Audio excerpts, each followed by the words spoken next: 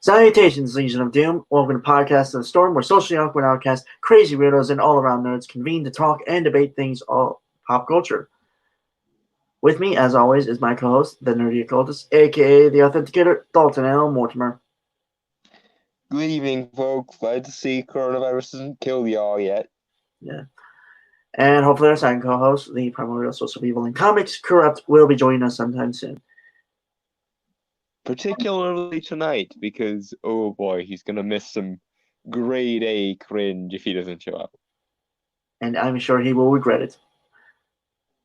And I am your host / Time Lord wannabe, the Brainstormer of Pop Culture. Please go check out the videos I have made on my other channel, Brainstormer of Pop Culture. And how is everyone doing tonight? I am doing fine. Let's get into it. It's going to be a long and content-filled night, folks. And we have our first viewer, Chrononaut, is with us. Okay, I is here. Stay calm, he says. We will try, sir. We will try. And Dalton, entertain our singular audience member for a moment while I pull something up.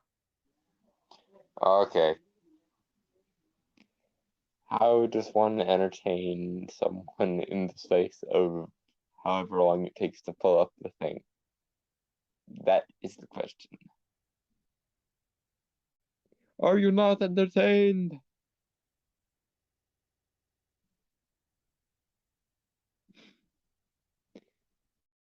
That is an old and very, very dead meme. But it was either that or puns that will make Brainstormer's eyes roll. And I didn't have enough material to work upon yet.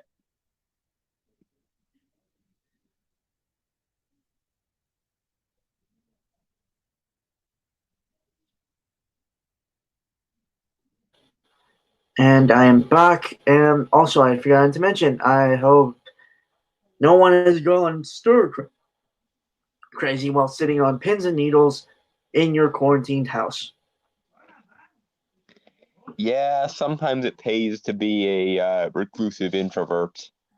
This doesn't affect me whatsoever. More or less. I'm more or less in this situation. I wanted to go out walking, but weather has been shit and, well, this whole thing. And then coronavirus was like, I'm going to end this man's whole career. Whoa. No. Son of a bitch. Okay. What happened? Nothing, just YouTube being YouTube and kind of slow. Okay. So, our first topic of the night, after we did some rearranging prior to stream. To hopefully prevent us collapsing from exhaustion like we've been doing like the last 3 live streams. I have actually had some good sleep, so I'm good. Not sure about Dalton. I should be fine, but I also don't want to be tired when we get to the good shit. Yeah. Well, before I mention what we're watching, Chrononaut says Magicians is college for Harry Potter, and Dresden is an horror.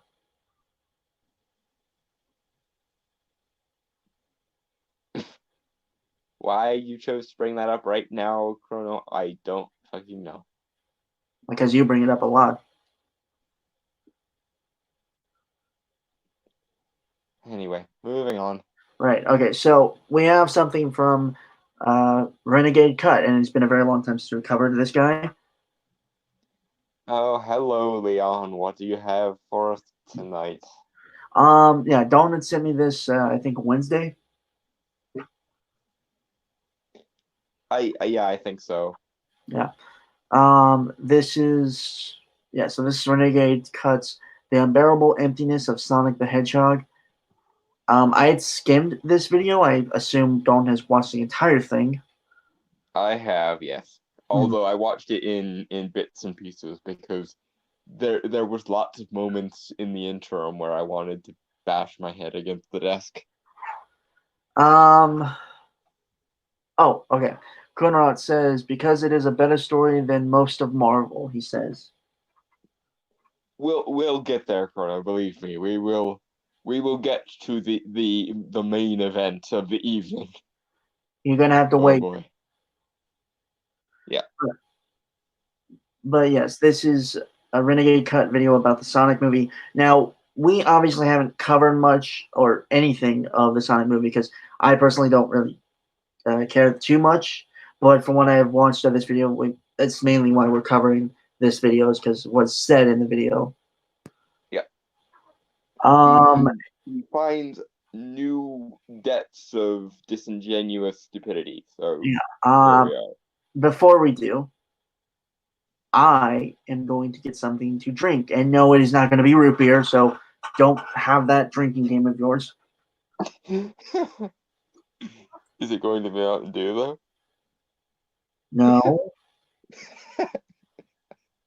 No, it is not. It is not. It is something completely different, and I will be right back. So entertain our audience for like 2-3 minutes.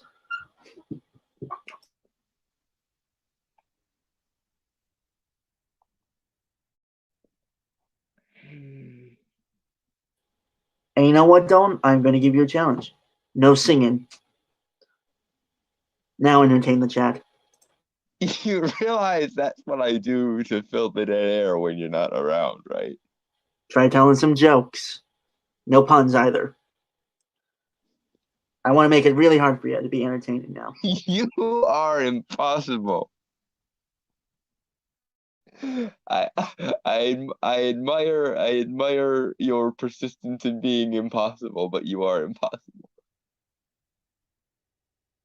I haven't told jokes since I tried doing improv at a local cafe in college. The first time I did it, it went well. The second time I tried to do prop comedy and predictably died upon my ass. I am back. Huzzah. You know, you can just tell funny stories from your life, right? Pretty sure you got plenty. That's basically what I did. I told about the time I did improv in college, and first time was successful, second time tried to do prop comedy and died on my ass. You've told that story many times. And I have a Dr. Pepper with me. Ha.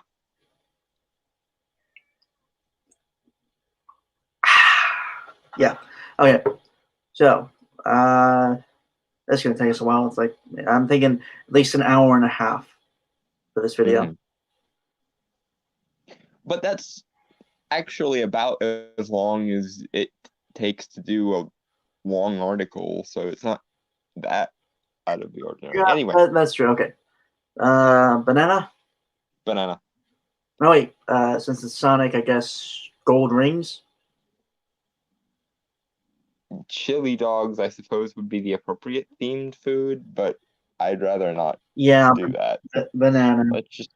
Let's just go with the banana. Uh-huh. Donkey Kong. No, wait. That's Nintendo. Mm-hmm. Okay. Just so banana. Whatever. Yeah, banana.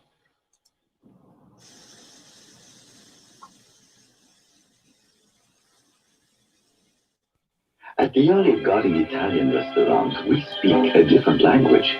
Some would say speaking a different language can make all the difference in the world. The Olive Garden Italian restaurant where all the best of Italy is yours.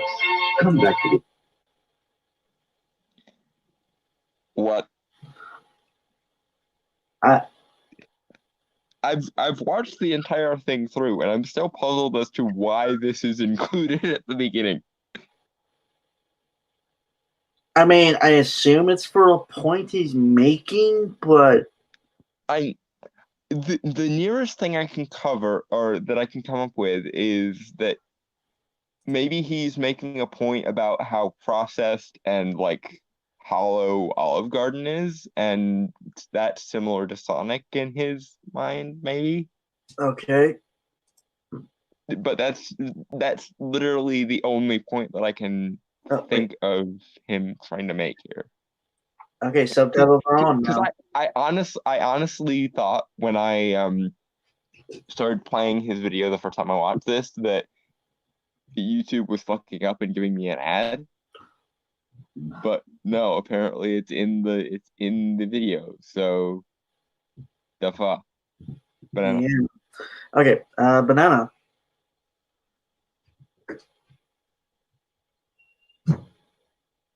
Oh, okay. I didn't know you were gonna say banana.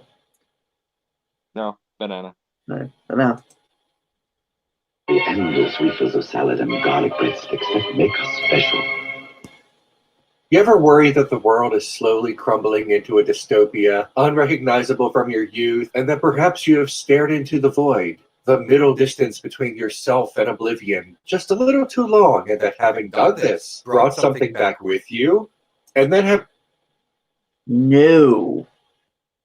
Yes, Leon, and unfortunately for you, that thing was cynicism. Holy Nihilistic, bitter cynicism. As we will see put on bright display through this entire video. What the? Okay, so we have 3 viewers now with Ed Brewer saying yo, and Tahillim29 who says, "Good to see you all. Good to see you too, Tahillim, and hello, Ed Brewer."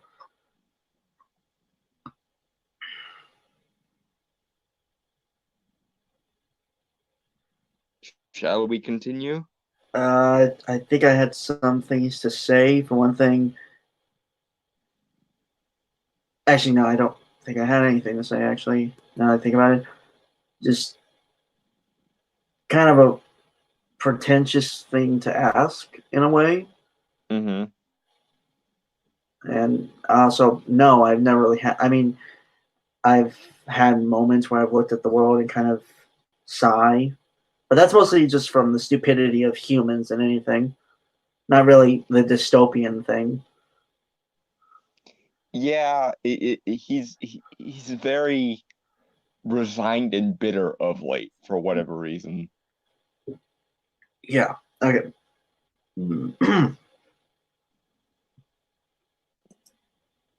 Granted, I'm a kind of what you call an optimist, so maybe I look at the world different. I look at the world very differently than most cynical guys do. No offense, Dalton.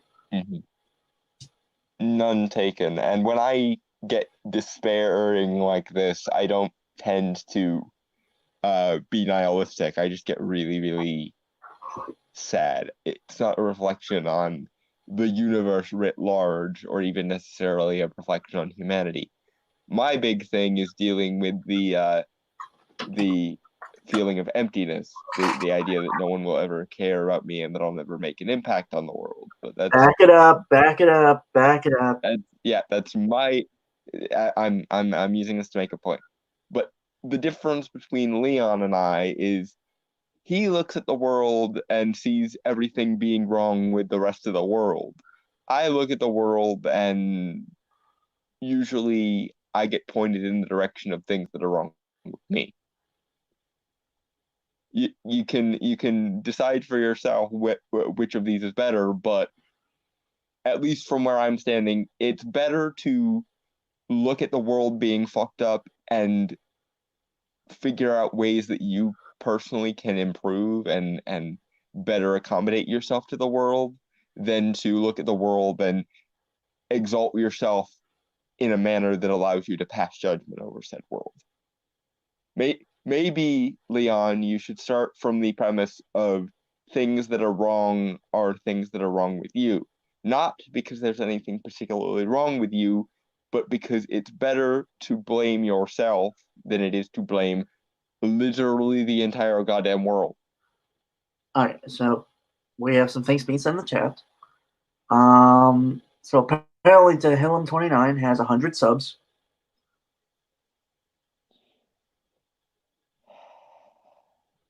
And yeah, good for you, Tehillim. That's cool.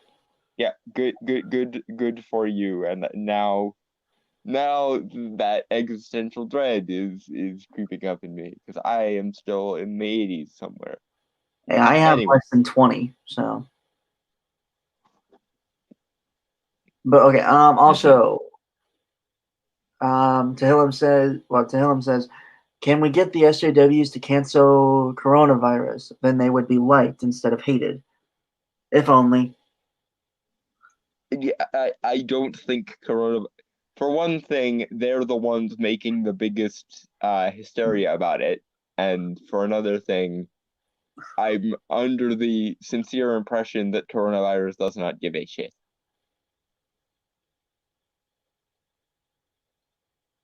In many ways, I think coronavirus has the right idea. I think the appropriate response to moralizing authoritarian pricks is just to not give a shit about their moralizing authoritarianism.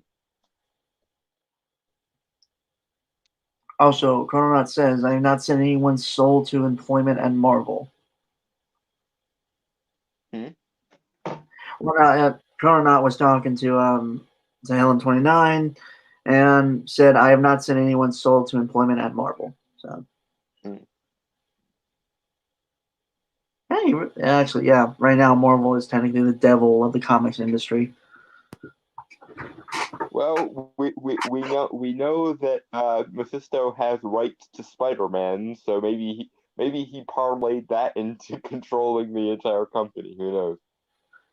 Ed Brewer says HJWs aren't doers; they're spewers. Yep. No, they do a lot. It's just that none of what they do ends up good because, like most authoritarians, what they do is try to nail the entire universe firmly into place and prevent it from ever moving. Mm-hmm. Shall we banana this? We shall banana. Yep. Have you ever seen the Sonic the Hedgehog movie and had all of this confirmed?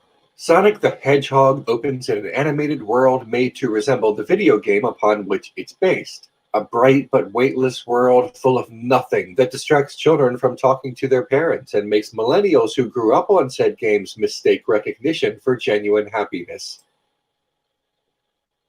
Did it ever occur to you, Leon, that people seeing a thing they liked from their childhoods projected on a large platform like a movie screen would genuinely make some people happy, especially in a world where video game movies are basically the meritocratic equivalent of the devil most of the time?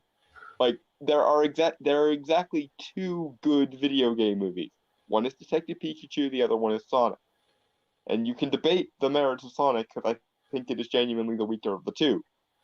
But given that the best we had before that was Warcraft, and the only genuinely great video game adaptation we've gotten so far is the Castlevania anime on Netflix, yeah, it probably is gratifying to a lot of people, just that they didn't fuck Sonic up. Granted, it's a very, very low bar because the video game genre is still very young in movies, but you got to start somewhere, and for anyone that's a Sonic fan, I'd imagine the reaction is, oh, thank God they didn't do to this what they did to Dragon Ball Evolution and Assassin's Creed and the Mario Brothers movie and basically every other fucking video game movie they've tried making thus far. Excuse me. Okay, so, well, I will say something like the thing he said before. before the millennials thing, which is distracts children from talking to their parents. One thing, parents choose to put their children in front of screens like that, so they don't have to interact with their kids. Well, no, actually, it's just that's not true. Just to distract them so they don't do anything troublesome, I suppose. Hmm. There's a reason why one of the euphemisms for a television is the babysitter. Hmm. Yeah, my family did that to me when I was growing up too. I mean, most of the time, well, I was a shut-in, so it kind of helped. Yeah, I kind of did it to myself because um, I just didn't find anything else particularly interesting most of the time. So it was either It's actually I had my nose stuck in a book or I had my nose stuck in the TV. it's actually funny. When I was younger, I wanted to stay indoors, but Hmm. as I've gotten older, um, I want to go outside more. Hmm. It's a funny it's ironic, right? That's how irony is used. Well, it's counterintuitive. I don't know if it would necessarily qualify as ironic. Yeah. All right. So we have a few things. Chrononaut said, "Did you hear about the complaints of the professors worried their views and lectures will be public?" And Ed Brewer says, "Nostalgia is bankable." Yes. Uh, yes to Ed Brewer. I'm not sure what Chrononaut is referring to. Oh, it's a news story. Because of uh coronavirus, certain universities are basically making their their lectures public, and some professors are for whatever reason annoyed by this. Hmm. Okay. So he also brings up the CGI world that Sonic's in, saying it's bright but weightless, full of nothing. Um, I both agree and disagree with him simply because it looks real and stuff. It looks good. Yeah, video games like this are supposed to kind of have a um not necessarily heightened uh aesthetic, but like an over the top aesthetic. So basically he's complaining about them accurately translating the video game world, at least for uh the portion of the movie that's actually set on Sonic's planet. Yeah. And based on the ending of the movie, we can kind of conclude that this movie is supposed to be a prequel to all of the event all of the adve all of the events of the games. So I see nothing really wrong with this. It's not like, as much as I hate the gimmick of let's take this person from another dimension, we'll stick them on the most bland, banal equivalent of the real world we can. This movie is probably the best I've seen actually do it, because um they keep it concordant with the games, and more importantly, they leave it open in the kind of this is a prequel way so that we never have to do this again. Because for anyone that hasn't seen the movie, at the end of the movie, Robotnik, Dr. Eggman Robotnik, played by Jim Carrey, winds up stuck on Sonic's homeworld, and throughout the movie, he slowly but surely transitions from looking like a fairly normal dude to resembling what he looked like in the games. So it's implied that all of the events of the games are still to come, or something at least approximating them. And the said game's mistake recognition for genuine happiness. Like, I know you covered it, but Jesus Christ, that's such a pretentious thing to say. And, like, just downright uh, disrespectful.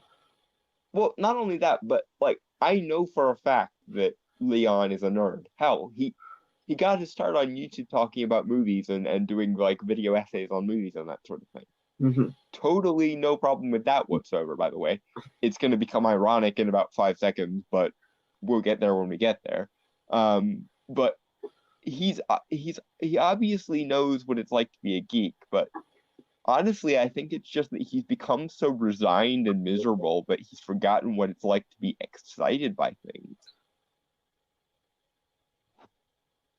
And again, not to reiterate too much, but like the idea that recognizing your favorite franchise on a nationwide platform like a movie theater screen, implying that isn't genuine happiness, whereas it's perfectly reasonable that someone would look at a Sonic movie who's a big fan of Sonic and go, yay, they actually managed to translate my preferred franchise. I'm excited by this. And again, especially in the context of every video game movie apart from like 2 of them and an anime have sucked. So Also, shouldn't they be happy? Question mark. And yeah, isn't that happiness genuine? you also forget movies that incorporate ideas of video games into them. Like Jumanji, Welcome to the Jungle, and that sort of thing. But Live, Die, Repeat, Hardcore Henry, and Hardcore Henry and things, and the Steven Spielberg Ready Player One, which actually I didn't think was a very good adaptation of its book, and I thought the book was better. But I think we've already discussed that once, and I actually had the book once. Like I bought it when I heard the movie was coming out and stuff. Mm-hmm. Didn't get through it. It honestly didn't really interest me. And the movie was very bland, and they basically left out all the geeky shit from the book. Yep. And that kind of annoys me because it was supposed to be kind of like a geekiness acceptance kind of movie, like a geek power type movie, and they didn't do it. But yeah, let's not get sidetracked by that. Banana. One second, I gotta get to the tab. Banana. And happiness. Then a tribe of Knuckles ambush Sonic and try to grab him. But if someone tries to touch you in a place or in a way that makes you feel uncomfortable, that's no good. So Sonic's owl mother sends him to Earth to protect him from the echidnas. Sonic grows up in Green Hills.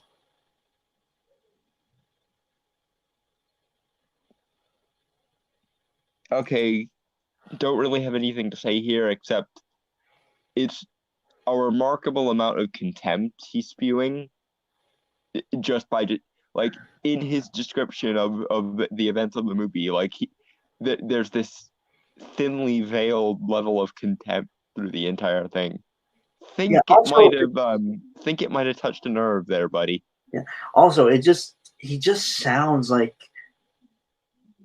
I want to say bored or just like he's not really putting much into it when he's talking. Yeah, contempt. Yeah, I guess contempt is. He seems like low level pissed off through the entire thing. I don't know. Again, I haven't seen the movie nor really care to. I'm not like a big Sonic fan. So I'm not super into it, but like it's one of those franchises that you sort of, if you're into like retro games at all, you sort of pick up by osmosis.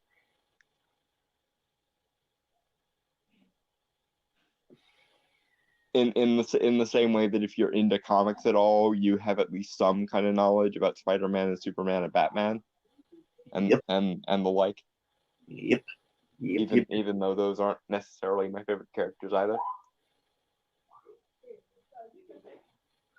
Is this the part where I say like act like one of those Uber fanboys of those characters and say go fuck yourself, or do we just move on? Yeah, no, let's just banana this. Yeah, honestly, I feel like we get through this faster, I will be happy. Yeah, especially because we've got 13 minutes of this and we haven't even gotten to the peak disingenuousness yet. Yeah, okay. While avoiding all human contact because he's a blue space alien. He desperately wants to be friends with the people in town, but he was told to keep away because, again, he's a blue space alien. Sonic the Hedgehog is all alone and also a cowboy, so he needs to find friends. The United States Department of Defense takes a break from ruining the world and enforcing U.S. agenda. This was the part, Okay. this was like, yeah, this was like the first thing I saw from that video. Yeah, note the snark. I'm not going to comment either way on the snark because there are certain contexts where it's a valid point and other contexts where I want to smack my forehead. So I'm just gonna chalk it up to him being a little bit snarky, and he's entitled to his opinion, and we're gonna move on. I was going to say it's kind of stupid because it's a movie, but okay. Well, he has to bring some semblance of logic into this. So I suppose if it has to be the political variety of logic, then fine. Yeah, I'm not really getting any logic from this, though. No, it's mostly just dismissive snark, but it's dismissive snark that's at least arguable. So let's move on. Okay. Banana. Banana. Department of Defense takes a break from ruining the world and enforcing U.S. hegemony, especially in the Middle East, to send Dr. Robotnik to Green Hills to determine what's making all that sweet, sweet blue energy. Sonic and Tom, the town sheriff, team up to stop Robotnik and to keep him safe, and they win. Tom and his wife offer to let Sonic stay with them to keep him safe. Of course. Again, minor remarking on the low level of contempt through the entire thing. And banana.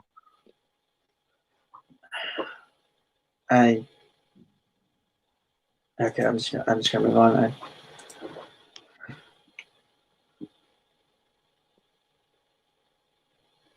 Or Sonic could have just checked for houses on Zillow. Apartments for rent I found on Zillow. Apartments for rent I found on Zillow. You can deal with iffy buyers, or just sell your house to Zillow and get a competitive all-cash offer. Zillow offers. Sonic. All right, he was put off by the product placement. Moving on. Banana. Okay. Well, I was gonna bring up the thing that it has here in like the captions. Okay. Sonic the Hedgehog has become a banner for right-wing YouTubers who think self-describing something. No, we're gonna get into that. We're getting there. Oh, okay. The Hedgehog has become a banner for right-wing YouTubers who think self-describing as anti-SJW can be a replacement for a personality. The movie is a pawn in a culture war that never really needed to happen and is used as a weapon against a completely unrelated movie, Birds of Prey, in the sweaty gamer discourse that always smells like a basement. Okay. Okay. Well, for the record, Where to begin with this? well, hold on. We did a review of Birds of Prey. Just in case you guys didn't know that. That was like 53, right? Like that was 2 weeks ago. He's not going to defend the quality of Birds of Prey, so we don't. I know. I'm just saying like I'm sure we were gonna mention something about Sonic, Birds of Prey. I just wanted to mention that we made that and like our opinions on that movie and stuff are there. So go check that one out if you want to hear our thoughts on that. But okay. Now back to the thing, because my word, is there a lot to unpack in that small section there. Yeah. Okay. To begin with, I am a Bernie Sanders supporter. My second and third choices for president in this past election cycle were Tulsi Gabbard and Andrew Yang.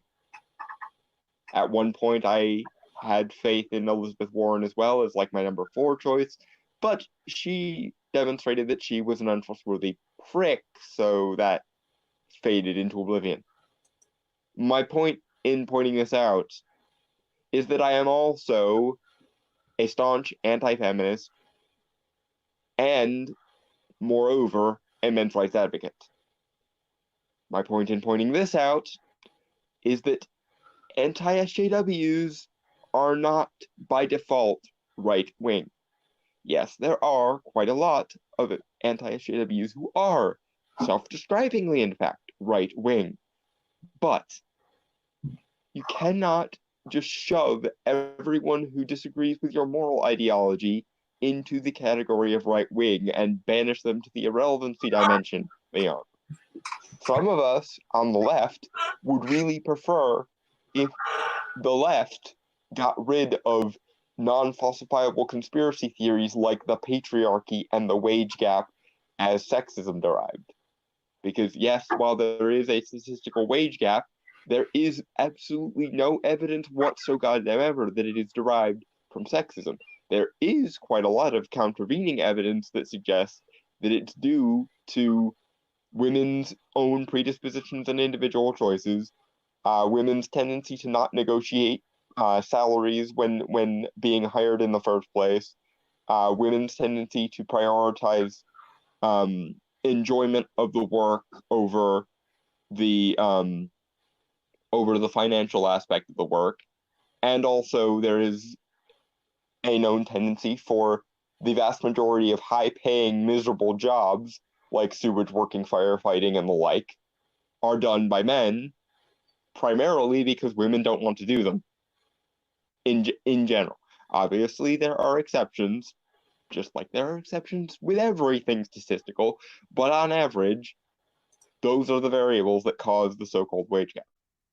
Sidebar, not really entirely relevant, but my point being, there are those of us on the left who are not feminists. There are those of us on the left who would rather just be egalitarians. There are those of us on the left who think that there are plenty of ways to be quote-unquote progressive without believing in unfalsifiable woo. You can't just banish people to the irrelevancy dimension of right-wing because they don't agree with social justice as an ideology. And incidentally, okay, I forget the rest of what he said. I got so hung up on him automatically dismissing everyone who disagrees with him as right wing. Yeah, 1 second. Let me do 1 sec. Okay. The movie is a pawn in a culture war that never needed to happen and is used as a weapon.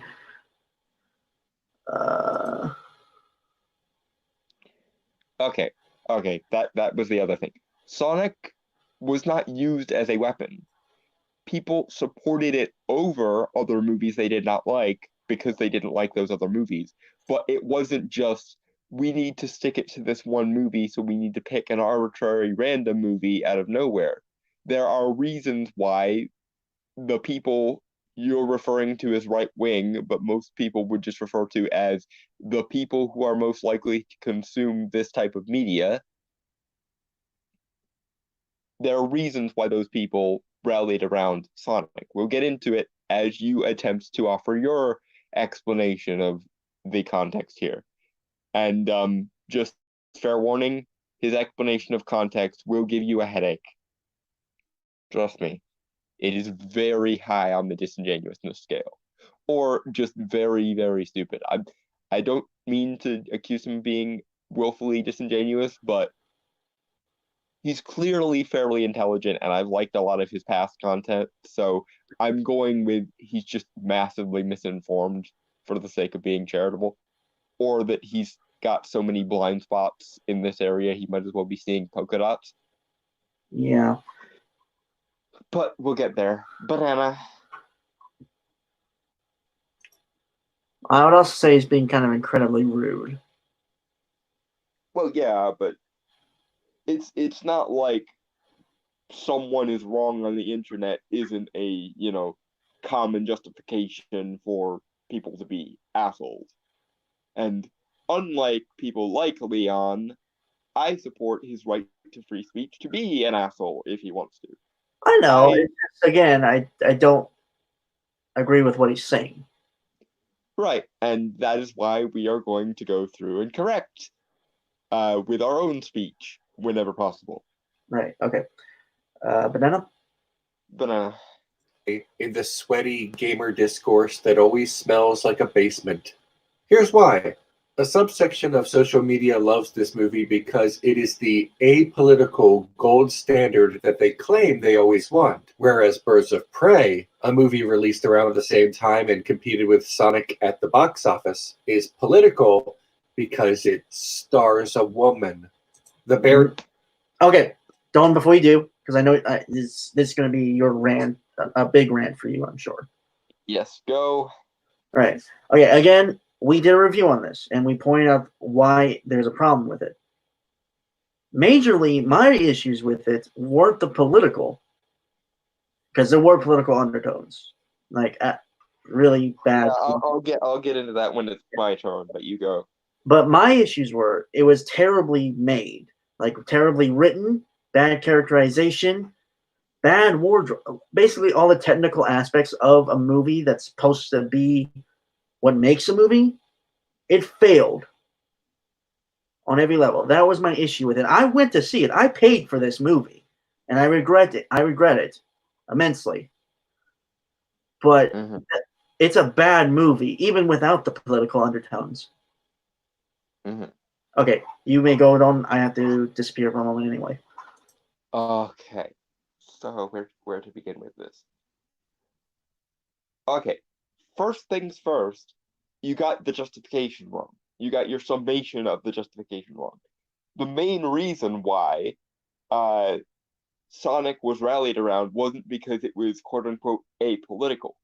It was because when the first trailer came out and looked like an artistic abortion, to put it bluntly, rather than vilify their fan base or their audience, like so many franchises these days want to do with narratives about toxic fandom and the like, the creators of the Sonic the Hedgehog movie actually respected the intelligence not only of their audience and their creative teams, but also of fandom in general. Like rather than vilify the people who you should be marketing to, they conceded a point that audience had without moralizing to them or vilifying them. That was the main thrust of why Sonic got bolstered by the audience that I'm sure you would refer to as right wing. But again, speaking as a quite left-leaning Bernie supporter, who, you know, all my other choices for candidate were also left-wing, both past election cycles, yeah, you can shove the right-wing accusation square up your ass, sir. But yeah, also, and here's where the point at which I don't know whether you're being willfully disingenuous or just massively misinformed, but you can't get away with saying that Birds of Prey's only claim to fame was starred a woman. You cannot do it, and I'll tell you why. Because many journalists actively supported Birds of Prey because it tackled things like the concept of toxic masculinity. And it wasn't just journalists spinning narratives about this movie. It was the people who made the movie that were spinning narratives of the kind about this movie. You can't hold Birds of Prey up as a feminist movie, and then when people criticize it on the grounds of its ideology, i.e., on the grounds of feminism, the axioms of feminism, like the patriarchy, like the wage gap, like the concept of rape culture, like the so-called historical oppression of women. When people take an issue with a movie on those grounds because of those axioms and the forcing of those axioms, the use of those axioms as a form of propaganda in the movie in question, you cannot say its only feature was that it starred a woman. No, there is a not even necessarily a fine line. There is a gulf between the concept of women and the concept of feminists. And feminists do not have a monopoly on the concept of women or womanhood, or even femininity. This you need to get through your head. No one, exactly 0 people had a problem with Wonder Woman. Aside from a few feminist journalists I noticed who whined that it didn't go far enough in the feminist mold. But people do have a problem with Birds of Prey, specifically because it panders to the ideology of feminism. Has absolutely bumfuck nothing to do with her being a woman. No one had a problem with the new Halloween movie where Laurie Strode was made into a hero. Nobody had a problem with Sarah Connor ever, except in the new one, but that was because the new one was largely shit.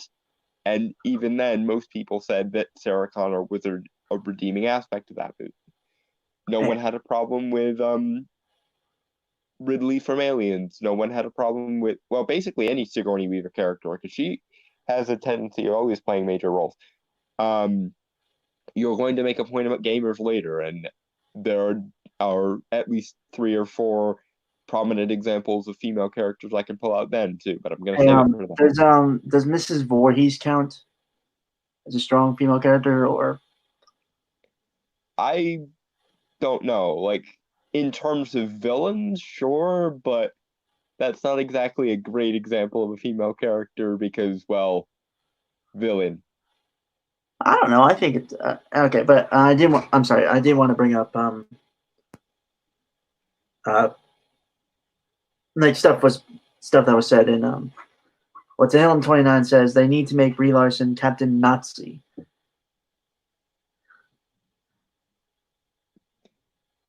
She can be the one who breaks Freddie Freeman's leg.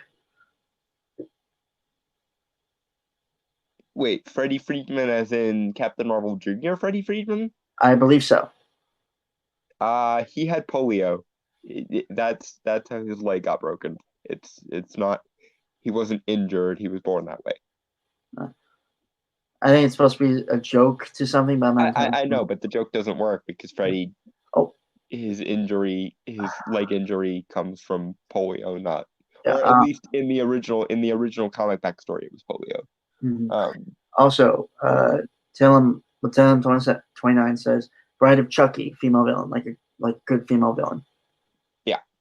Tiff, I believe is her name. Yeah. And let's not even get into all the awesome Disney villainesses and whatnot. But like, yeah, there are plenty of female characters who are just women who have absolutely bumfuck nothing to do with feminism, and people love them. Yeah, two of my favorite. I'm sorry. Go ahead. No, I did want to bring up 2 really great heroines from Disney. Sure. Rapunzel from Tangled. Yeah. And Tiana from Princess and the Frog. Mm-hmm. Like, those are really the only 2 I like from Disney. Granted, Yeah. I'm not like a big Disney guy, so. Yeah, I am much more of a Disney guy, but that's neither here nor there. I mean, it's kind of obvious, you know. Yeah, but yeah, Leon, you can't say that the only problem people had with Birds of Prey was that it starred a woman. You could say that the major problem people had with Birds of Prey was that it was specifically a narrative designed to push feminist talking points. That would be a more intellectually honest version of the point you're trying to make, because it has nothing.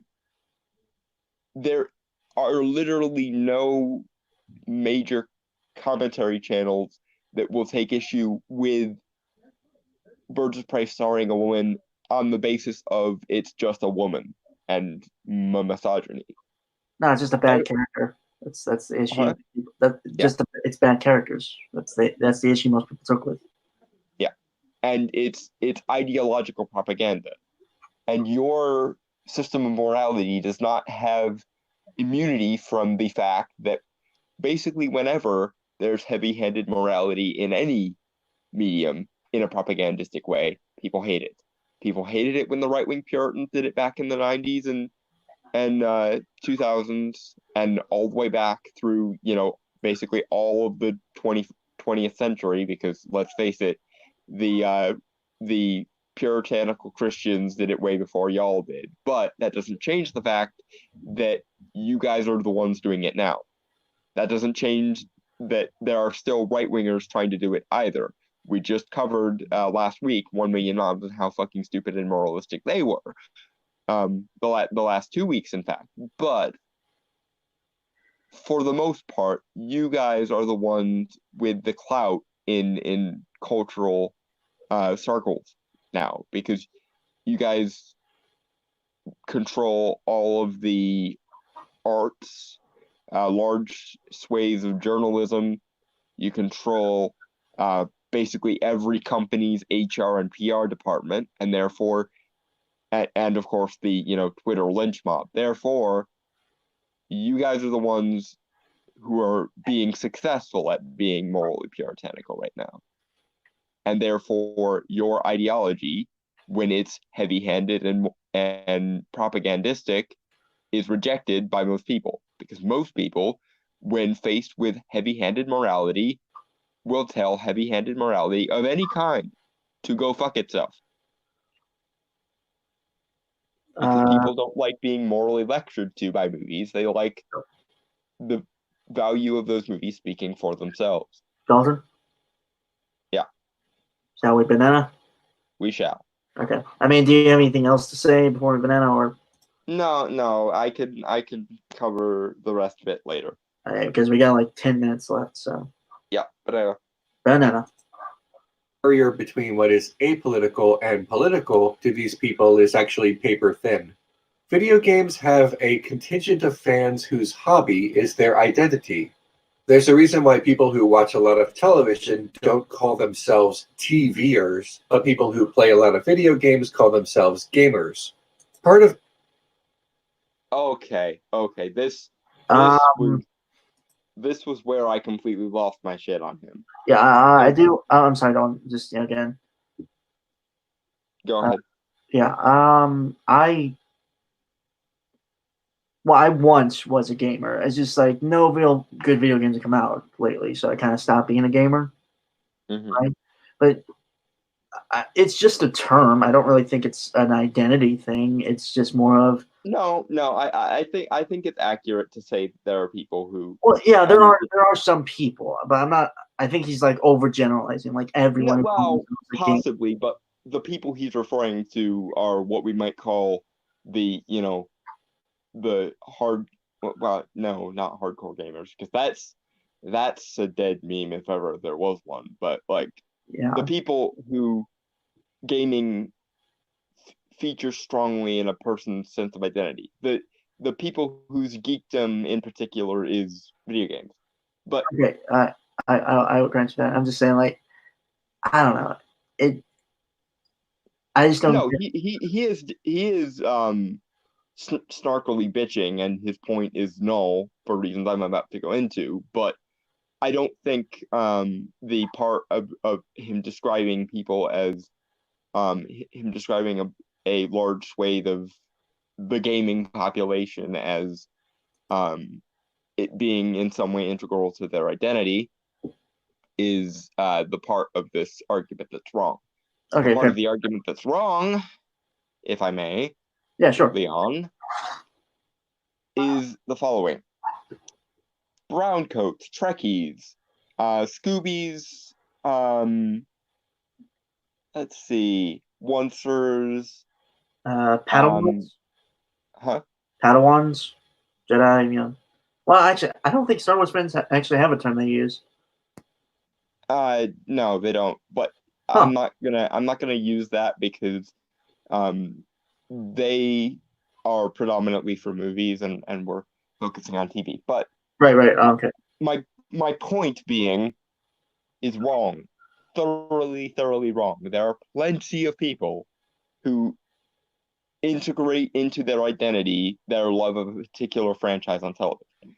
The difference between video games and television in this context, Leon, is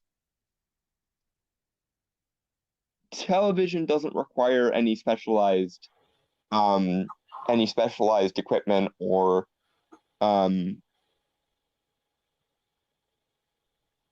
any particular insular knowledge or extra geekdom. Therefore, the geekdom in regards to television often revolves around specific television franchises. The reason why that's not the case with gamers is because back when video games were in their infancy, it was a particular disposition of people that liked video games, and therefore people who liked Sonic were the same people who probably at least had some cursory interest in things like Castlevania.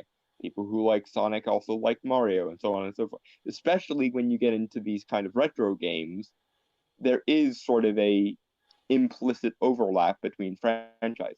Therefore, given that, and also the fact that, much like with comic books, the content of the medium and the medium itself sort of commingle and become inseparably intertwined. It's perfectly legitimate for people to call themselves gamers, and for those gamers to feature that as a supporting beam of their personality. And not to be a complete dick, Leon, but you are a cinephile. The entire impetus behind this channel originally, before you started doing political and philosophical videos, was critiquing and examining film through thematic and metaphorical and symbolic lenses and philosophical lenses. Did you forget that you are in a glass house and you are throwing a massive boulder at everyone who plays video games and would dare refer to themselves as a gamer or derive any particular amount of joy and satisfaction from that aspect of their personality? But yes, Leon, just to bring it back home, your assertion that people who watch TV don't have particular names for themselves is wrong, and we could list sub fandoms all day long, and also there are terms such as couch potato for people who just generally speaking watch a lot of television.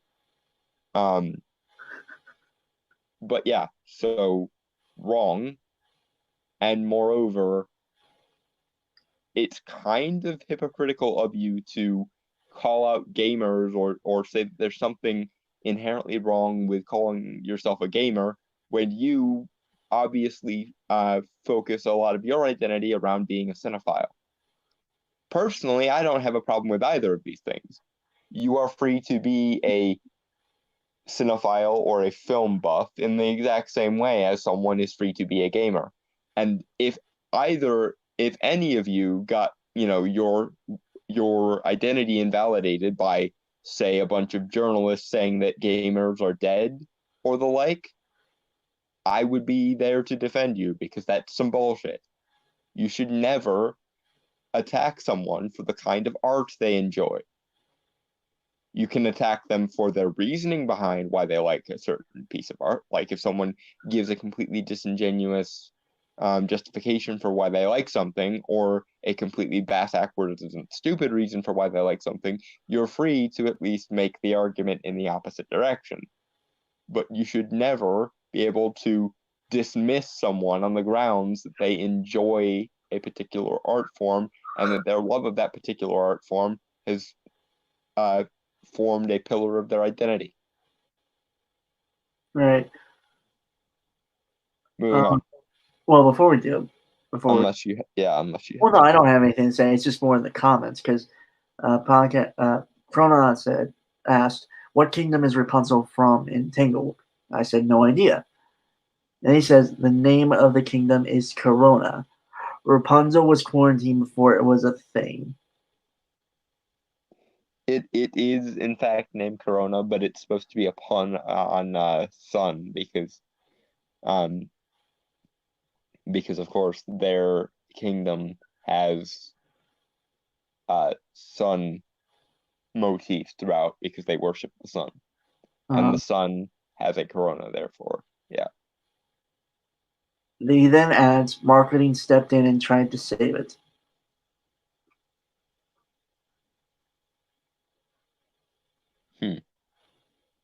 I don't think that was. I think that was. I interpret that as like marketing for the kingdom of Corona. I would hope so, but yeah. Moving on, banana. Banana. But people who play a lot of video games call themselves gamers. Part of gaming subculture is a common refutation of anything that politicizes their games or their habits. But the only games that politicize their habits to them are games which have politics that do not reinforce the political status quo, and games that are their so-called apolitical gold standard. Oh, for fuck's sake. There's. Well, hold on. There. I want to finish the sentence. Okay. Are games that do reinforce political status quo. Okay. Okay. Once again, speaking as a nerd of all trades and therefore at least partially a gamer, I am not in favor of the political status quo any more than I'm in favor of any other unexamined norm for its own sake. Again, supported Bernie Sanders, so clearly not in favor of at least the U.S. status quo. You can make the argument, as I would or Kyle Kalinske would, that Bernie's policies are sort of the status quo for literally every other fucking first world country, but that's neither here nor there. What people usually mean when they say political, Leon, in this context, or apolitical, is when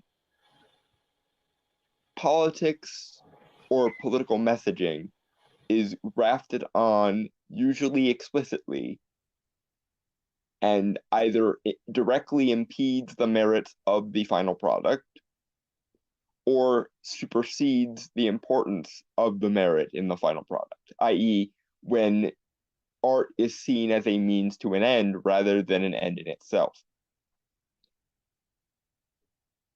That's what people usually are getting at when they say things like, I am in favor of apolitical games. They're not saying you're not allowed to put political content in here. What they usually mean by that is whatever political content you put in here should A, be as organic as possible to the thing in question, and B, should never be allowed to take a front seat to the merits of the overall product. And especially in a context of certain political ideologies where merit is viewed as an arbitrary and even harmful social construct, therefore subverting it is a virtue, it's perfectly legitimate to point out that the explicit moralizing in politics are the flaw in said game, or in any other medium, as we will get into later, and oh boy, will we get into it. Yeah, I got nothing really to say. Dalton pretty much covered everything. Yeah. Yeah. Banana. Banana. They are political, but the status quo is culturally invisible, and since this subsection of hobbyists hold up intellectual incuriosity as a value, they are not motivated or incentivized to acknowledge this. Games that portray the United States military as an overall good for the world are apolitical to gamers, at least American. Okay. Hold on, let me finish the sentence just because. Okay. Yeah. Gamers, because this is a culturally invisible, unquestioned truth, whereas a game that features a woman being strong and independent in a male-dominated world is too political, and this mindset overlaps in discourse about popular media in general, including... I'm just going to end it there because... This is why I wanted you to wait, because I knew that point was coming, and I knew it'd be better if we tackled both points separately. Yeah, sorry, I thought that it's a run-on sentence, just to be a grammar Nazi there. He always he's like me in that he tries to address like several points in one sentence, and it okay, for the record, doesn't work as well when you're trying to break down each point and examine it Socratically in between pauses. For the Like we record, do. folks, that's called a run-on sentence, and that's really bad for writing. No. And speaking, obviously. Hmm. So don't do it. Then. Okay. Now that we've gotten the grammar Nazi bit out of the way, Hey, you got your thing. I got my thing. I know that's why I was tipping my hat to you, metaphorically speaking, because my head is currently hung up upon my doorknob, but that's neither here nor there. You without a hat. That's weird to picture. Mhm.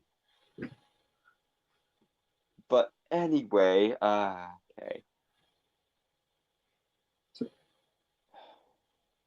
Oh, the point about gamers being intellectually uncurious.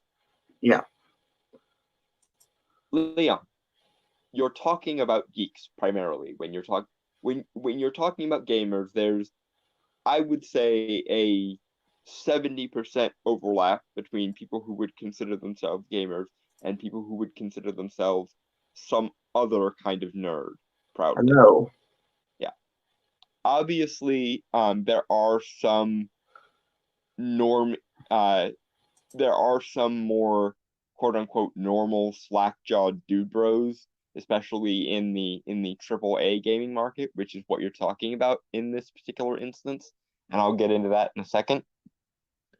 But you are talking about people whose primary characteristics, the things that make a nerd, are passion for obscure material, expertise in said obscure material, and intellectualism.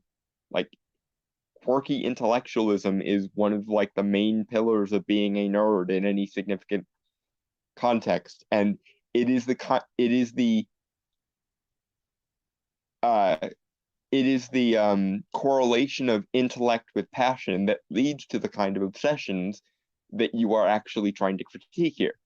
Also, that you're kind of a victim of because you're a cinephile, but I already made that point. But you can be a film geek all you like, but apparently it's wrong for anyone else to be a game-oriented geek. But yeah, okay. Second point, like I said, I was going to get into. Leon, the games to which you are referring at the moment are AAA first-person shooters and shooting games.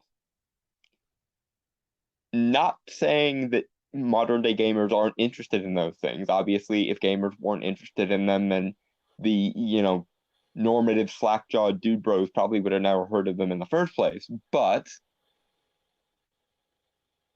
Sonic, Leon, is a retro game, which is far more sort of part and parcel of what you'd refer to as the gaming identity, and also far more geeky in its purest essence, and less corrupted by what people in on this side of the internet occasionally refer to as the normies, the casual enthusiasts who are more stereotypically masculine and dubroish. Yeah, not to be confused with the channel, the normies. Wait, that's a channel now? Yep. They're reactors that I wouldn't pay much attention to them. Ah, okay. Well, that's neither here nor there. But again, in regards to your actual point that you made in this section, Leon, the reason why people don't draw attention to potential political messaging in those kind of games is because those kind of games don't actually advance their politics with any degree of seriousness. I.e., no pro-military people are making something like Gears of War or Halo or the like. Most of the time, political messaging, if there is any, is there to add to the aesthetic and the story, and does not reflect the actual positions of the people programming said games. Yeah. And this just goes back to the point I made earlier with in that what people mean when they say political is overtly or explicitly political, or political at the expense of other aspects of the art form. Because whatever politics might be in a game, in this case, adds to the narrative and its overall cohesion, rather than actively obstructing it or subverting it. People don't register it as political. They don't mean there is no politics in this game. They mean whatever politics there may be in this game are entirely incidental and essentially are aesthetic window dressing for the narrative. Mm-hmm.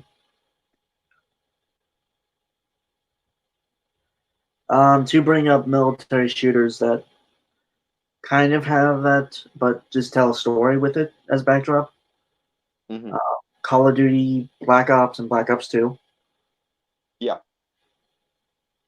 Which actually revolve around themes of revenge and grief and trauma.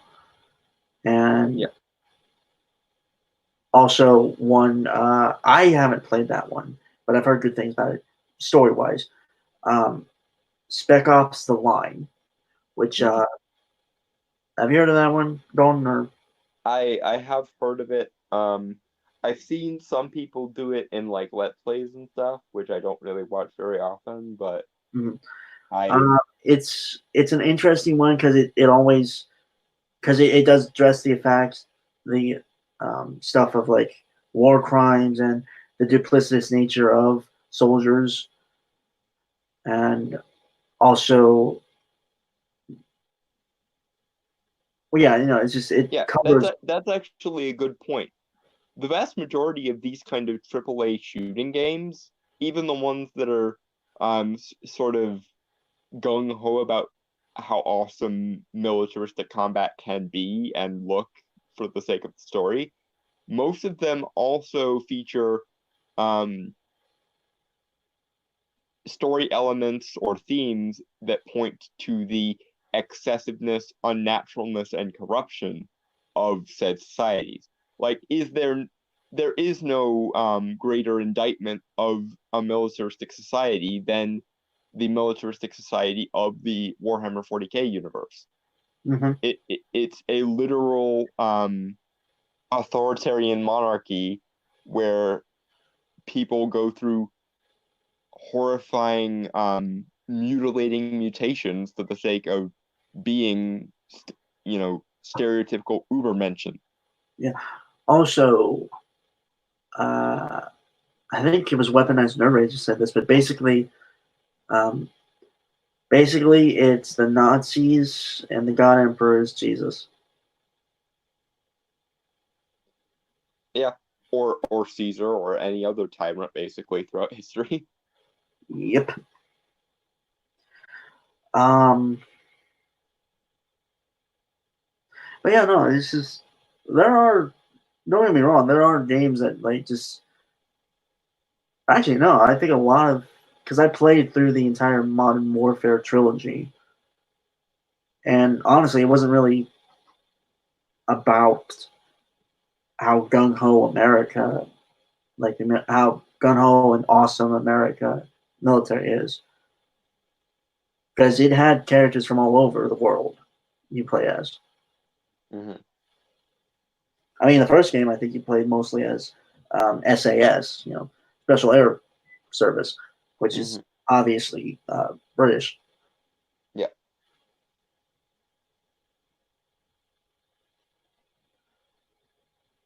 So yeah, I think that honestly I have nothing really else to say. You kind of took up all the points, Dalton.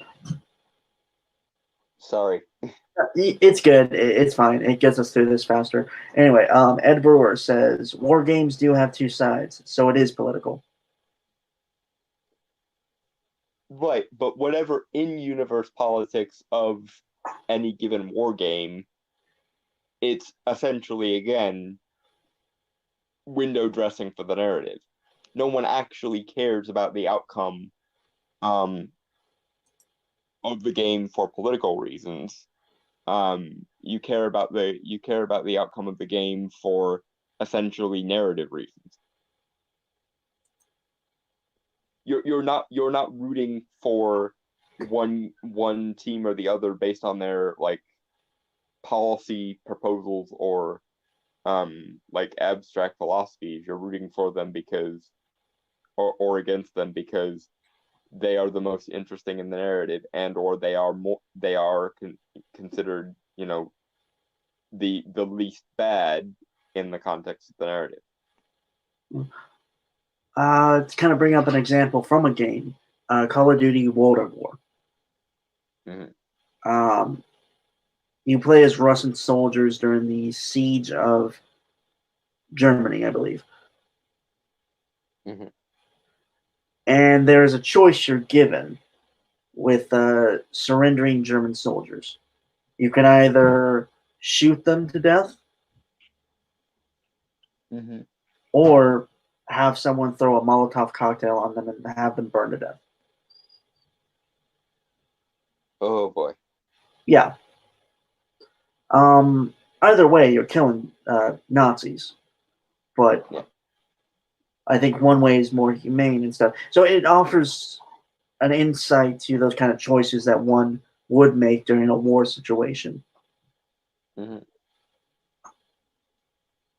So But again, any philosophical complexity in the context of the game is used to engross the person playing the game in the game, not the other way around, which is what so many types of media are doing these days. yeah, Because to so many people these days, art is a means to an end rather than an end in itself. And that's the fundamental problem I think a lot of people have. It's just that a lot of people aren't good at expressing that that's the issue, because most people aren't extremely fixated on the particulars of abstract philosophy. Fortunately, I am one of those people who philosophy spurred, basically. I don't know really much about philosophy, but I can talk about it or argue it. I think you would enjoy it if you did look into it. There's actually a really good series of sort of layman philosophy books called the Philosophy and Pop Culture series, where they like examine various aspects of pop culture through philosophical lenses and vice versa. Mm-hmm. So, shall we banana? Because We shall. We've got so much to do with this. if anything, we might have to stop this and move on and do this next week. Like finish it next week. Yeah, we might. Well, let's see how long it takes us to get to the halfway point. That would be like 6 minutes, right? Yeah. Well, 6.5 minutes. 6.5 minutes. Okay, so we're at 4:11 right now. Okay. All right. Banana. Banana. The truth, whereas a game that features a woman being strong and independent in a male-dominated world is too political, and this mindset overlaps in discourse about popular media in general, including movies, and in the rare event of a video game movie, the intensity upon which it must be defended as apolitical must then double. Okay, so I Okay. guess we have to break. We really have to break that down. Okay, so Leon, Princess Peach, Samus Aran, Lara Croft. Actually, it's funny that you bring up Lara Croft because he uses that as the video game. Okay, but point being, Leon, no one has a problem with strong women. We have a problem, if anyone does have a problem, it's usually with the ideology of feminism and the resulting propaganda piece that it will turn basically every narrative that it touches. Oh, to use a phrase you've said a few times, Don, we don't dislike female characters. We dislike feminist characters. Yes, and you need to get it through your head, Leon, that those are not equivalent things. Feminism does not have a monopoly on the power of women. It doesn't even have a monopoly on women's equality. Yeah. And incidentally, the coinage of the term feminism, just as a random sidebar, was by a guy by the name of Charles Fourier. And his particular philosophy in which he coined feminism had bumfuck nothing to do with equality.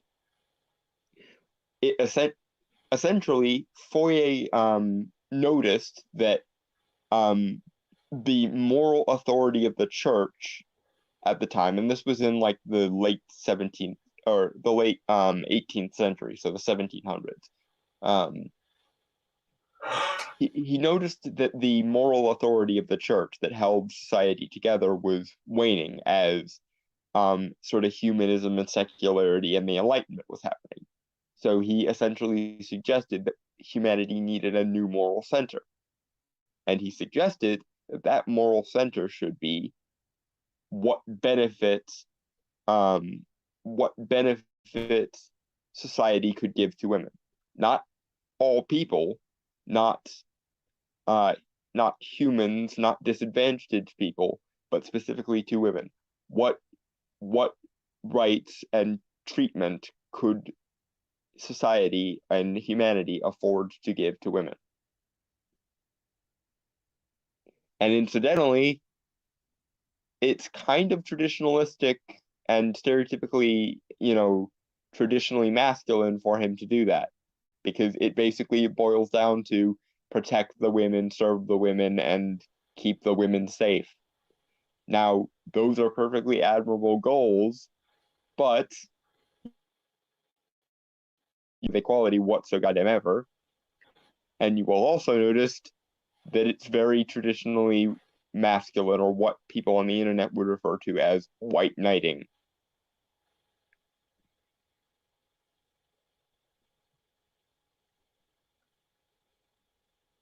Mm-hmm. Moving on. Yep.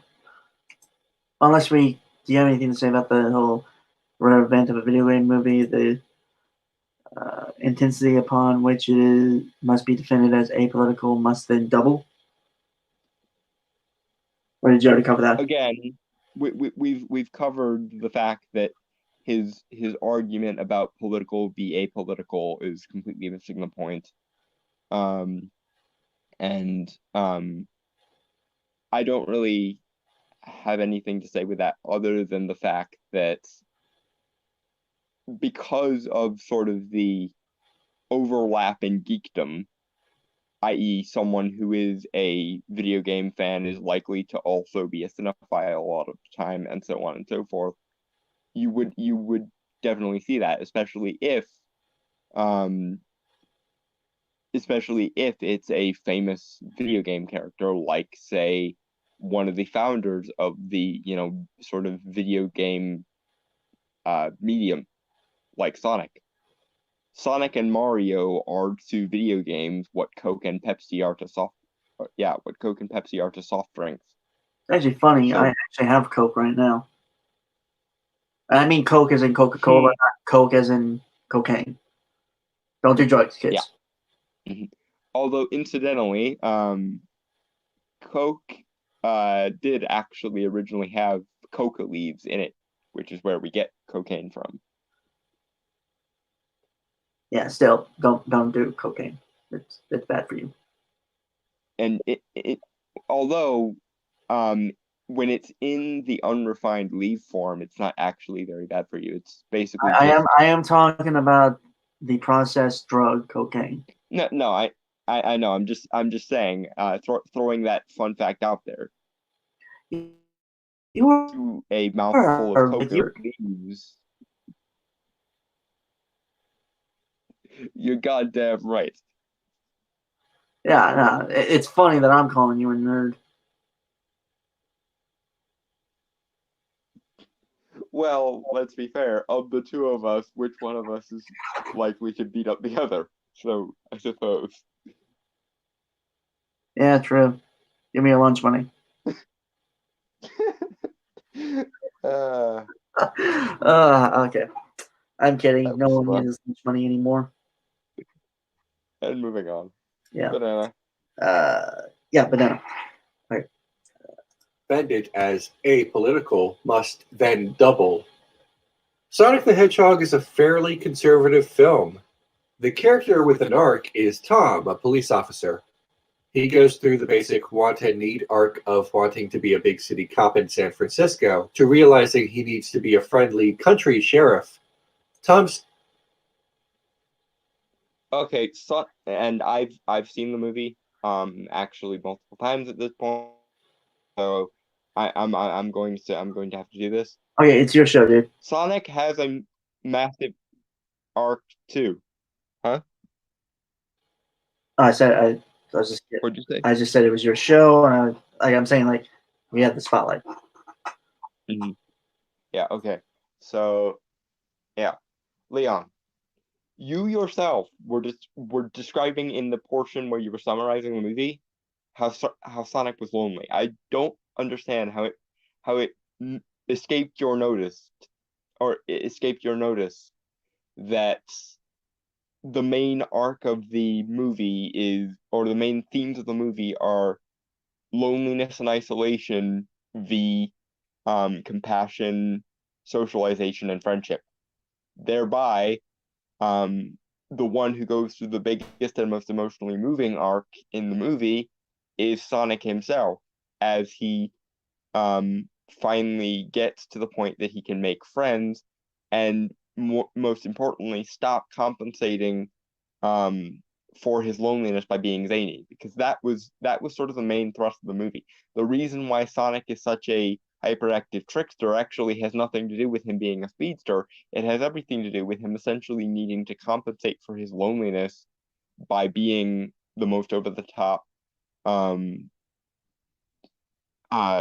meme machine he can be, because essentially he's worried that if he ever stops being fun and funny and lighthearted, that he will alienate anyone that he cares about, which in this instance is Tom, because Tom was essentially his first real friend. It's a buddy movie essentially, where one of the people has never had the opportunity to interact with humans, and in fact, the reason the impetus behind the government finding Sonic was because he was playing baseball by himself, which was a nice nod to the Sonic baseball themed game. But he got so lonely that he started essentially playing different personalities, and in sort of the emotional fervor of trying to be everywhere at once and essentially fill the void in his empty heart by himself, he created a surge of energy which caused a blackout, and that blackout was how the government learned of an unorthodox energy surge, and then they called in Dr. Robotnik, because essentially he was the designated doctor of the weird science, more or less.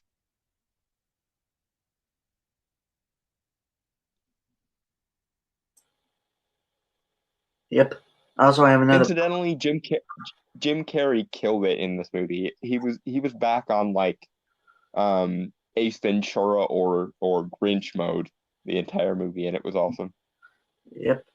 Well, I kind of figured Jim Carrey would steal the show from in that movie, because Jim Carrey, he may be crazy, but he's a good actor. It's funny.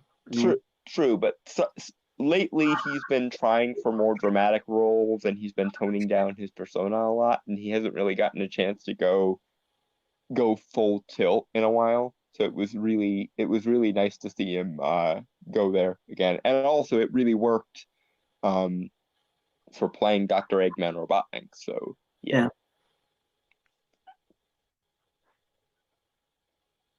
Banana.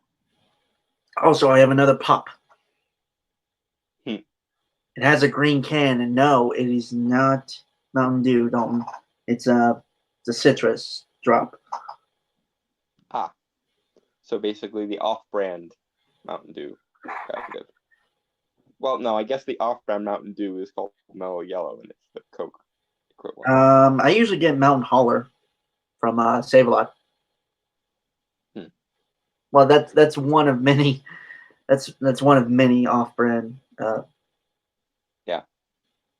Actually, time to think about it, I haven't had a Mountain Holler in years, like a near decade, I think. Huh. I feel so long ago. But in the grand scheme of things, it's not that long. Well, I mean, it was 2010, and that doesn't feel very long ago at all. But here we sit in 2020, just about halfway through 2020, in fact, and yeah, 2010 was 10 years ago. Okay. Banana. Enough feeling old. Yes, definitely that. Banana. Sister-in-law does not like him for unexplained reasons, and since the only thing we know about Tom is that he's a cop, we can infer that she doesn't like him because she wisely believes that the police as an institution monopolize violence and should be dismantled and replaced, or that she just, doesn't trust cops. Oh, okay. Dawn, before you do. Proceed. Yeah. Okay. I'm going again. I haven't watched the movie, so Dawn, if you can help me with this kind of theories. Yeah, no, his summation was completely self-insert and snarky for no reason. Well, I know. I'm just like fact check me and like the theory / kind of summation of why the sister-in-law doesn't like the, I assume, boyfriend to her sister. Yeah. Well, no, it's husband. Yeah. That's how families are. I think it also probably some other thing. I'm not entirely sure, but stereotypically, most of the time, the in-laws do not like the. Yeah. It's implied to be because he's working all the time and doesn't have enough time for her, and she thinks that that her sister should dump him because he spends all the time working and doesn't spend enough time with you. Incidentally, generally speaking, the reason why people work is because they want to provide for their families, which includes their significant others. But let's not focus too much on that. That's a bit inconvenient for everybody's narrative now, isn't it? Yeah. It's just again like it's a typical movie trope. Yeah. Well, it's a typical trope in any form of media, really, in any story that involves in-laws. Yeah, and I'm not going to get sidetracked into the debate about police should be dismantled because anarchism of all kinds is fucking foobar. Granted, if you put a gun to my head and forced me to become a variety of anarchists, I would probably become an ANCAP more than I would become an ANCOM, but that's neither here nor there. Oh, I would commonly refer to myself as a heroic anarchist.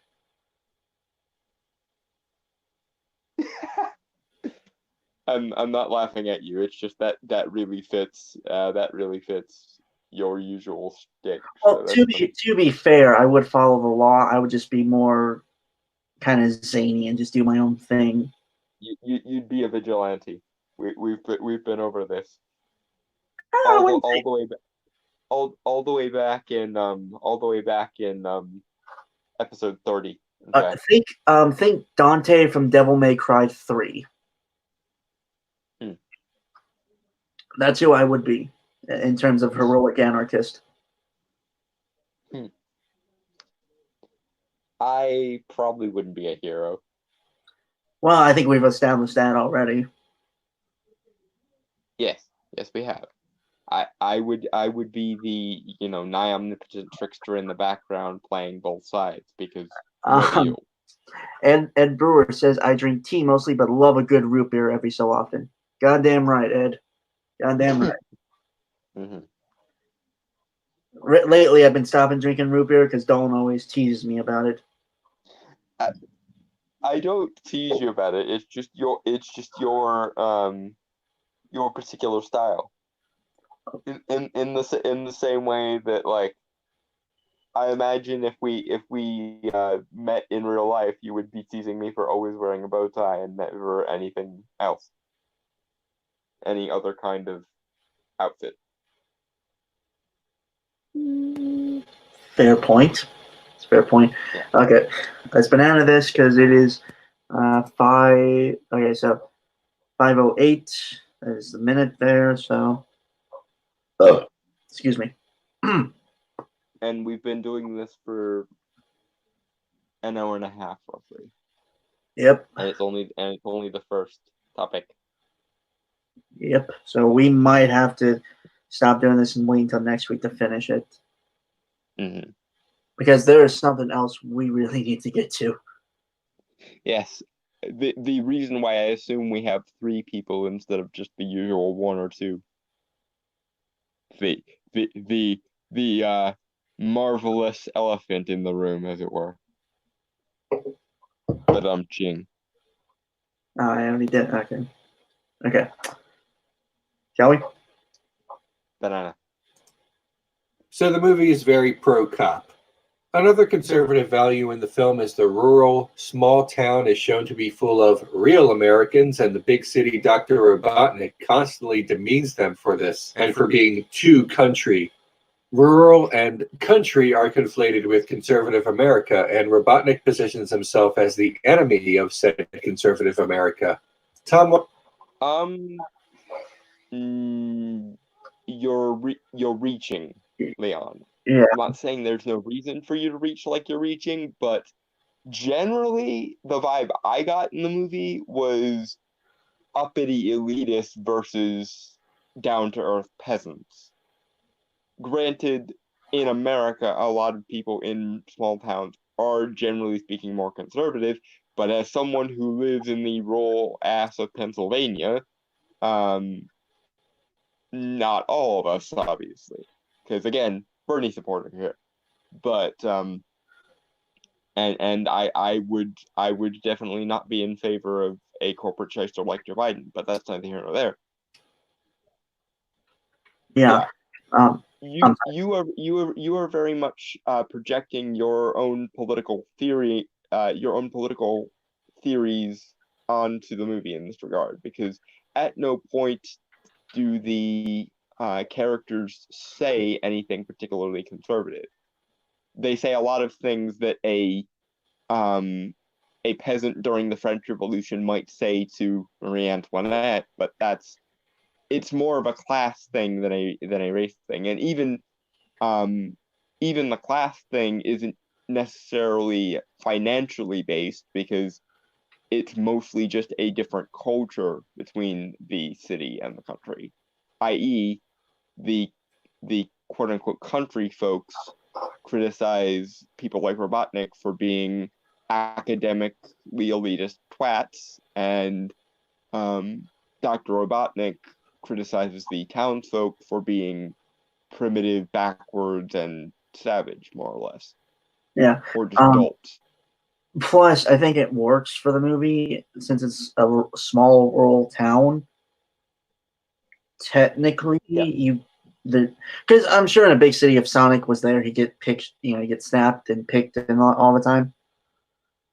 So he wouldn't exactly be left alone. He would be actively searched out, and military would have found him. Sonic would be in Area 51 by now, or more likely Dubway, because back in the 80s, they moved all the things that were in Area 51 over to a similar base known as Dubway, apparently. And yes, I've done research on this. No, I'm not a UFO nut. It's just interesting. Well, I mean, to be fair, the universe is technically infinite, so there has to be alien and other intelligent life out there. Well, not exactly infinite. There was actually quite a lot of debate on this about a century ago, because people like Albert Einstein preferred the what was referred to as the static universe theory, whereas the actual math was indicating that the universe was slowly expanding.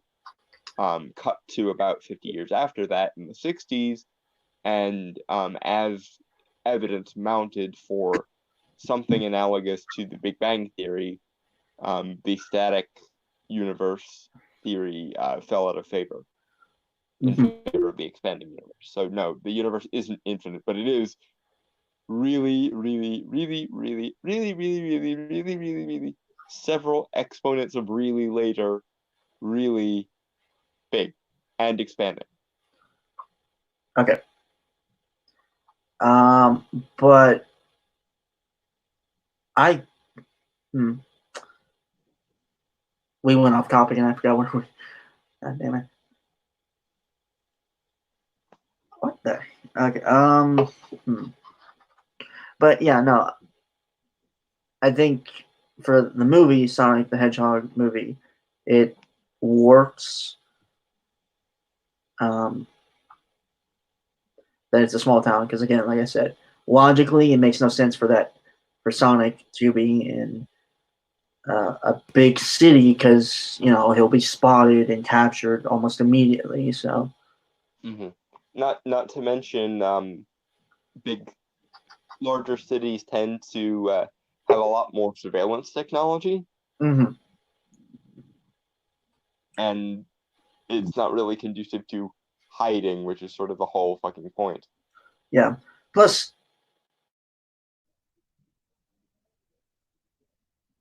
yeah, banana. I don't assume this takes modernized. So it's not like those hold on. It depends on the size of the town. Yeah, it's just like it's not.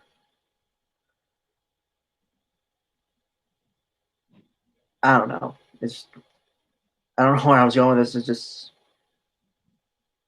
Yeah, there's definitely in a more realistic hypothetical of this, there's definitely footage of Sonic on some kind of traffic cam somewhere. Although, to be fair, most traffic cameras are probably slow enough that he could outrun them.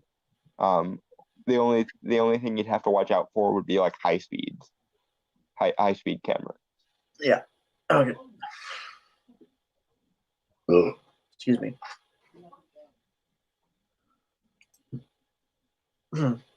Shall we? We shall. Banana. Wants to leave a small town for San Francisco, the hippy-dippy city of choice when deriding urban and left-leaning values, but Tom learns in the end that his heart is in the small rural town in Montana, an idealized real America Hamlet, more fictionalized than Main Street at Disneyland. Robotnik is an egghead intellectual who the Department of Defense only reluctantly works with, and once he's out of the picture, Okay. It's just, I want to say that, well, I kind of assume Tom, the secondary main character, or like, obviously, it was mentioned that his character arc was realizing that he doesn't want to go to San Francisco, right? Right. Okay. So I'm going to infer as kind of, again, as a writer myself, that his reasoning for the want, which is a thing when writing character arcs, is what the character thinks they need. The want. Yeah. Is that he wants to go there because he kind of feels stuck and trapped in this life that he's in this small town. No, not in this movie. The reason why he wants to go to San Francisco is out of professional ambition. Okay. And incidentally, that's where I'm gonna come in and try my best to reason with Leon here, because Leon, it has nothing to do with small town v big city for political reasons. It has everything to do with the dichotomy of soulless ambition versus hearth, home, and emotional connection. Yeah, home is where the heart is. This is a dichotomy that is played out in every single kids movie, particularly those with this kind of plot. It has nothing to do with preferring conservatism over big city liberalism. It has everything to do with preferring emotional connection over soulless ambition, or at the very least cautioning people against losing themselves in professionalism and failing all of those human connections. I don't know how you're reading typical American politics into something that has literally been in movies since basically movies started having family-oriented plots. And do we need to point out, Leon, that Hollywood is one of the most left-leaning places in America and possibly in the world? Clearly, if someone was going to be explicitly conservative, don't you think someone somewhere would have noticed it in Hollywood? Considering every time Clint Eastwood makes a vaguely conservative movie, people lose their minds. And let's not even talk about that one time Tim Allen came out as a conservative on an interview with, I think it was Jimmy Kimmel, and it was seriously a news cycle for about 2 weeks. So Seriously? yeah, clearly you are reaching here, sir, and there are much better and less politically charged explanations for the themes you're seeing there. Oh, you know what? That's probably why the sister-in-law doesn't like him. Like Tom. Because she thinks he's preferring his work over family. Yes. Yeah. Mm-hmm. Huh. But Yeah, 1 sec. Okay. Yep, banana. Intellectual who the Department of Defense only reluctantly works with, and once he's out of the picture, the rough, tough American soldiers disavow his existence and show their support of Tom in his small town. Sonic the Hedgehog is anything but apolitical, but since patriotism, small town values, and glorification of both the police and military are the culturally invisible, goes without saying, ideology of a... Okay, again, Don. For one thing, patriotism isn't just... Well, yeah, patriotism is not just for... God, I'm trying to find the words here. I think he's looking too deep into this movie. It obvious is the obvious thing I have to say.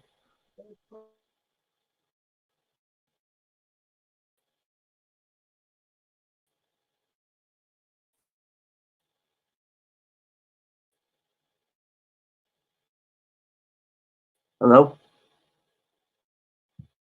You're talking, I can't hear you.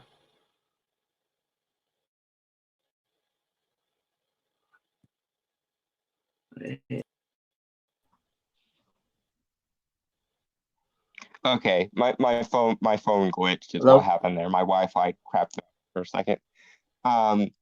Okay, but where were we? I forget.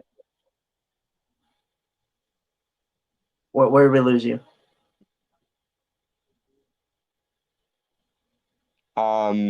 You were about to talk about patriotism, and you were trying to find the words. Yeah, that's kind of where we are. All right. Right, I was just gonna say it's not really just settled. Well, right. What I was gonna say is, well, obviously, my first thing is Leon is clearly reading too deep into this movie. Oh, that's right. That's where we were. I Yeah. don't think the problem is him reading too deep into the movie. I think the problem is he can't see beyond his lens. Yeah, the lens where everything has to have inculcated into it some abstract context. You can't ever view the movie on its own terms. He has to graft terms onto it that he's familiar with.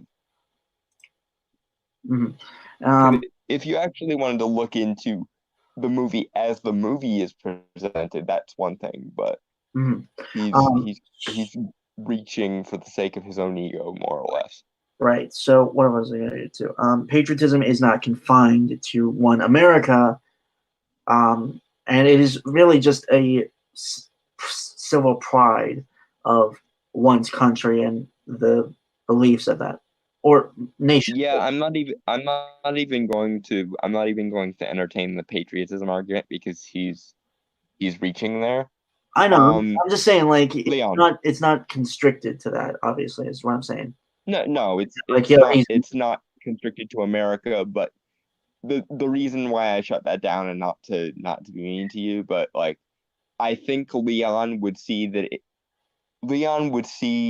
it not being exclusive to America as further evidence of his point. And his point is shit, so I'm not going to. I will agree with that. Also, really, I assume, because he brings up the soldiers disavowing the existence of Robotnik and stuff.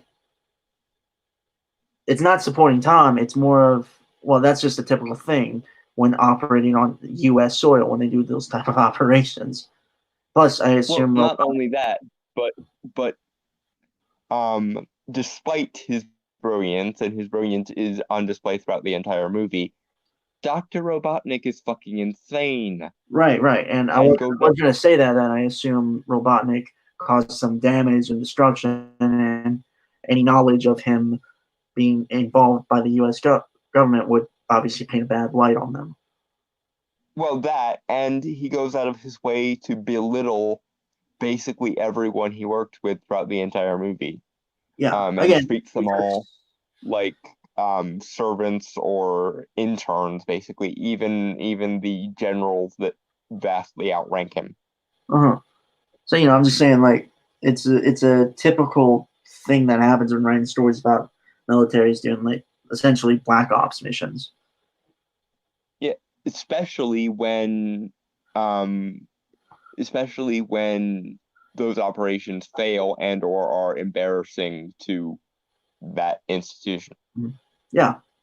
So seriously, it's a normal thing that happens in stories when it involves like government. And more to the point, the military as presented in Sonic the Hedgehog is not a one-to-one simulacra of the U.S. military. It's the U.S. military as seen in basically every alien with weird powers movie. The military of movies like E.T. and basically every other variation on E.T. It's not specifically supposed to be a simulacra of the American government. It's supposed to be a simulacra of basically any authority figure. Because if we found aliens, governments would be very, very touchy about that shit. Especially if those aliens had weird powers that could possibly be used to, benefit humans in some way. I remember you saying that you subscribe to the theory of most of our technology is kind of reverse engineered from alien tech. I don't necessarily subscribe to that theory, right. but no, I remember you mentioning it, that not subscribe to it, but I mentioned. I mentioned a while ago that the idea exists that some of the advances we've made in the last century have been made via reverse engineering alien technology. Yeah. That's my bad for like that. Yeah, definitely don't subscribe to that theory. Just occasionally entertain it for the sake of mostly my own entertainment. Yeah, it's an interesting idea. Probably good for a story. Mm-hmm. Anyway, like I said, 6:16 on the video. Should we just like finish watching till 30 and just call it and then move it to everything else? Yeah. Okay. Banana. Banana. Huge swath of the paying audience for the film, its most ardent supporters can and do ignore this. Sonic the Hedgehog thus becomes a cudgel to prove the inherent worth of so-called apolitical films while obviously not being apolitical at all. Okay. Leon, we've been over this. When people say apolitical or political as it relates to this topic or similar topics, they mean narratives that are subservient to particular political messaging and or are used propagandistically for that purpose at the expense of the merits of said artwork. Because there are people, and I'm beginning to suspect that you are one of these people, or at the very least that you are sympathetic to this view, that art exists as a means to an end rather than an end in itself. And generally speaking, those of us that are of this viewpoint, the viewpoint you are flanderizing and strawmanning throughout this video, are of the opinion that art should not be a means to an end, but should in fact be treated as an end in itself, perfectly worth it on its own merits. And especially when moral or political messaging distorts or warps an otherwise possibly good artwork, we call it out because what the flaw in question is a political flaw. Explicitly or implicitly. Anyway, moving on, because I'm getting tired of Leon, but I'm not actually tired, I'm just getting tired of bashing my head through the brick wall that is Leon's brain. So, yeah, folks, we're going to call it there and just kind of move on to our other topics because we got a bunch of other topics to cover. And this is a very interesting week. Yeah, no, it was actually very interesting. Speaking of things we had to move to another week is this article that we couldn't finish last week because we were like bumfuck tired. Yep. It is still loading. Joe, Ed Brewer said The Man Who Fell to Earth. Yes. Which is an excellent movie, by the way. Which I believe was the first acting appearance of David Bowie. Someone correct me if I'm wrong on that. It was definitely an early Bowie. Okay. I think I get the term of the movie now, like the title of the movie now. David Bowie plays an alien who comes to Earth from Mars in hopes of getting water because Mars is severely dehydrated, and he slowly succumbs to kind of the hedonistic excess of human society and decides that he likes being human better. And then the government finds him and they capture him because he's a fucking Martian, and essentially he slowly but surely loses everything that makes him otherworldly or unique because he lets himself decay. I've not seen that movie, so I might check that out. Because I like David Bowie. Yeah, it's really good, actually. Rest in peace, Major Tom. Rest in peace. Is the star man come down from the sky? Yeah, actually, that was a song I thought about using for an edit, like "Man Who Sold the World." Assassin's Creed fan edit, actually, like for the opening song. I don't know why. Like I just thought, I don't know what I was thinking.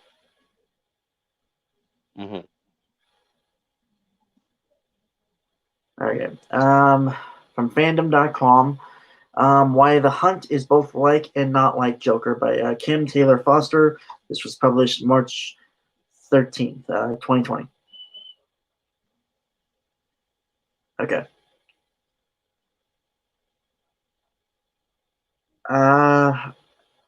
You wait ages for a controversial movie, and then two will come along at once. It seems like just yesterday that the global conversation was all about Todd Phillips' Joker, which was criticized for glorifying gun violence. Which, as we've established many times over, it absolutely bumfuck does not do.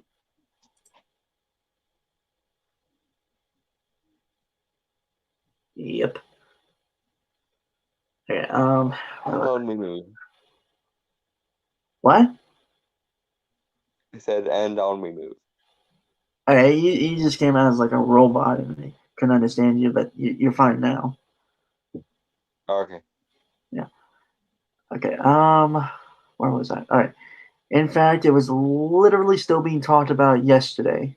Amid all the end is nigh fears, just check the hashtag. And then the hunt pitched up. Mhm.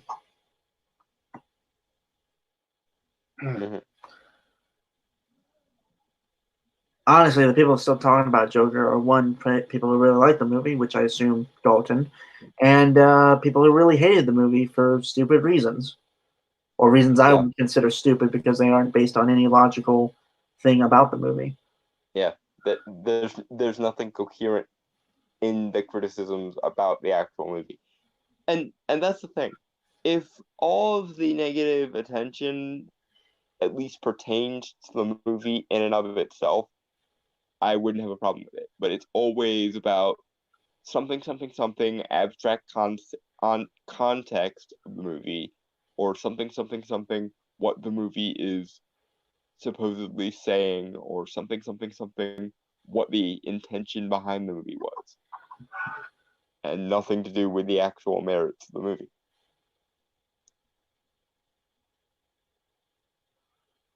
Yeah. Okay. What was I? Targeted for its violence in a similar way, in particular due to a trailer released last year in which the focus was on gunplay. The film's supposed politics were called into question.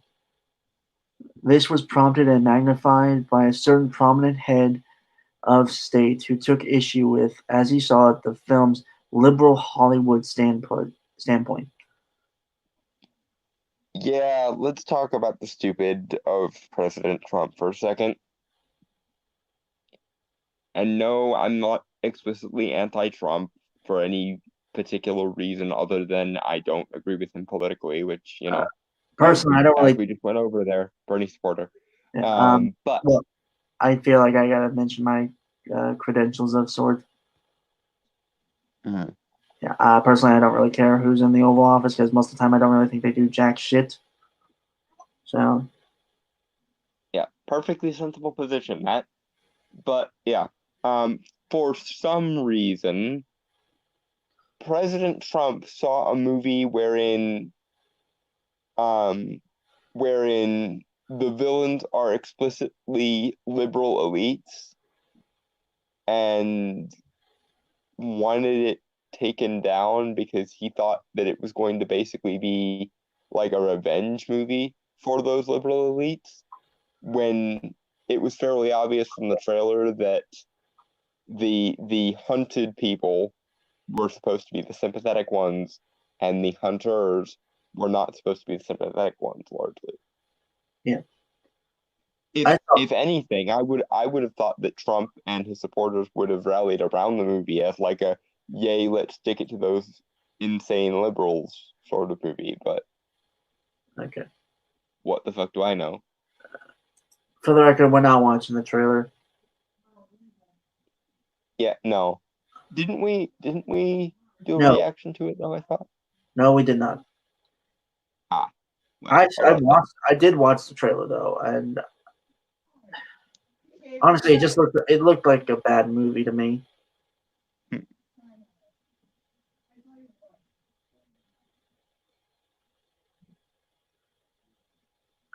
Anyway, where was I? Okay. The Hunt's intended opening date was pushed back as a result, but it's finally getting its release this week. We've yet to see how it performs at the box office, though it's fair to say the current coronavirus outbreak will probably affect results. It did, in fact, do exactly that, because the movie basically only got an opening weekend. It didn't ever get like, the week after The Hunt came out, the entire world was like, have you tried turning us off and back on again? Yep. But controversy makes money, that's for sure. Joker took 1.074 billion worldwide during its 22-week reign at the box office, making it the highest grossing R-rated film ever made because it didn't have to worry about a goddamn virus outbreak. Yeah. Also, update on that number. Last I checked it, it was 1.72 billion that it had made. Mm-hmm. I think this is all the intro for the article itself. Oh my god, what the fuck? Why is it so long? Because it's one of those top 10 things. God damn it. I really should be looking at these articles more often when you send them to me. Yeah, maybe this is another one that we better push back, because you know what everyone came for. Yeah. This is why I wanted to do the videos kind of back to back, because I knew that A, people came for us yelling at the new Warriors trailer, and B, I figured that once we got the videos out of the way, the articles would be somewhat easier. Yep.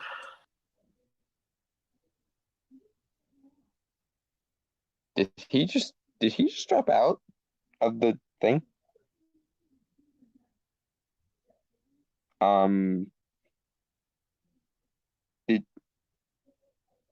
What the fuck? Audience, please tell me I'm okay. He's back. Never mind. Yeah. Sorry, I clicked the wrong thing and I got exited out. I was momentarily confused. Like, did he just did his internet die, or did I finally say something so stupid that he was like, no more, fuck this? No, I'm sorry. It's just I clicked the wrong thing, and yeah. Though I will have to go quiet for a moment when I open the video. Mm-hmm.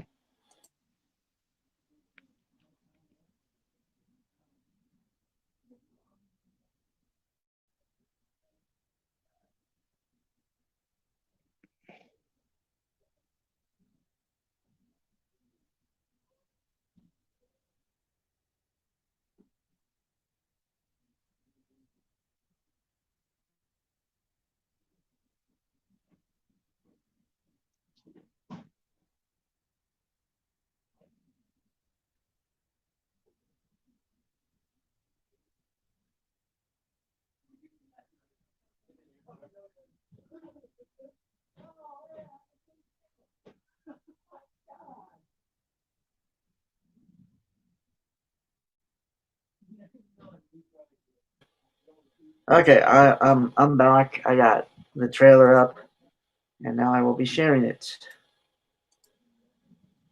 Mm-hmm. Oh boy. It's time for the main event, folks. Hope any of you stuck around long enough to get here. Yeah. All right, so Ed Brewer says 50-50, and he's muted.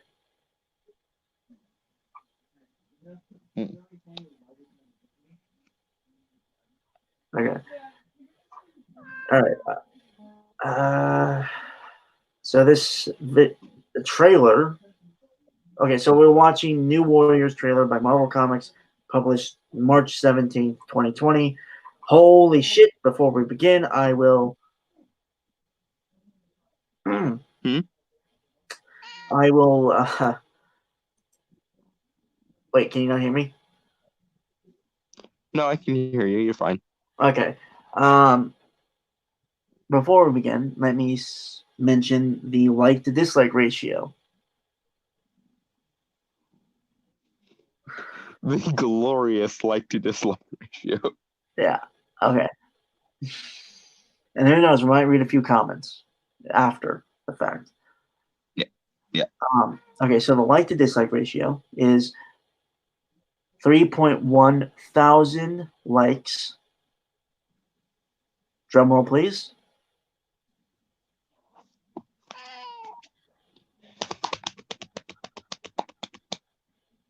To 126,000 dislikes. Sweet Jesus. What the fuck?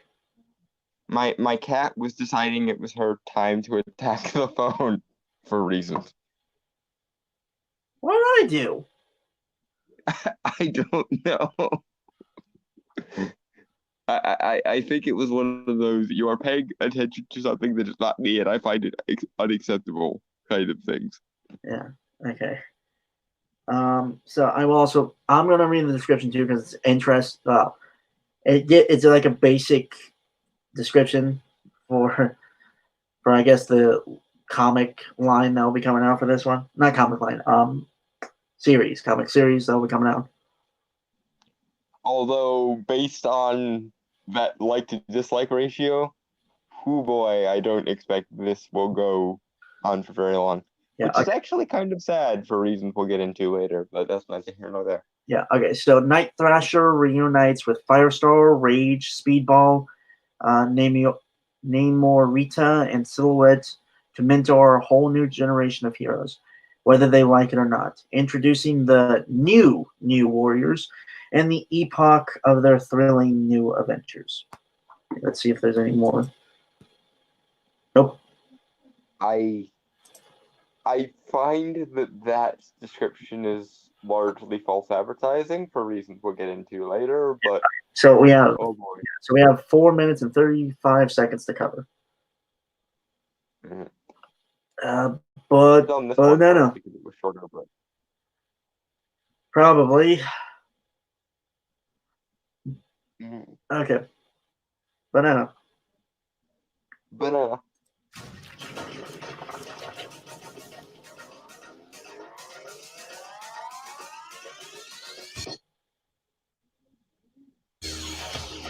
My name is Daniel Kibblesmith, and I am the writer of New Warriors #1. I got interested in the New Warriors later. I remember seeing them on the shelf when I was a kid, picking up comics in the '90s, and just feeling like they were. All right, let me finish. Let me let him finish his sentence, and then we'll talk. Too cool for me. Okay, that's the end of his sentence. No, it was. God damn it. Should I message Corrupt? Because I feel like he's really got to be in here. Yeah, he really should be here for this one. Oh boy. Okay, give me a second. I'm gonna open Twitter. Mm-hmm. As you know what, I'm gonna get my phone. I'll be right back. Yep. For the record, I don't have my phone on me because I was charging it. Mm-hmm. Yeah. 1 sec.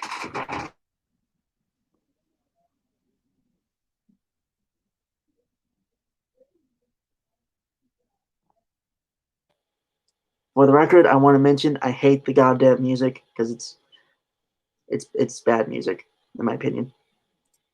Mm-hmm.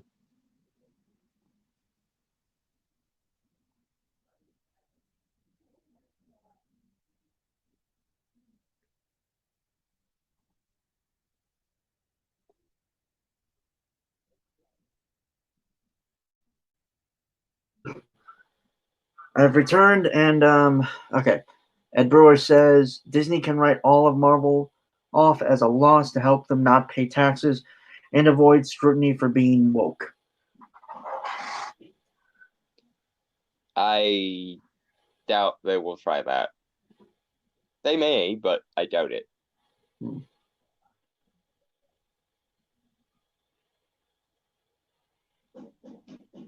Plus, if coronavirus does anything, it will to studios, and that will hopefully get them out of this moralistic faggotry there.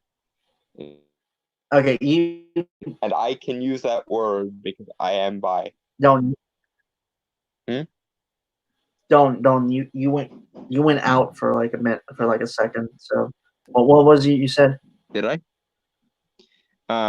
Yeah, I What mean I was I can hear you saying now. was, if anything, the coronavirus will force the studios to pay more attention to the box office because they have less of a safety cushion, and will hopefully get them out of this moralistic fuckery they're involved with. Well, I think said a different F word the last time, but I'm not going to tempt fate by saying it a second time. actually Even though I am one. I heard that Hmm. one. We heard that one. Hmm. Yeah. All right then. Well, yes. I'm just trying to. Yeah, give me a second. I'm trying to message corrupt right now. Okay.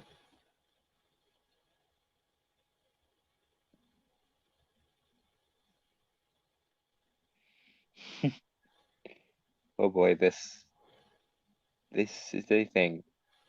I get the feeling this trailer is gonna go down along the lines of like the Kathy Newman Jordan Peterson interview, the famous "So You're Saying" interview. So That's how much this trailer is probably gonna end up red pilling people. yeah, give me. I do want to.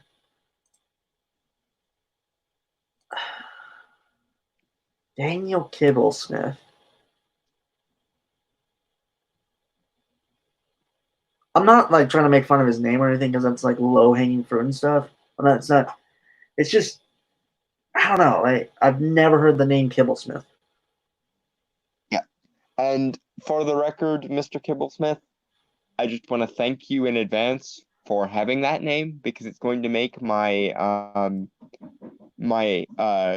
dramatically addressing the target of the article or video by their name shtick really fun to do this time. So have at you, Mr. Kibblesmith. So fun to say. Yeah. Okay. So you said he was paused, right? Huh? Like he took a pause. That's when I stopped. When I thought he finished. Yeah, the pause. sentence. Okay. For the record, I Although have if Corrupt shows up, we might have to jump it back to the beginning so he has the full experience of ripping into this. For the record, this is my first time viewing this video because I always try to make sure I'm actually like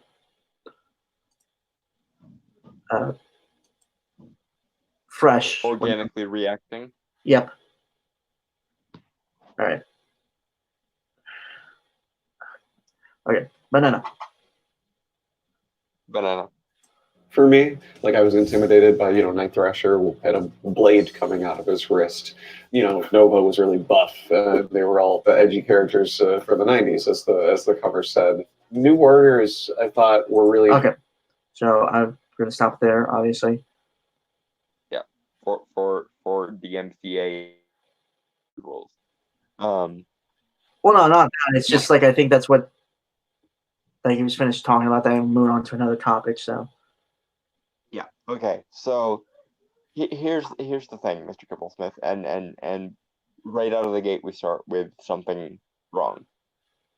You're already coming to this from a perspective of this thing is broken in some way and I need to fix it. You're already coming to it from the perspective of I didn't like this originally and this is my opportunity to repair it or make it something I would be interested in.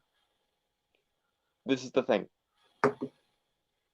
When you are writing characters with a legacy, your first port of call should be to make it as good of a representation of the thing in and of itself as you can. Your first response shouldn't be, what can I change of this to make it good? Your first response should be, this is apparently good, therefore I need to be a proper steward of it. But you're already coming to it from the perspective of, I didn't like this, and now I have the opportunity to fix it. But as anyone who's ever tried to take apart a clock or other machine can tell you, if you try to fix what is not broken, there's a solid chance that you're going to break it. Now, this doesn't always apply, because there is the possibility that you might improve the thing in question, or that you might make something equal to the thing in question, and it won't make much of a difference. But such examples are very few and far between. Like, for example, Neil Gaiman most definitely improved the Sandman mythos by making his iteration of the Sandman mythos. The problem, of course, being is Neil Gaiman is a god among writers, and therefore he has demonstrated his skills over the course of his time as a writer of all kinds. You, on the other hand, Mr. Kibblesmith, didn't really even seem to put much of your own effort into this. You just put a bunch of moral woo into it and thought that would be good enough. Like, as another example, if I gave Brainstormer the opportunity to write for Spider-Man, his first response would not be, what can I change about Spider-Man? His first response would probably be, yay, I get to do this, and I'm going to do it to the best of my abilities. If Like, I wrote... Yeah. I'm sorry, I just want to say, like, I wanted to, like, say, if, you know, with what you said, I wanted to try, like, do the whole giddy, clapping, like, jumping up and down kind of thing.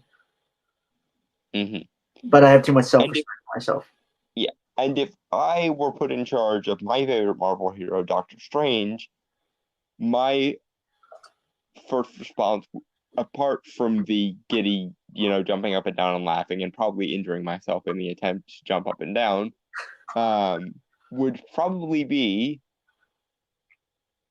deep lore for the win, motherfucker. Because a fan of something, generally, especially in geek culture or in geek spaces, is defined by their passion for the thing in question, and also for their expertise in said thing in question. Therefore, a Doctor Strange fan puts all the deep lore he can manage into every Doctor Strange book he has the opportunity to write. You, on the other hand, didn't familiarize yourself with any of the deep lore of the New Warriors. You just used the New Warriors as a means to your own end, which is contrary to the original New Warriors end, as you just yourself outlined. You're coming from a perspective of hating something, and yet somehow you're the one who got put in charge of it. Not the, I'm sure, many, many New Warriors fans from the 90s who would love to bring back Night Thrasher or Firestar in all their glory. Hell, I'm just a fan of the old TV show Spider-Man and His Amazing Friends, and the prospect of Firestar making an appearance in a comic already made me just a little bit happier, because Firestar's awesome, and I haven't seen her since watching reruns of Spider-Man and His Amazing Friends as a kid. I didn't even know that she was a member of the original New Warriors, but goddamn, I'm happy about it.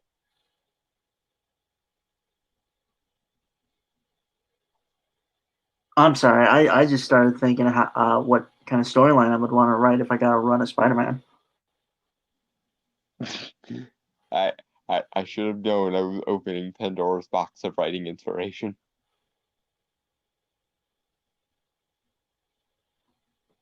But you'll have to save it for later and write it down.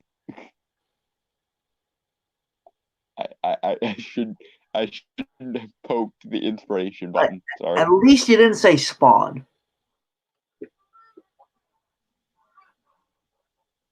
Well, I was trying to keep it in the confines of the Marvel universe. I know, but I think I would die and come back as a Hellspawn in order to right spawn.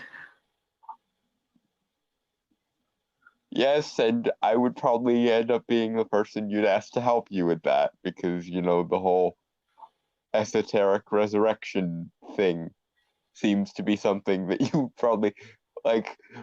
Like, Dalton, is there a way you could kill me and I can come back as a Hellspawn?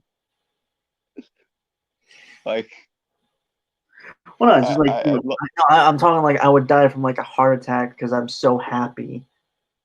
yes. I get to right spawn, and then I make a deal with like Malbolgia or something to come back to right spawn. Oh Granted, boy. I'd probably get. I mean, yeah, I would get screwed over. I'm aware of that, but still. You please note the excitement of an actual fan of a thing, Mr. Kibblesmith.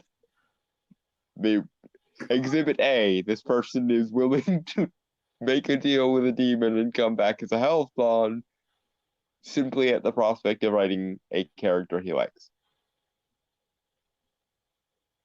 Okay, I You get the New Warriors handed to you on a silver platter, and your first impulse is change all the things. see. I don't. Basic idea, it works. You know, the old team coming to teach the new team and like be mentors and stuff. Yeah. But I think how he's handling it is obviously the problem. Because I've And always also his justification is crap, stupid. Yeah, as we'll get into when he explains. yeah, it's incredibly stupid. Also, I'm just saying, like, and I always say this: there are no bad ideas, just poor execution. And I Yes, think and that I will actually get into the prospect of defending this as we go, and I don't suspect I'm going to make any friends when I'm doing this, but I'm going to do it anyway because it's intellectually honest of me. Anyway, shall we move on? I will. It's already 10:30. Yeah, sorry, God, I just got talking about like comics we want to write and stuff. And just, Also, Ed Brewer says Angelica Jones, I believe. I'm not entirely sure what he means by there. I believe that's Firestar's secret identity, maybe. You'll have to, if you can answer that for us, Ed, as we move on, be appreciated. All right, Banana. Banana. Too cool for me. Like I was intimidated by, Night Thrasher had a blade coming out of his wrist.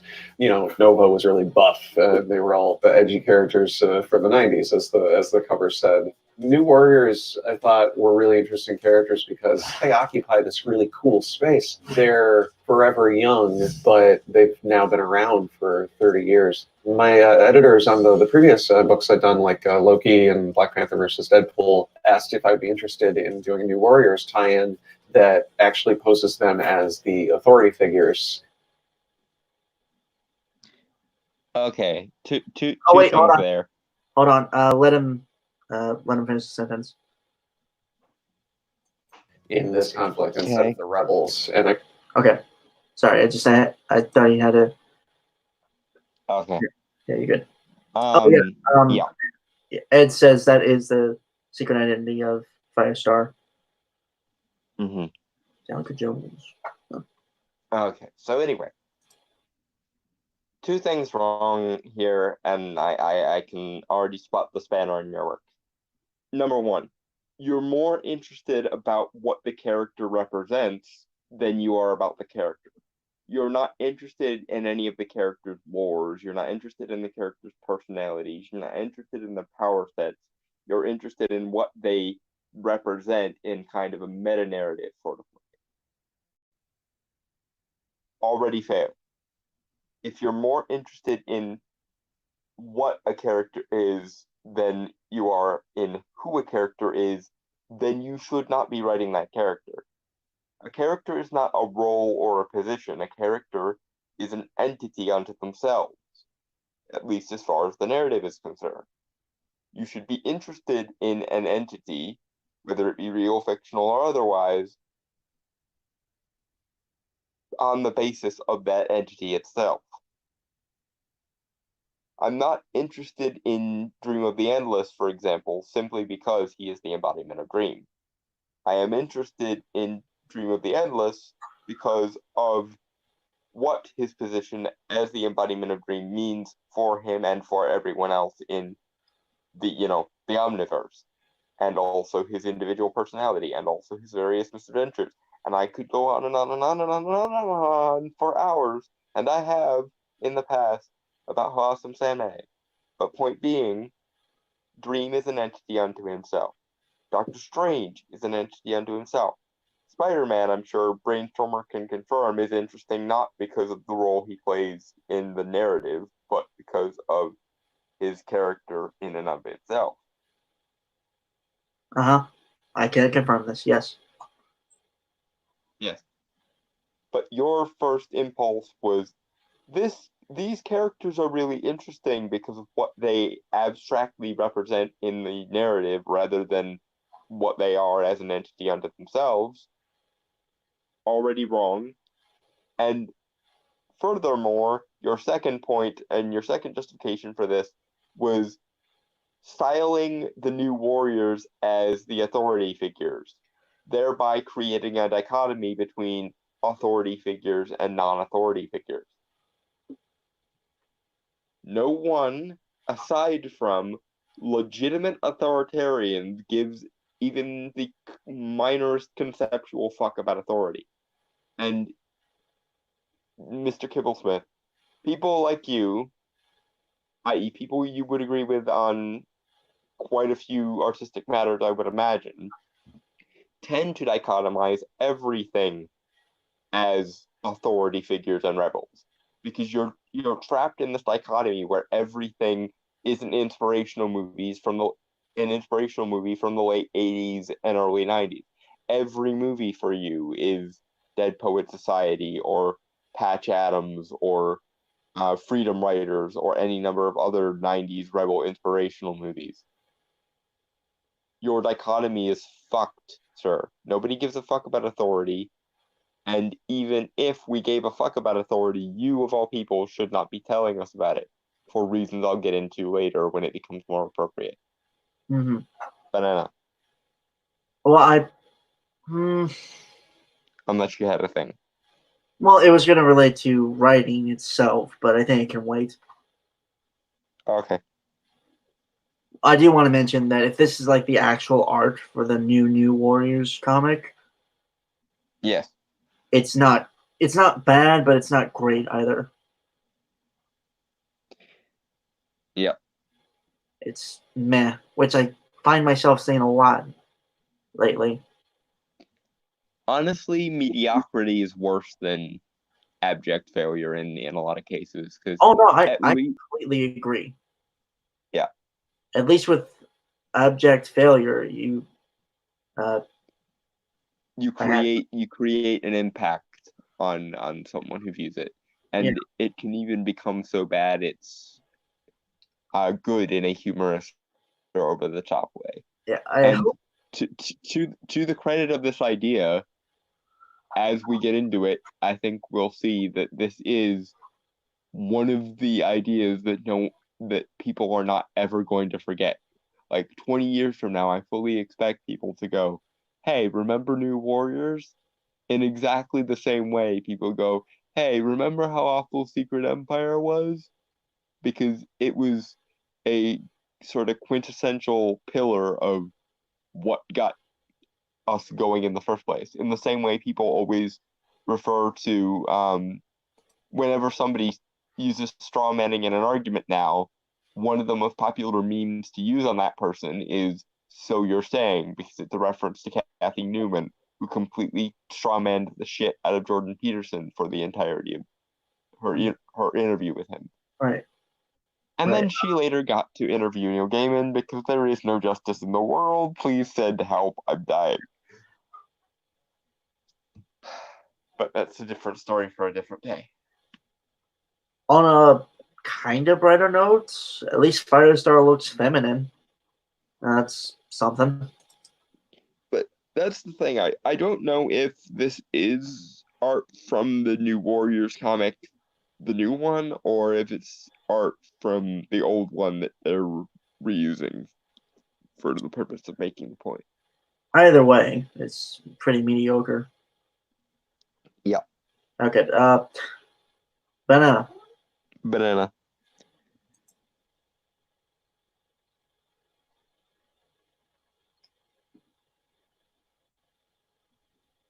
I really liked the tension of that. So, because the new warriors are the authority figures in this story, they have to be mentoring new warriors who are under 21 and subject to the laws that triggered the outlawed event. This new law is making it illegal to be a vigilante under the age of 21. The artist on New Warriors #1 is Luciano Vecchio. He designed. Okay. There was a lot there. Yeah, okay. So first things first. It is always illegal to be a vigilante. That's what a vigilante is. A vigilante is someone who, without official sanctioning or authority, and without any particular relationship with law enforcement necessarily, does the job of essentially tracking down people who do bad things. Mostly criminals, but obviously in the cases of more abstract and high concept heroes like characters that I would generally be interested in, it's more often people who threaten all of existence and or concepts that threaten all of existence. Yeah. Obviously a notable vigilante in the Marvel comics. Granted, a lot of them actually could be considered good, even like the mainstays could be considered vigilantes. But Punisher, who is like very famous and stuff, and he's like one of my favorite characters. Yeah. Surprising no one. Yeah. But I don't know. It's a weird. I mean, it's an interesting idea, somewhat for the under, because it kind of implies that you can be a vigilante after you turn 21. Yeah, but the whole premise is kind of fucked because to be a vigilante, you have to have no or unofficial connection to law enforcement. That's what a vigilante is. So you're essentially creating a law that should either already exist or is implicit in the term vigilante. Although I suppose in both DC and Marvel, there are vigilantes who do have the endorsement of law enforcement, but the endorsement of the law enforcement in these situations isn't legally binding. It's not as though Batman has to attend police academy to make sure he knows all the things that police officers do, or it's not as though Spider-Man needs like special ops training or some shit. Yeah, well, that would be pretty cool to see. It would be to see superheroes actually brought into the fold and their unofficial sanctioned status becoming more official. But it's funny. I think the manga, or yeah, it's manga. My Hero Academia does something like that. mm-hmm. Interesting. Yeah. Shiny banana. Yeah. One sec. Okay. Luciano Vecchio. He designed all of the new warriors and gave them costumes that felt as modern as the new warriors costumes to sort of feel classic and instantly familiar. So the first character that we're introduced to is Trailblazer. She's Okay, first off,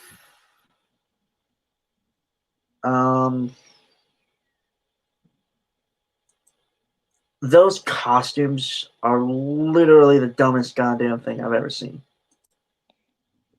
Yeah. They're not iconic in any sort of way.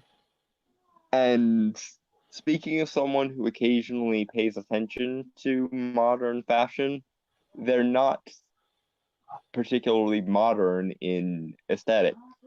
They are actively devoid of aesthetic in a lot of ways. I've never read the New Warriors, right? But from the art I saw of it, like which was used early on in the video from like the early comics, Mm-hmm. each character had a unique costume, Mm-hmm. but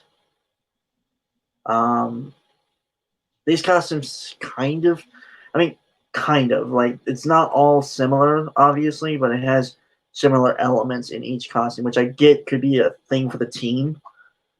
Mm-hmm. But I don't think that was really the point of the New Warriors in their initial. No, I think it's down to the person being uncreative, or at the very least untalented. Yeah.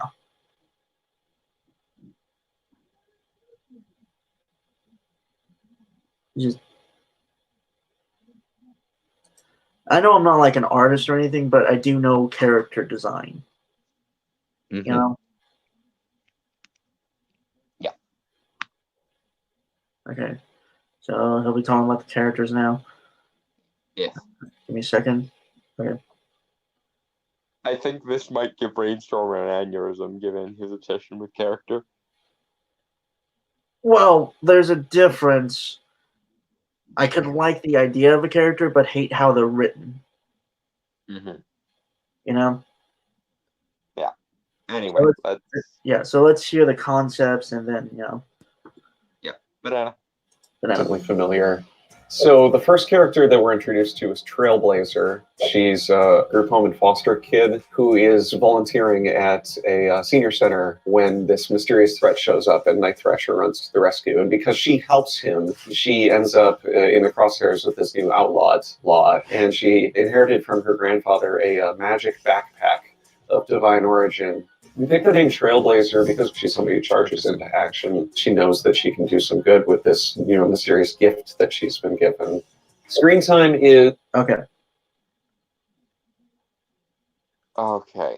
It's not a bad idea. Granted, I don't think the backpack thing is really kind of stupid. Okay.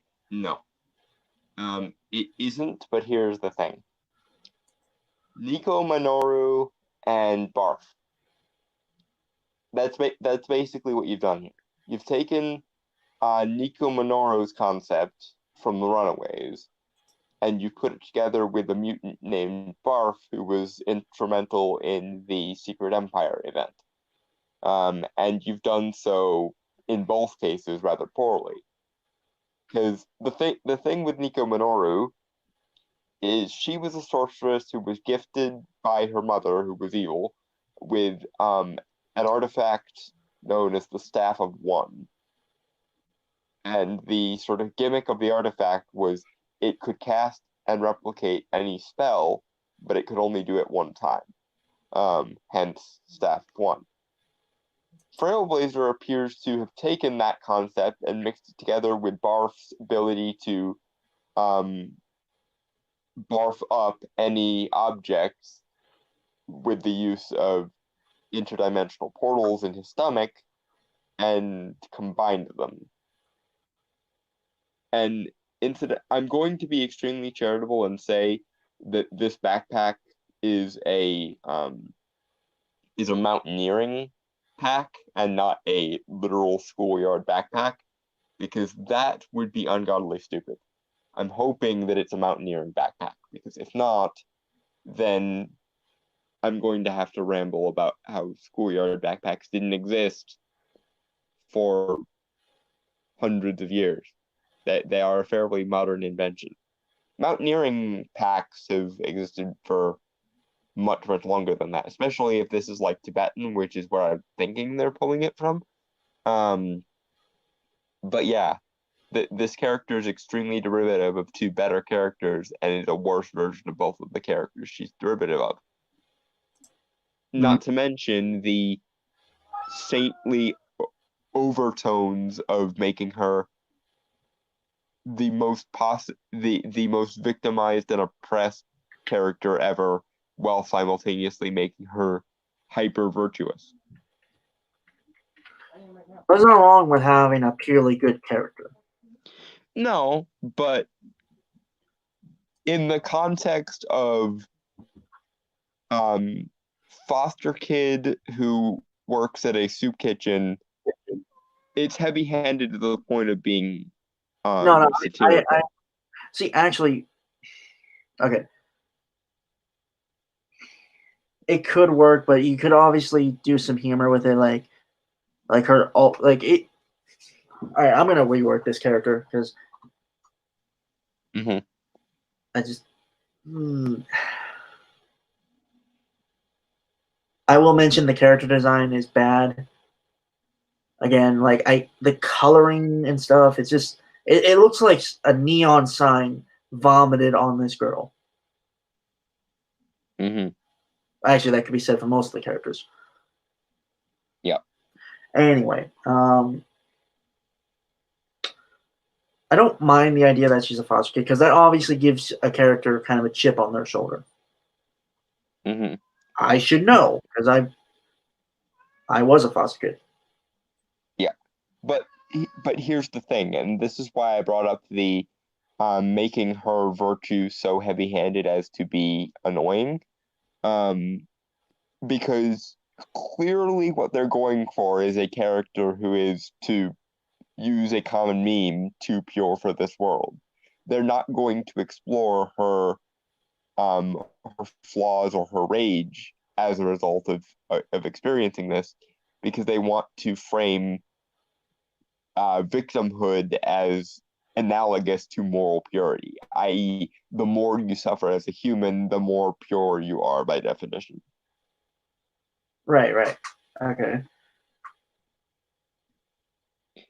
Which is complete bullshit, and it exists purely because you don't want this character to have anything wrong with her. You want to essentially prove that you can have everything thrown at you in the kitchen sink and still be innocent and pure. And while that's admirable on the surface, you have to be very careful when doing that, because writing a moral paragon is not easy. That's why so many Superman storylines are shit, because it's very hard to write a character who is too pure for this world and not make them a milquetoast blank slate or a pretentious preaching Puritan. You done bashing Superman? I use Superman because he's bad Superman stories are a perfect example of why it's difficult. Right? Why it's I difficult know, to write a moral paragon. dude. I was trying to be funny. Never mind. Yes, I am still bashing Superman because he is an easy target. Yeah, I remember. Anyway, if anything, why not? What is she supposed to be like in terms of like race or ethnicity? I think she's supposed to be black. I was think. either getting Hispanic or some type of.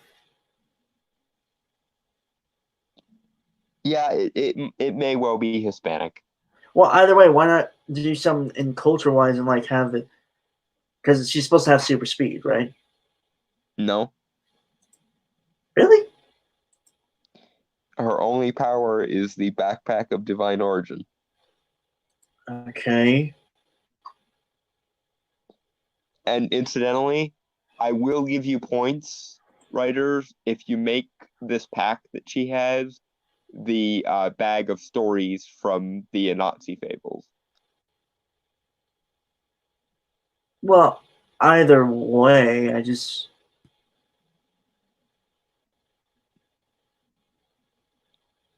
don't know. I'm just. You're trying desperately to find something of note to. You're trying desperately to find some thread to latch onto, and it's not coming. Yeah, no, it is extremely hard because this is actually a very It's a bad character. I have to say, like, this is a bad character. Like in It concept doesn't. and everything. It doesn't have to be. It's again. It's very hard to do a saintly character, and it's even harder to do when you don't want that character to ever have any person like th- this is the thing I've noticed. So many characters show up on the scene having already done all the personal growth they would ever need to do, and we never get to see them actually go through any personal growth because the idea is they just don't need to. Mhm. And sadly enough, she is probably the least bad character. But on that note, shall we move on? Yeah, I guess. God damn, that's such a. If anything, I would have really liked to incorporate like a god that involves like motion or speed. Like they were a worshiper or like a acolyte of a school of that god, and the god Yep. chose them to be kind of like a protector or something. Yeah, but nope. She's called Trailblazer apparently because she likes being on the front lines of problems, Right. Okay. God damn. apparently. All right. Banana. Banana. Vine origin. I picked the name Trailblazer because she's somebody who charges into action. She knows that she can do some good with this, mysterious gift that she's been given. Screen time is a internet kid taken to its sort of logical conclusion. As a youth, he was exposed to his grandfather's experimental internet gas, and that has patched him permanently into the World Wide Web. The word screen time is only. Okay. What the So- fuck? So everyone loses their shit over the concept of internet gas, but I'm actually going to attempt some kind of benefit of the doubt here. Do you remember the show Generator Rex? I think I get where you're going. Yeah. How everyone on Earth was exposed to these experimental nanites in a gas form? Yeah. I think that's sort of where they're going with this. I think the internet gas was made out of supercomputer nanites, and they biomechanically augmented him, I think is where that's going. Mm-hmm. If not, then here, Marvel, have a freebie for in-universe justifications. Make it like Generator Rex. It's still a stupid idea. It is because the thing with Rex from Generator Rex was he could contort his body into various different kinds of machinery and giant mechanical fists and shit. So he actually had substantive powers. If Screen Time's only power is being patched into the internet, then what the fuck does that mean from a crime fighting perspective? Also, much like how Trailblazer was basically taking the worst aspects of Nico Minoru and the worst aspects of Barf, who was already a pretty bad character to be honest.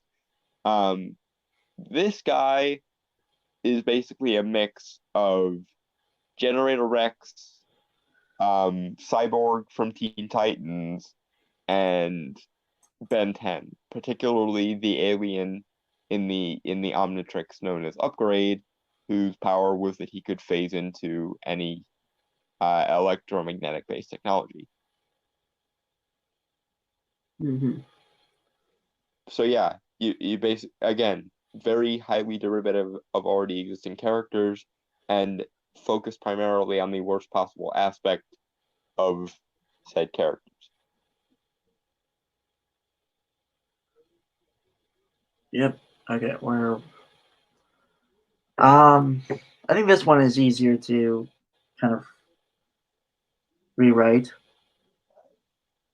Yeah.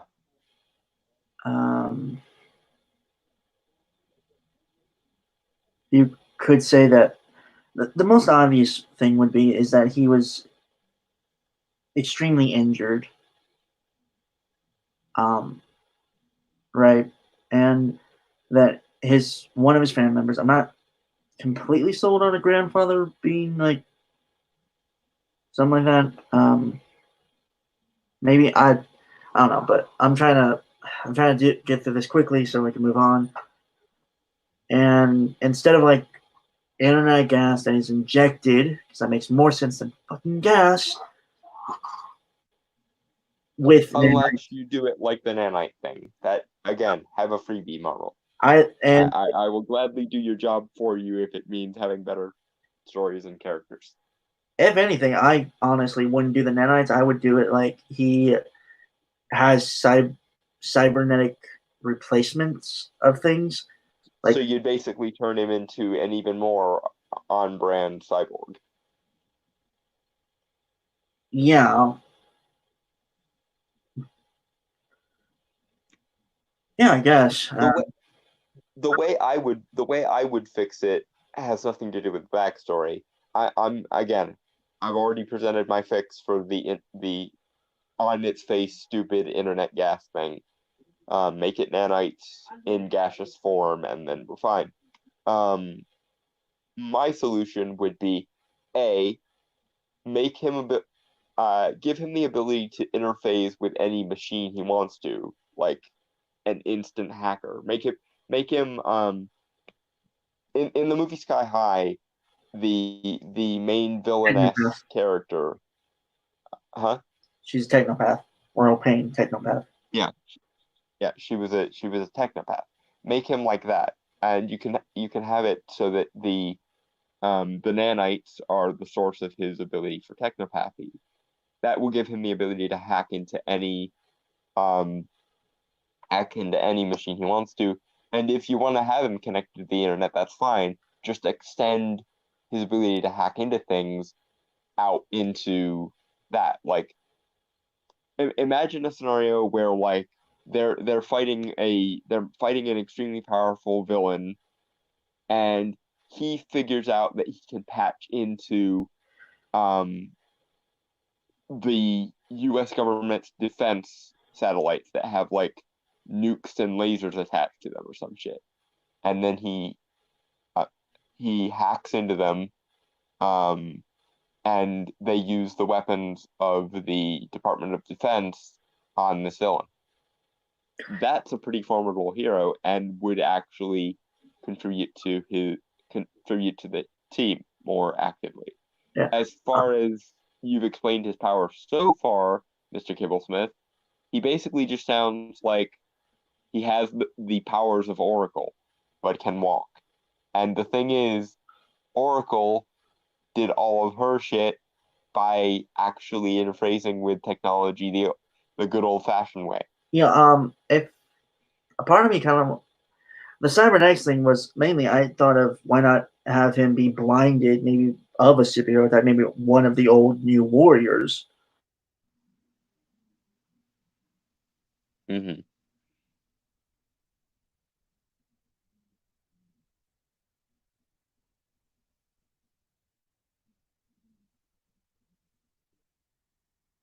Brainstormer? You went quiet.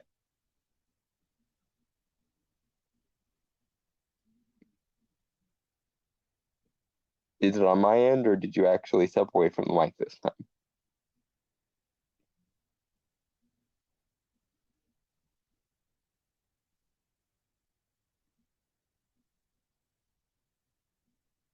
Okay, I'm assuming he's trying to fix it. Do do do do do do.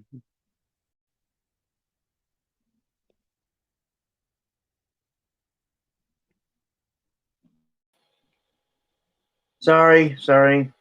I don't know what's up tonight. Okay, say something.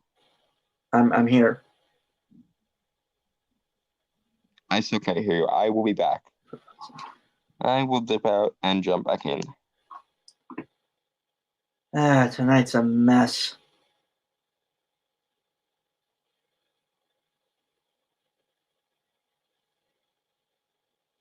How's everyone doing tonight? So far.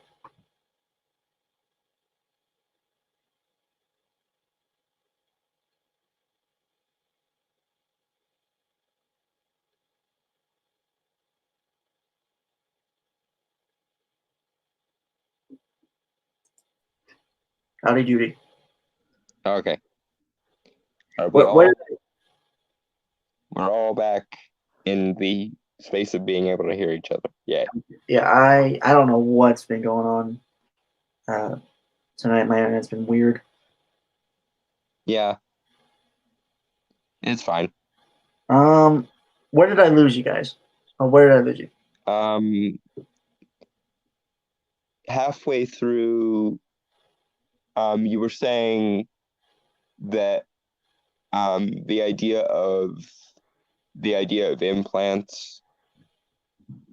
Right. Okay.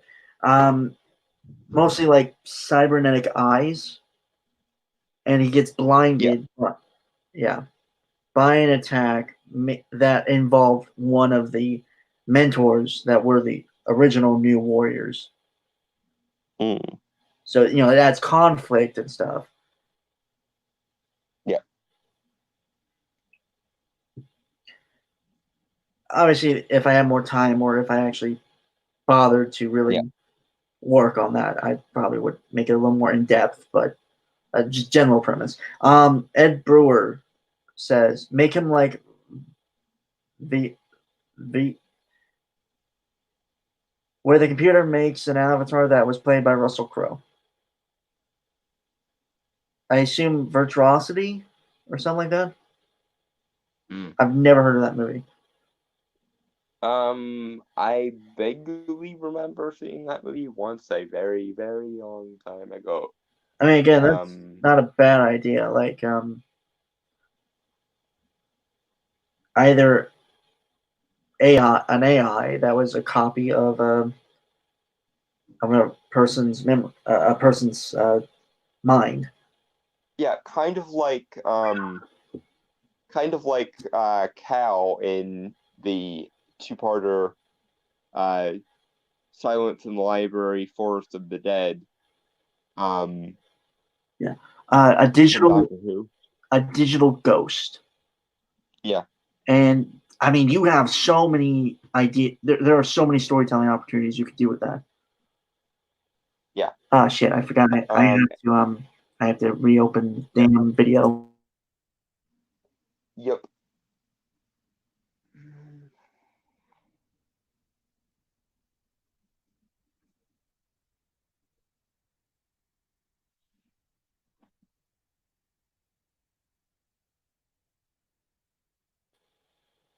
While I'm waiting for YouTube to load.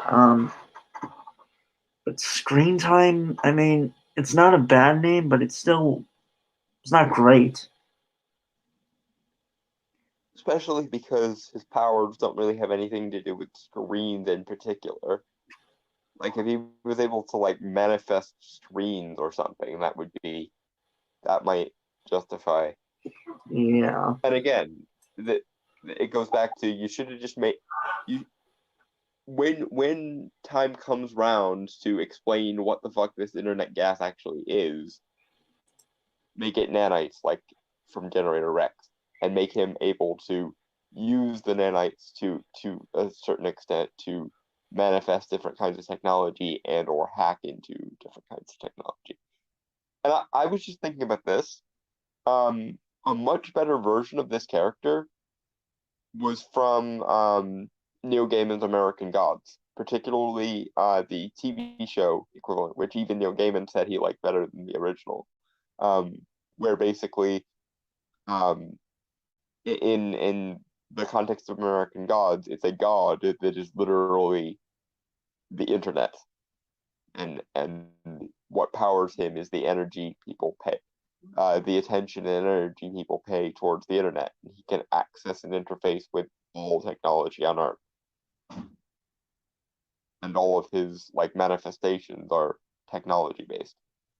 That's basically what you could hypothetically do with a character like Screen Time. In today's world where we're slowly but surely moving into the internet of everything, this character could be OP as fuck if you did it correctly. Yeah. And that's not even taking into account the idea of like manifesting different kinds of technology. Like he could pull out some weapons grade lasers or like build himself an exoskeleton battle suit kind of thing. If you really wanted to go balls to the wall with this idea, it'd be awesome. You know, I honestly would. I'm thinking of a story for the New Warriors, or New Warriors, as or as the 10th Doctor might refer to them, the new Warriors. I honestly, I would like for the first run, which would probably be like I would have be a miniseries of sorts. Mm-hmm. Like maybe 6 or at least 10 issues. Mm-hmm. I would honestly have him technically be a MacGuffin / main character. Mm-hmm.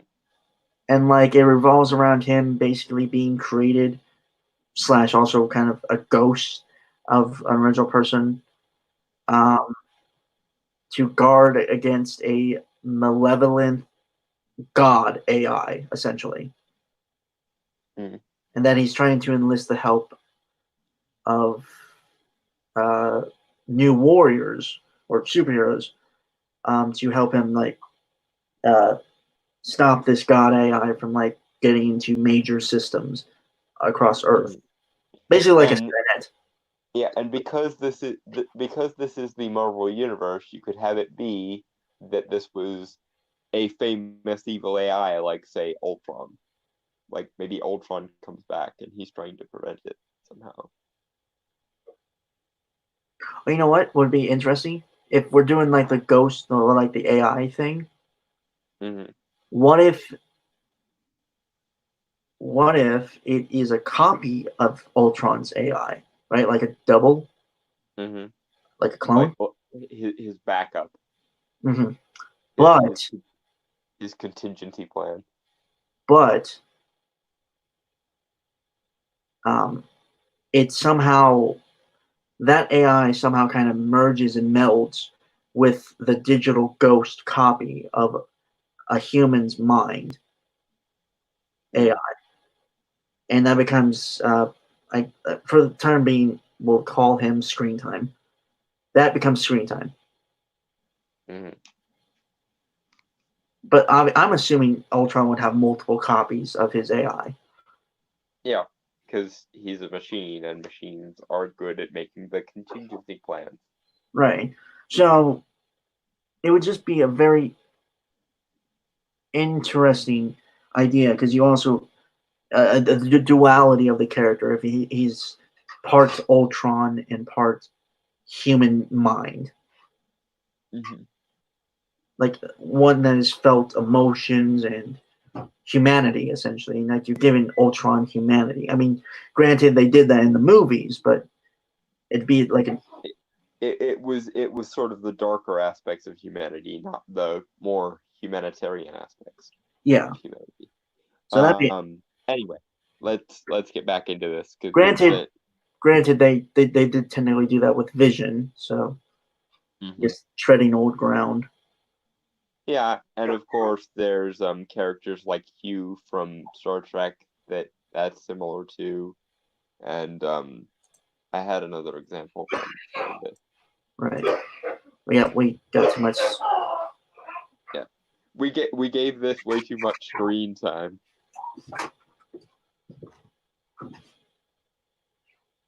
Yep. Okay. I'm so sorry. All right. Yeah. Okay. Where was? All right. Banana. Banana. experimental internet gas, and that has patched him permanently into the World Wide Web. The word screen time is only ever used in a sort of restrictive sense, and because we're doing a story about teenage rebels, a lot of the names are about teens fighting against labels that are put on them. So with screen time, we liked the idea that he has infinite screen time. Snowflake and Safe Space are the Nope. twin. Okay. Not those yet. Here's the thing. Here's the thing. This is the problem with your approach to this. You are not the underdogs anymore. It is no longer the late 80s and early 90s. The TradCon Christians are no longer running the moral schema of society. This is the thing. For whatever reason, despite the fact that these people run the majority of journalism, the majority of the arts, the majority of human resources and public relations in every fucking company, they still hold to this idea that they are fighting these uber powerful, hyper traditionalist sort of evangelicals from the 50s through the 90s. And you need to understand, Mr. Kibblesmith, that you do not speak for the youth. You do not speak for the youth. And by trying to use young characters to fight your battles for you, because you personally don't consider these terms to be bad things, and you want to essentially stick it to the power structure, or the man, or the patriarchy, whatever, insert moral power word here. You've demonstrated something that is always very interesting about these sorts of power dynamics. If the aristocracy mistakenly believes itself to be the rebels, they will end up creating their opposites in the actual rebels. I.e., since this is the moral framework of you, and you are the modern day aristocracy, Mr. Kibblesmith, the people who you would actually want to speak for you, the young, are in fact directly opposed to your framework, because you failed to recognize that there was a transition period where the TradCon evangelicals are no longer the moral aristocracy. Now you are the moral aristocracy. You're not the young rebels that you used to be anymore, Mr. Kibblesmith. And as a result, my generation, and to an even greater extent, Brainstormer's generation, are rejecting you. Studies have actually shown that Zoomers and Gen Z are trending more centrist and conservative in relation to social politics. Now, that's not necessarily a good thing, but fortunately, most people in both my generation, which is the millennials, and Brainstormer's generation, which is the Zoomers, are also seeing that the false dichotomy of partisanship is fucking bullshit. But one thing both sides of this generation can generally speaking agree on, granted there are a fuck ton of SJW millennials, which I am ashamed of, but for the most part, what we can both agree on is you are the aristocracy, and you are the ones trying to force your moral framework on everybody. Back in the 90s, all the way back through the 50s and before, it was the Christians who were trying to force quote-unquote family values onto every sphere of life, whether it was art, whether it was culture, whether it was education, whether it was what, insert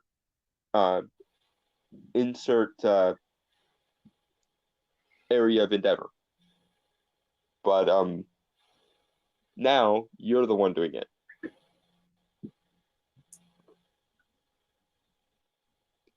Okay. Yeah. Okay. Yeah.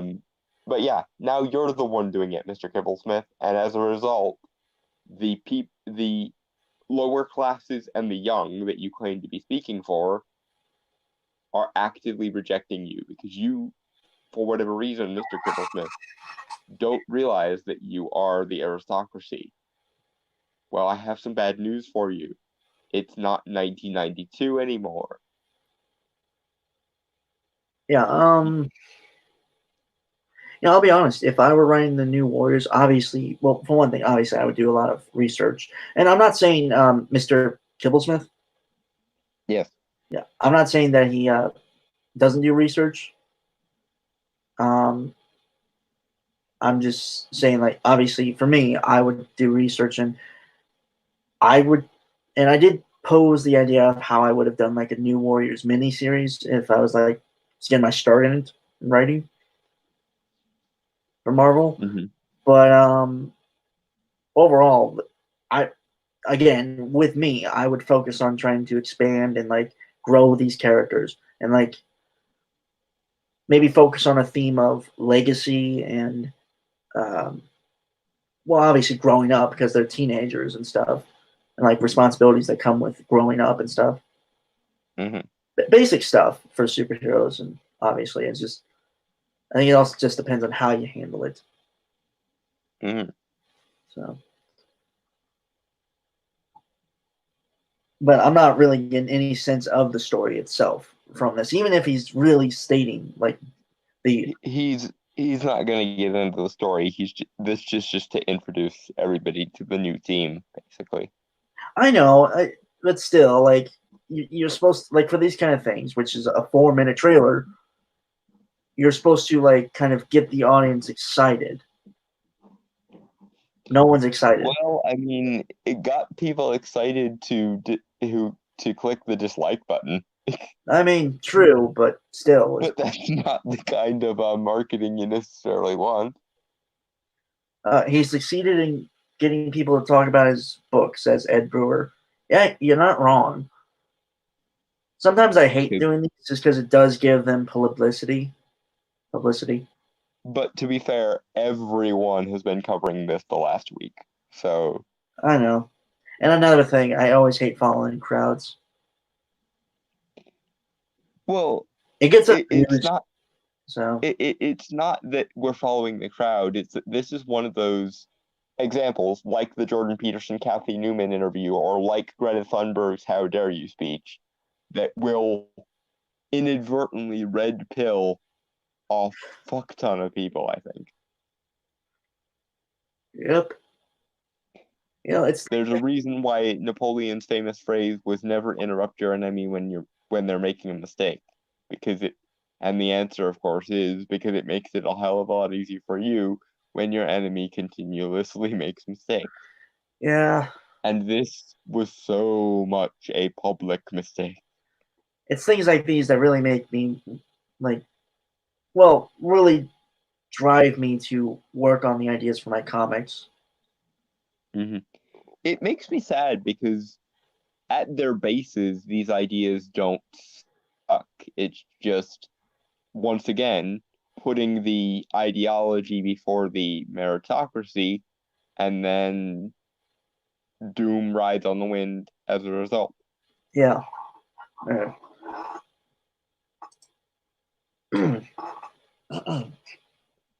Banana? Time. Snowflake and Safe Space are the twins, and their names are very similar to Screen Time. It's this idea that these are terms that get thrown around on the internet that they don't see as derogatory, to take those words and kind of wear them as badges of honor. Safe Space is kind of a big, burly, sort of stereotypical. All right, hold on. Before we actually get into the characters, I feel like we need to Yeah. Once again, here is the thing. Your impetus for this story appears to be out of point scoring, snark, and bitterness, rather than any desire to actually create characters with which people can genuinely identify. Be right back. Mm-hmm. And again, I must point out that if these characters are under 21, as you said, that makes them Zoomers. And if they are Zoomers, then that means they are infinitely less likely to be inclined to prefer social justice. Just like someone growing up in the evangelical South in the 90s is far less likely to identify with family values, no matter how much Christian propaganda they watch. Well, this is social justice propaganda in the same way that was family values propaganda, and both are moralizing authoritarianism. And yet somehow, just like it didn't occur to the preachers in the 90s, that the more you try to force propaganda down people's throats, the more they're going to bend against said propaganda. Just like that, it doesn't occur to any of you that the more you try to force social justice down everyone's throat, the less likely they are to passively accept it. Because you are the aristocracy. And as you all well know, when the aristocracy gets moralistic and uppity, the peasants come with a revolution. Sad but true. But yeah, your proposed demographic are the people least likely to identify with your portrayal of them, and you're essentially using them as pieces in a game of moral chess with some people you're bitter about pissing you off on the internet. And as a result, you have taken a really bad idea, a really good idea, which is rebooting New Warriors with modern characters, and you have nuked it. I don't think that's an understatement. This will go down as one of the greatest public failings of social justice propaganda in the last 3 years. This is some secret empire level shit.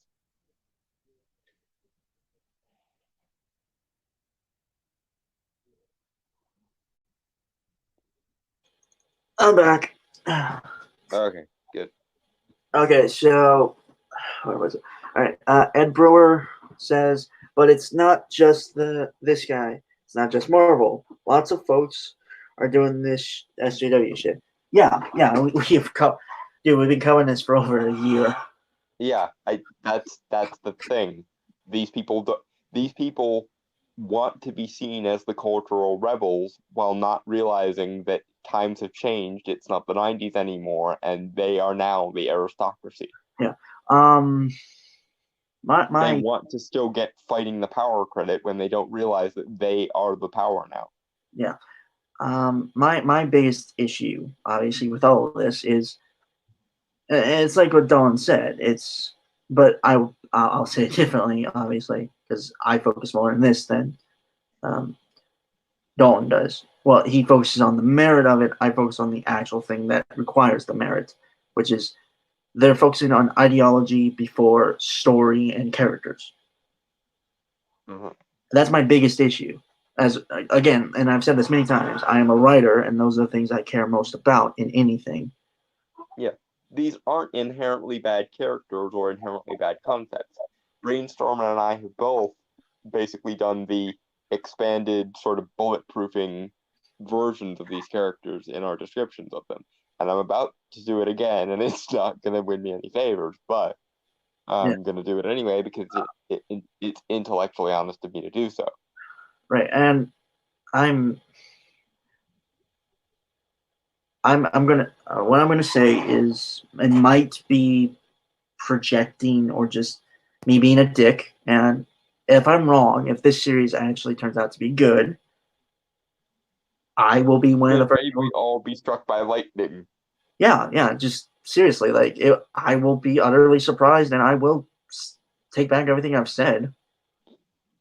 And I want this to be good for reasons we're about to get into. Right. And I think I know why you want that, but we'll get to that. But again, and I think it's going to be like how a lot of Marvel comics were in the past in terms of SJWism, is it's not going to be a superhero comic. It's not even going to be a story. It's just going to be characters sitting around eating food and talking, and not Yeah, good talk either. it's going to be art as a means to an end, and it's going to be the slice of life parts of an otherwise superhero universe. Right, right. Also, but here's the thing: you can kind of do that, right? You could have the superhero stuff not be the main focus. Comics have done that before. Invincible was one, and Doom Patrol, Grant Morrison's run, did that Yeah. as well. Half of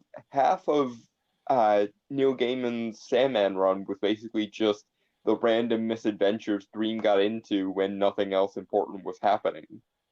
Right. Like So the quintessential Sandman story is the Midsummer Night's Dream story with Shakespeare, where he literally just runs into Shakespeare in a pub because his sister dragged him along to a human pub, and they make a deal for him to be the vessel of great stories. That there was no big cosmic threat with that. It's the daily ins and outs of being the Dream Lord. The other great iconic Sandman story was when Lucifer up and quit hell, gave the key to Dream, and was like, "Here, you deal with it." And he basically had to sit around and deal with political squabbles from various cosmic entities. They were all vying for the key to hell, and he had to basically be the guy that went, "No, I'm not dealing with this. Screw all y'all." yeah. And again, I also want to bring up what was it? Well, it was about the story that superhero story I was working on that I told you about before stream, where it was a personal story first, and the superhero stuff was secondary. And I asked if you thought that was a good idea or not, and I forgot your answer. I said yes, and then I asked about the kid because I'm interested in Right. Also, superhero kids and their powers. reason I'm trying to avoid actually talking about this story is because if someone watches this and hears the idea for that story and takes it, I don't want that to happen. So All right. So anyway, But, moving right along with the banana because my God, do I have things to say about this next bit? right, and I gotta go get my pizza. So all right, banana. Bonner. Safe Space is kind of a big, burly, sort of stereotypical jock. He can create force fields, but he can only trigger them if he's protecting somebody else. Snowflake is non-binary and goes by they, them. Snowflake has the power to generate individual crystallized snowflake-shaped shurikens. The connotations of the word snowflake in our culture right now. Okay, so let's just Okay. So let's get this one right out of the way right now. The proverbial elephant in the room, and the most positive thing I'm gonna say about this. I am predisposed to liking the character who is unfortunately known as Safe Space because he is basically the superhero equivalent of my ideal man. I.e., someday I want to date someone who basically fits that exact description. The jock with the heart of gold, or the overprotective, innocent or naive jock. That's basically my ideal boyfriend archetype in a nutshell. Yeah, I cannot believe Corrupt is not here for this one. He really missed out on this one. Oh boy. Yeah. But yeah.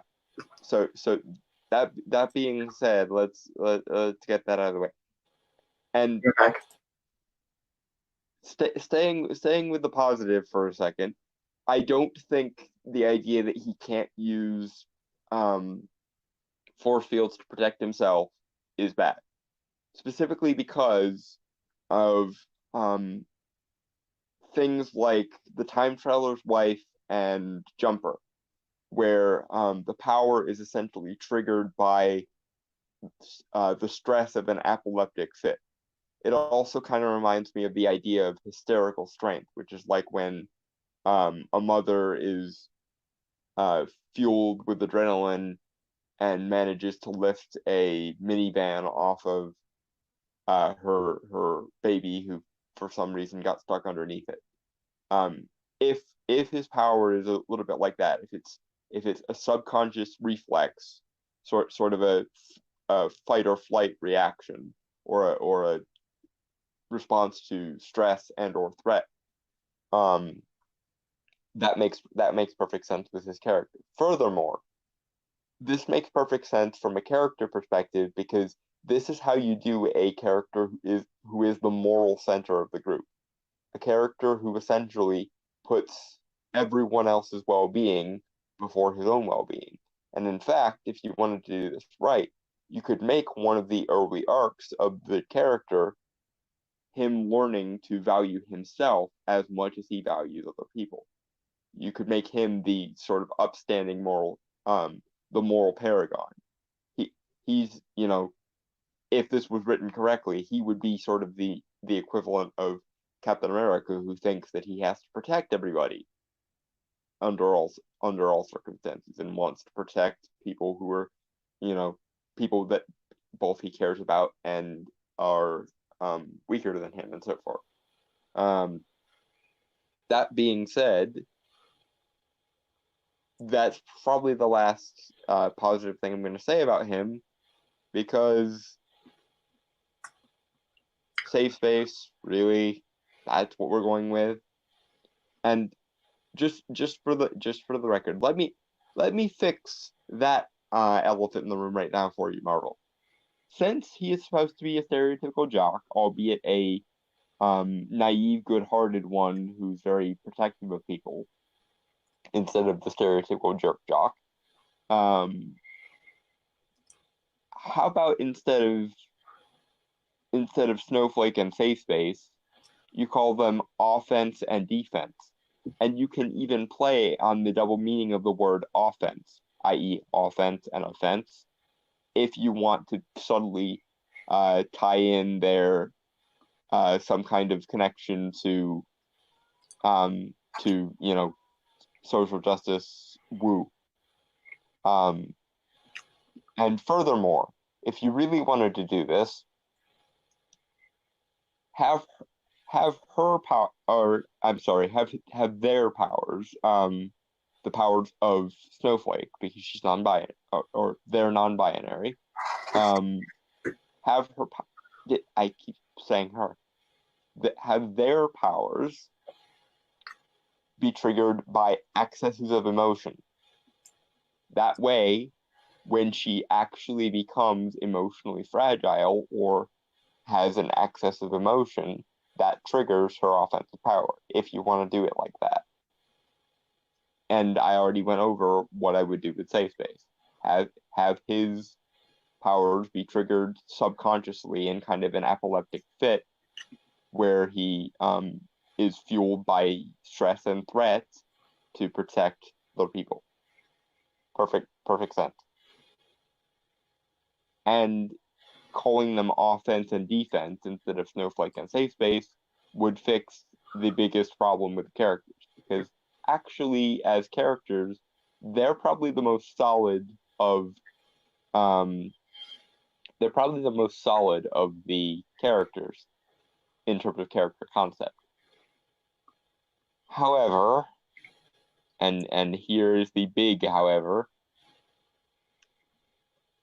they're too similar to pre-existing characters, much like Trailblazer, much like Screen Time. They heavily resemble another duo of characters, that namely being Cloak and Dagger. For those that don't know, Dagger's power was to create daggers out of light and energy, and Cloak's power was to teleport. So once again, you had the smaller, weaker character with the offensive power that had to do with manifesting weapons, and you had the bigger, more masculine character with the defensive power of, in Cloak's case, running the fuck away via portal, and or defending dagger by basically allowing her to hide in his cloak and piss off to another dimension.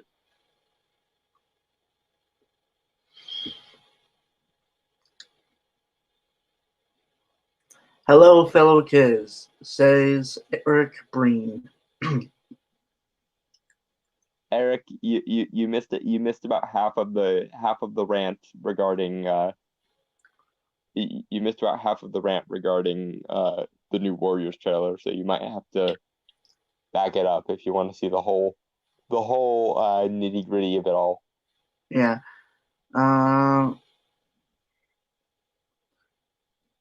You have actually missed a lot of our episodes, Eric. For shame. Shame, shame, shame. Yeah, who else would troll Dalton? I don't know. You do a pretty good job of it sometimes. Yeah, I'm not good, Eric, though. No one is as good at the dark art of trolling than as Eric. But anyway. Let us banana this. Yes, let us banana this. Banana. Banana. Space is kind of a big burly. Sorry, let me.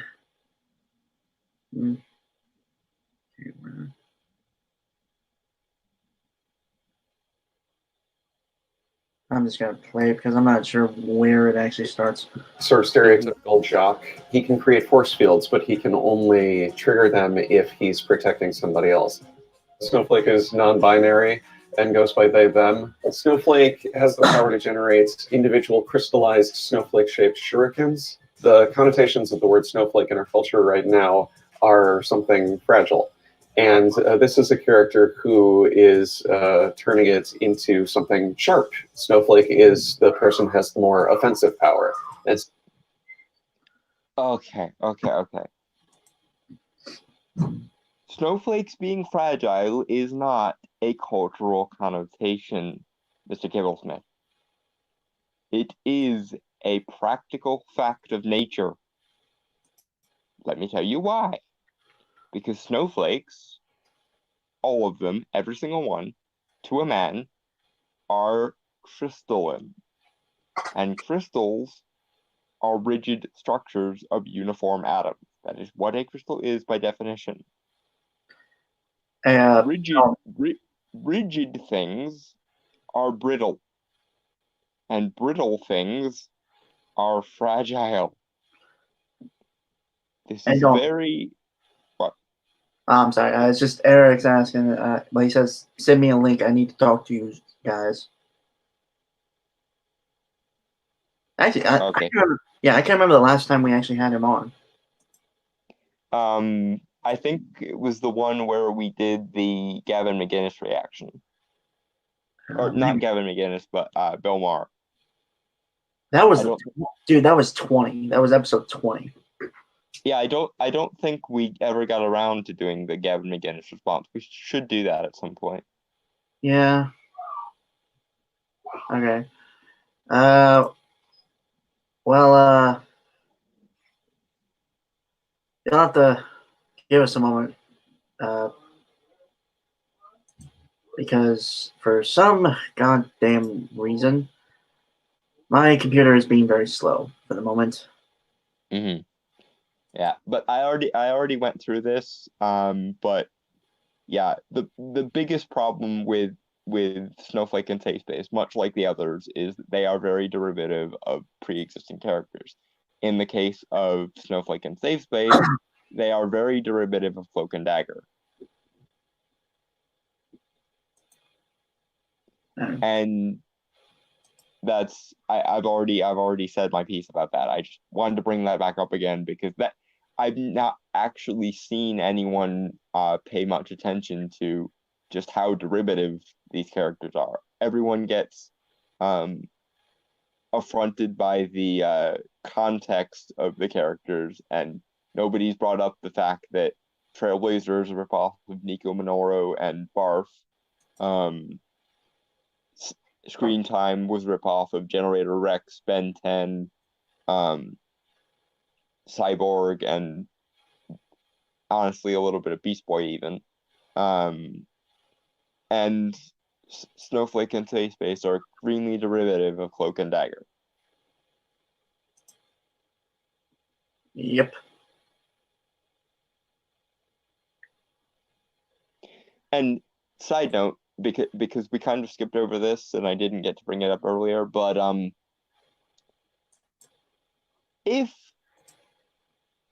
Safe Space is a quote unquote big burly stereotypical jock, then why do I not have eye candy to ogle right now? Seriously, this is the problem with the CalArt style. If he's supposed to be a big burly stereotypical jock, then make him one, please. Because I know you don't like, the heterosexual gaze or the male gaze or what have you, but gay men need eye candy too, goddammit.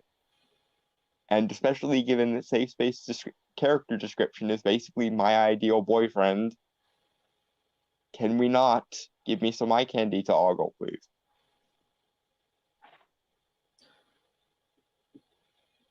You're drooling, Dalton.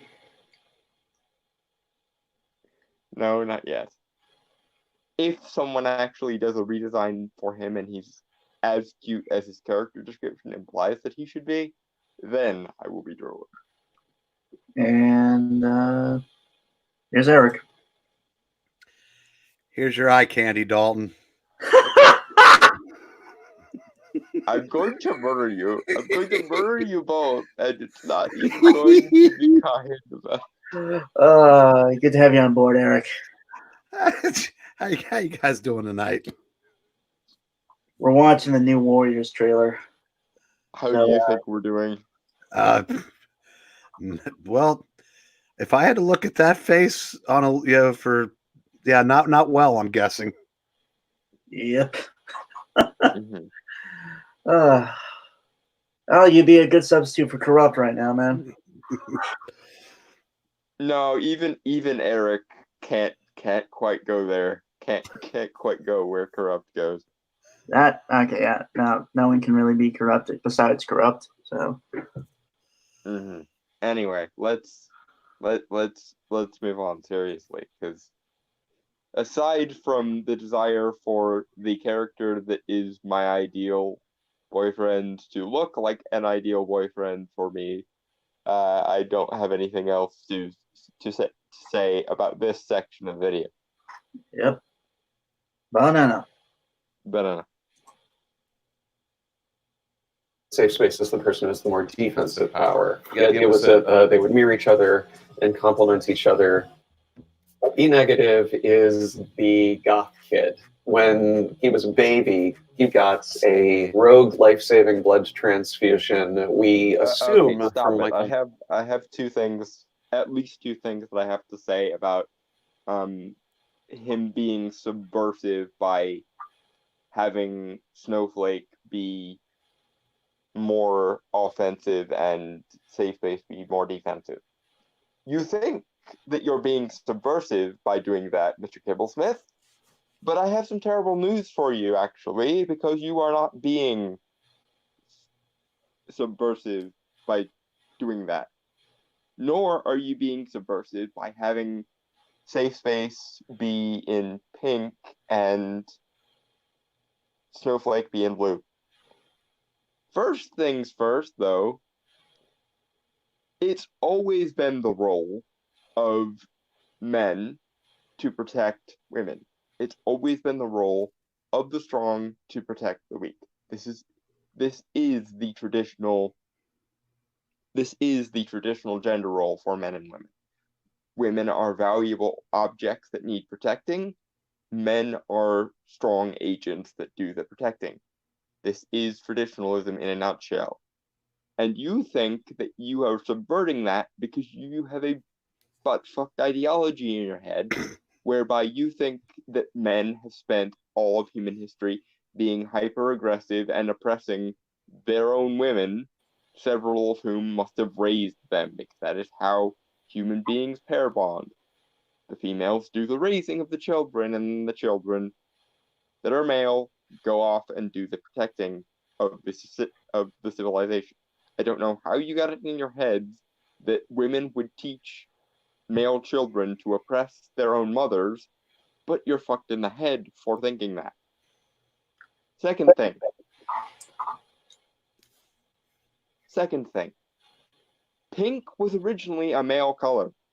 Okay? It was originally worn by male children.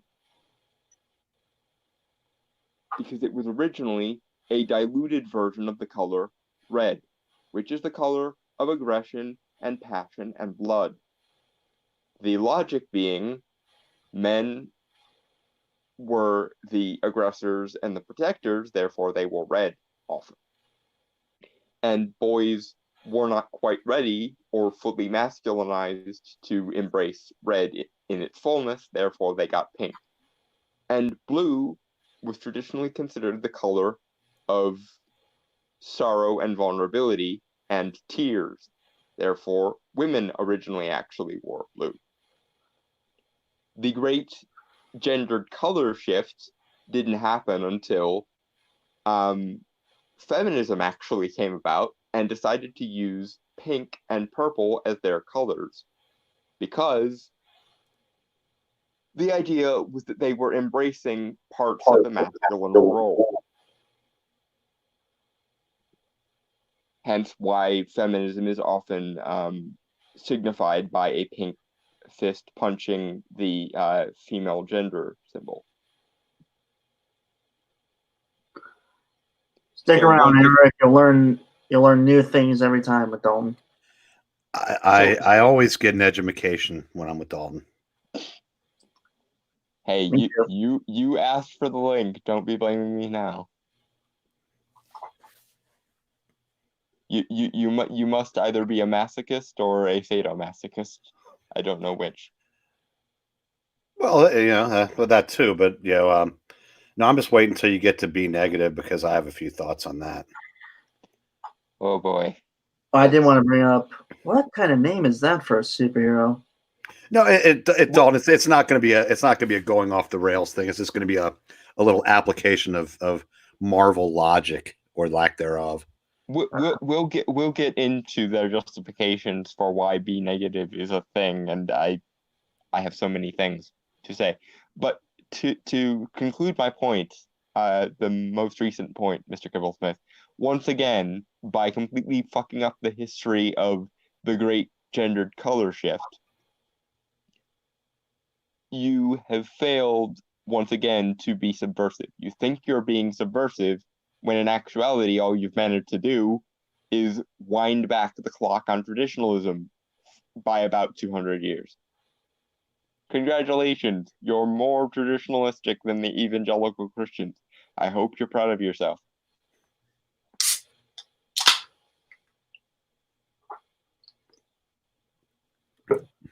Oh, was that a drinking cue? Yeah, I guess. I mean, Dalton did go on a spiel, so. All right. Maybe I will rewind this back for B negative because there's a lot there. Okay, where was I? All right. All right. There we go. Goth kid. When he was a baby, he got a rogue life-saving blood transfusion, we assume from Michael Morbius. And now he has a very similar look and very similar vampire powers. B negative also is obviously a pun. It's a Bloods type, which is great for a vampire character. And it's all... Okay.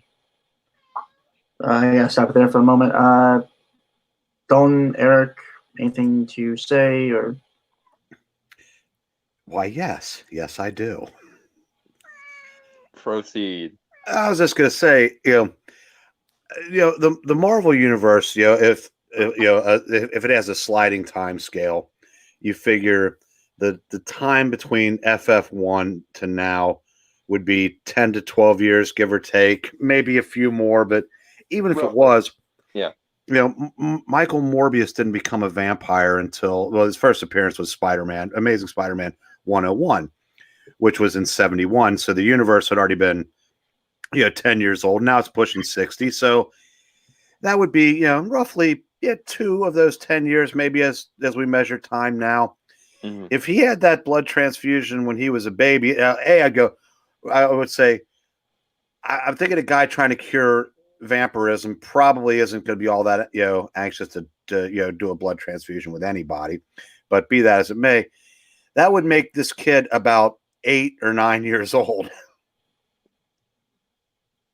Wow. Yeah, that's I'm just chalking it up to them not understanding their own timeline and moving on. Oh yeah, and I said, and I'm sure that Daniel Kibbles and Bits only reference for Michael Morbius is the Vita Ayala book that's a whole 5 issues old now, and I'm sure she did no research either. So Or vague memories of watching the Morbius arc on the Spider-Man the Animated Series when he was a kid back in the 90s. yeah, I've actually seen that episode or one of them. It's a really great episode, and every time Morbius shows up, it's always interesting. However, and this is going to be my bit, in the context of the Marvel Universe, Michael Morbius is a stupid motherfucking concept. Because, as I'm sure you'll back me up on this, Eric, Michael Morbius was created at a time when the Comics Code Authority was still in relative force, which meant no supernaturally based horror characters. So, right. No vampires. Yeah, that was, they knew the code was about to be relaxed, and this was kind of like a test run. Yeah, to see if they were dipping their toes in the water. Yeah, because I'm sure they'd already get away with this. Yeah, and they were just a few months away from launching Tomb of Dracula, so I think this was the kind of the last thing that they were able to do before they could open the floodgates. And honestly, I said, I started reading comics just a few years after this, so and I went back and read the first appearances, and there was that one. There was Marvel, an early issue of Marvel Team Up where Morbius fought the X-Men and Spider-Man, and it was a cool character, and it's in its early days, but they've lost the plot so badly on this character that's not even the same character anymore. Getting back to my point though. Morbius was created at a time when the Comics Code Authority was still in force, so no supernaturally based vampires. Right. So they created Morbius via abstract sciencey woo shit. So he's essentially a science vampire. The problem is shortly thereafter, when the Comics Code Authority was laxed, proper vampires came onto the scene of the Marvel Universe. You had Blade, you had Dracula making appearances both in his own series and in storylines like the Montesti formula, and so on and so on and so on. And these were properly supernatural vampires, created because it's the Marvel Universe, using the grand grimoire of the Marvel Universe, at least in regards to dark magic, the Darkhold. So someone is going to have to explain the fuck to me why we have this one lone dude who's a science vampire, and they never retconned his backstory to make him a vampire proper. Well, that was always to keep him, unique. And I said this character probably should never have had the shelf life that he's had, because there's only so much you can do with him. Of course, you can say that about just about every character. But it's funny. I said his second appearance was in, those early issues of Marvel Team Up, and somehow he was able to turn one of his victims into a vampire. And they came up, I can't remember the scientific mumbo jumbo they came up with to make how they came up with that idea, and they didn't go back to that well, because I don't know if it was just, like Roy Thomas just forgot that he wasn't able to create, or he was wisely ignoring it, and that's my thing. I would like Michael Morbius a lot better if they found some way of retconning him into a vampire proper, if they got rid of all the stupid science vampire shit, or they how's this for a concept? He goes to the Darkhold thinking that it will have some kind of vampire reversal spell in it, and he's hoping that he's close enough to an actual vampire that the reversal spell will work on him. But unfortunately, it doesn't, and in fact, it makes him a vampire proper. But because he was already a science vampire, he still has his defining characteristic, which is the finger thing, the sucking blood via the finger. They only did that in the cartoon because they thought that actually biting people would be too traumatic for a young audience. He, the Morbius character, got his blood the same way other vampires do. It was like, biting necks. Oh, okay, that's fine. Now, one thing they could have done was like, in one time in his own series, if I remember correctly, he did have some kind of like temporary cure, which may or may not have involved the Darkhold. It's been 30 years since I read the books, but they did, that was part of the Marvel, the Midnight Suns books that they had in the early 90s. Yeah. But they could have had something go wrong with that, and that would have been an easy way to make him, a traditional vampire and keep, the scientific elements, but have him be a vampire proper, as you put it. And I guess they just missed that. Yeah, but here's the other thing. Given how Mr. Kibblesmith just phrased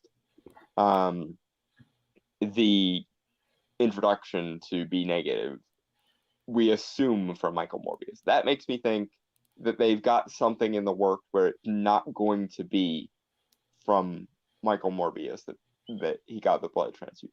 My thinking is it'll probably end up being Blade, because that's the obvious answer, and that would resolve at least my stop making science vampires criticism.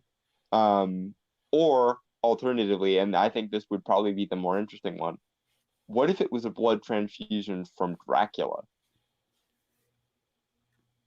And then he would have to fight the monstrous side of his nature. How would anybody have been in a position to get a blood transfusion from Dracula unless, now, if this were a well thought out something that, might have been done back in the days when writers, actually cared when beyond the first story arc, did their jobs and or gave a shit.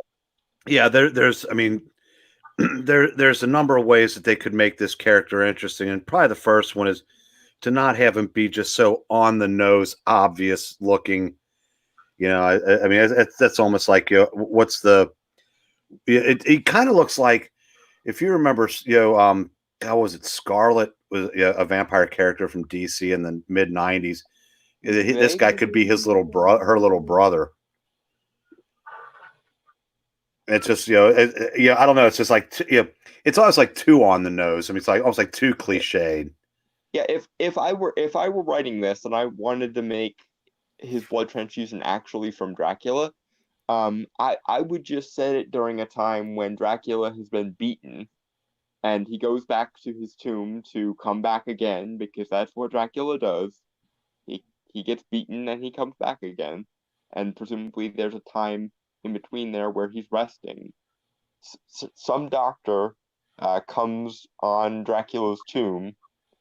He sees that it's Dracula. He takes the blood for, experimentation purposes, etc. And then he gets assigned this child who is, dying of inextricable disease, needs blood transfusion. He thinks to himself, well, Dracula is immortal. If I give this kid a blood transfusion, then surely that will at least help him fight off this infection or this sickness, and then he can go about his way. But of course, complications occur, as they often do, and he gets turned into a quasi-vampire. Done. And then you'd have it that he's always having to fight that part of his nature that is, linked with Dracula. And you could even have it where Dracula becomes one of the villains for the New Warriors, and you get the come to the darkness sort of arc where he's tempting the negative into embracing the darker aspects of his nature. And you can even have it where the reason why his powers are diluted, his vampire powers are diluted, is because he's not embracing his darker nature. So Dracula will come going, embrace the darker aspects of your nature, and your power shall skyrocket. You shall become a prince of the night. You know, etc., etc. I don't know. I had an idea. It's kind of weird. It involves a lot of science, though, which I know, Dalton, you're not a big fan of when it comes to vampires. No. I'll just hear me out. What if the same thing with the blood thing, but instead of it being like a dying child, what if they were to create like kind of super vampire soldiers via like artificial embryos and grow those out to be basically like vampire deterrents, like some type of secret agency or something, maybe like a subset of SHIELD. Okay, so you're kind of going with Honestly, this reminds me a lot of the League of Extraordinary Gentlemen movie, where Moriarty wants Mina's blood so he can make vampire assassins for the highest bidder. Mm. Oh yeah, there Of course, goes. I am one of the 5 people on the planet who actually likes that movie, so I'm not trying to insult you or anything. Oh, so there goes my idea too. I didn't know that was a plot point from that because I'm one of the 5 people that still hasn't seen it.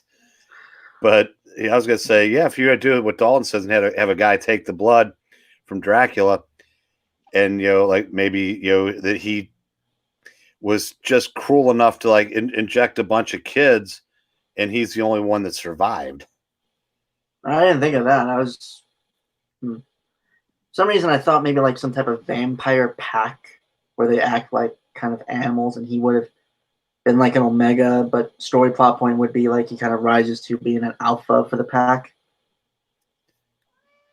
But if the book this guy has set up, I'm guessing he's going to be more of an LOL so random vampire. That's what we said like earlier before you popped on. So yeah, it's just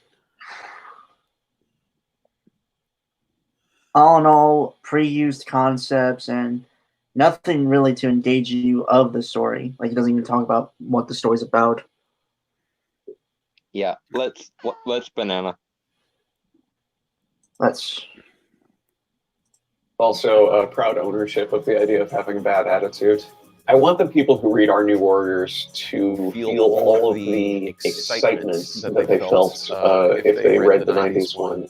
We want it to have big, colorful characters, personality clashes, romance, a diverse cast, which is something that the New Warriors titles have always strived to make a priority. Every New Warriors comic has always felt like a reflection of the year that it came out. And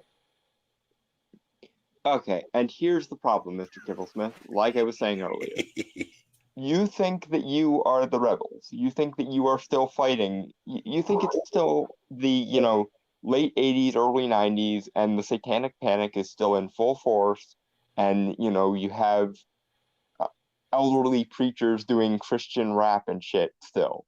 You think that's the paradigm you're fighting against. But the thing is, it's not that era anymore. The Satanic Panic is long dead. The Red Scare is long dead, as they should be. They were fucking morons.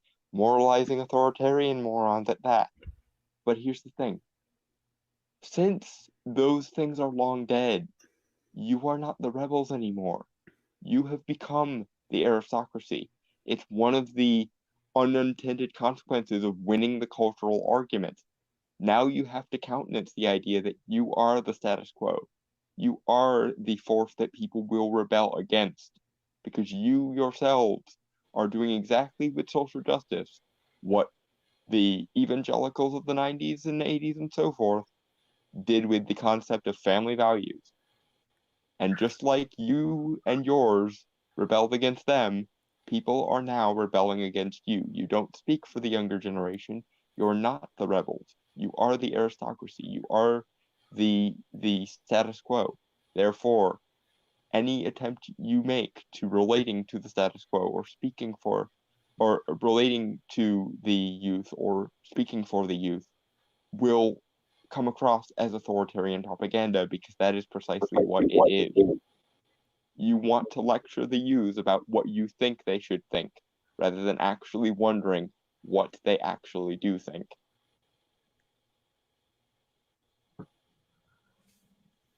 And incidentally, in regards to B negative and his willful owning of having a bad attitude, there is no way you can create a brooding goth character that is more relatable than the Glenn Arakami Teen Titans version of Raymond. I'm sorry, but it has been done, and there is absolutely no way in hell or any other adjacent dimension that you are going to make a goth character as interesting and compelling as Raven from Teen Titans, and outside of the superhero context, you're certainly not going to make another Daria. Those are the two sort of archetypes of relatable goth characters, and you're nowhere near them, and you're not going to get anywhere near them. Sorry, but that is the sad fact of life. Yeah. Anything to add, Eric? Or I'm thinking about this. One of the things that Dalton, that's a great point about them becoming. I said the authoritarian in nature. I said now the difference between the Christian right of the 80s and 90s versus whatever this is called now. As someone that was there, those no one took them seriously.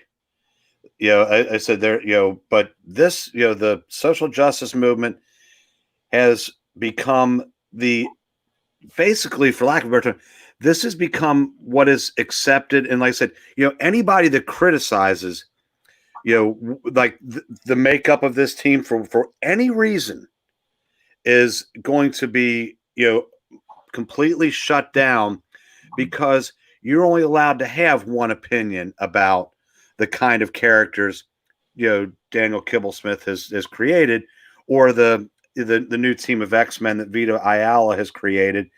Is you have to just automatically accept and celebrate these characters. And I said, so the difference between rebelling against like the Christian right is, like I said, that was easier to do because no one took those fools seriously outside of their own circle. But this bunch. Go ahead, Dalton. But that's the thing. Nobody took them seriously outside of their own circle. Unfortunately, their circle included people like politicians and influencers and that sort of thing. And the same is true today. You and I and Brainstormer and everybody we know is testament to the fact that on the ground, among the people, nobody does take this bullshit seriously. But in HR departments, in PR departments, in journalism school, in art school, and all the educational institutions, this is what the Christian right would have looked like if the four horsemen of atheism didn't exist. If there was no Christopher Hitchens or Richard Dawkins to fight against creationism, this is probably what they would have turned universities into, is a right-wing creationist version of the average gender studies department today. But I guess the difference is, I said, they weren't able to achieve their goals. The left has been able to, because there are certain things. I said, all entertainment has to, almost all mainstream entertainment has to adhere to, and that's why we're only getting one side of almost any issue in comics, movies, television, and it's at least before 30 years ago, you could at least get both sides of something. You really can't get that anymore. Well, the reason why is because before, and in basically every era, Hollywood and anywhere that creates large amounts of art is going to be more left leaning because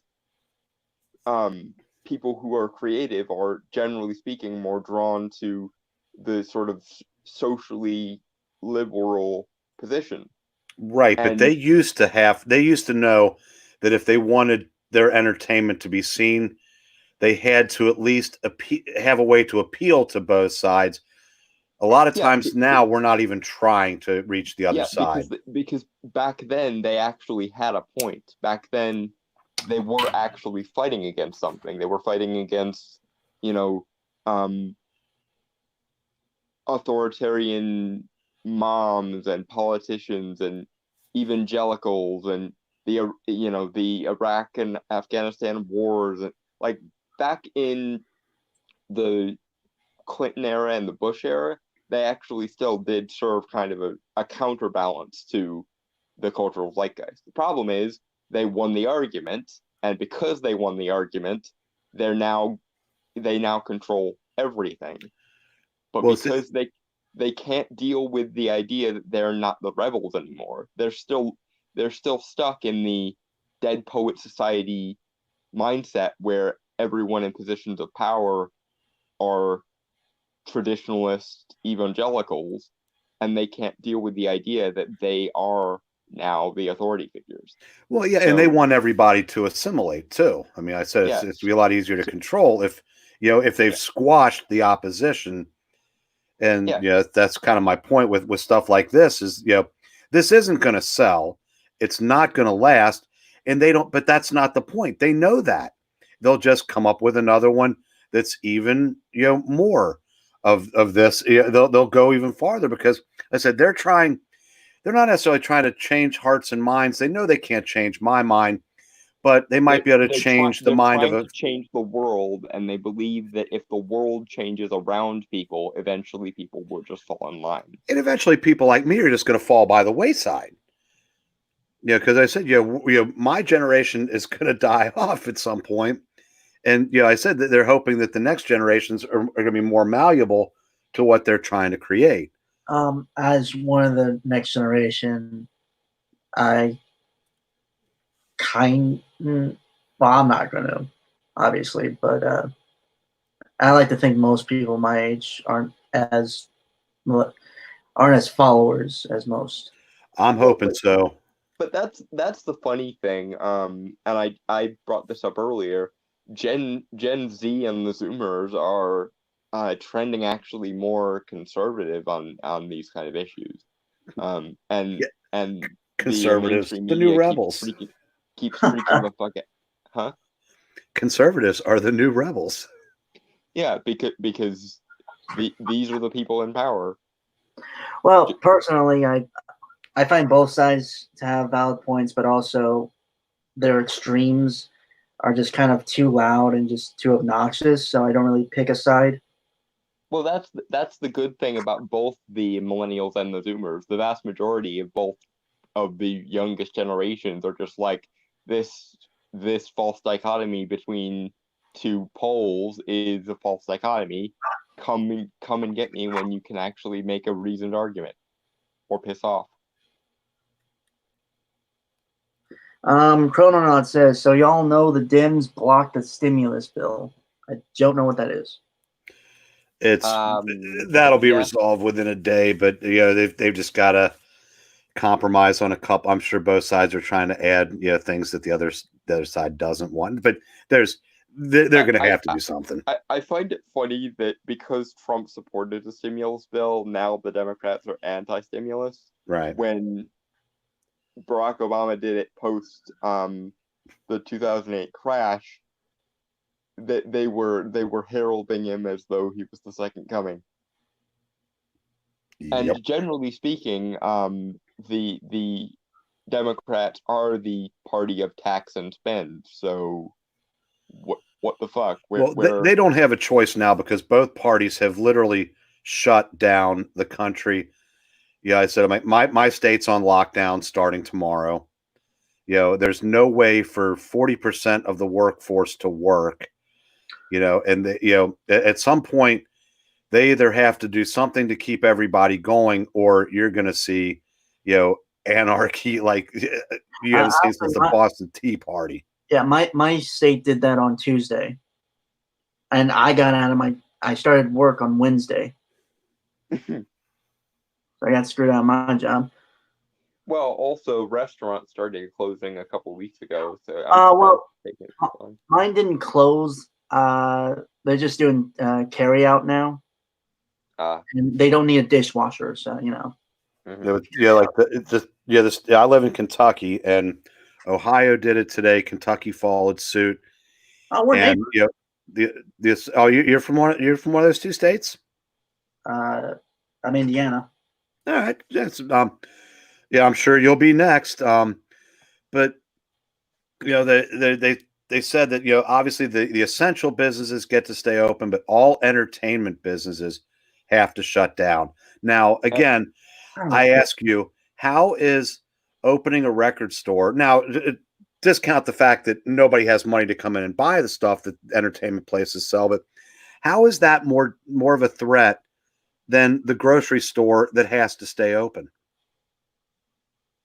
I mean, the pittance of business that's going to be done in these entertainment stores, it's going to be a lot easier to maintain social distancing at like a comic book shop or a record store, or like GameStop that tried to stay open and now they closed them all down. And they're newsflash, they won't be back. Mm-hmm. All right, so we got 15 seconds of this video left, and it is 12:16,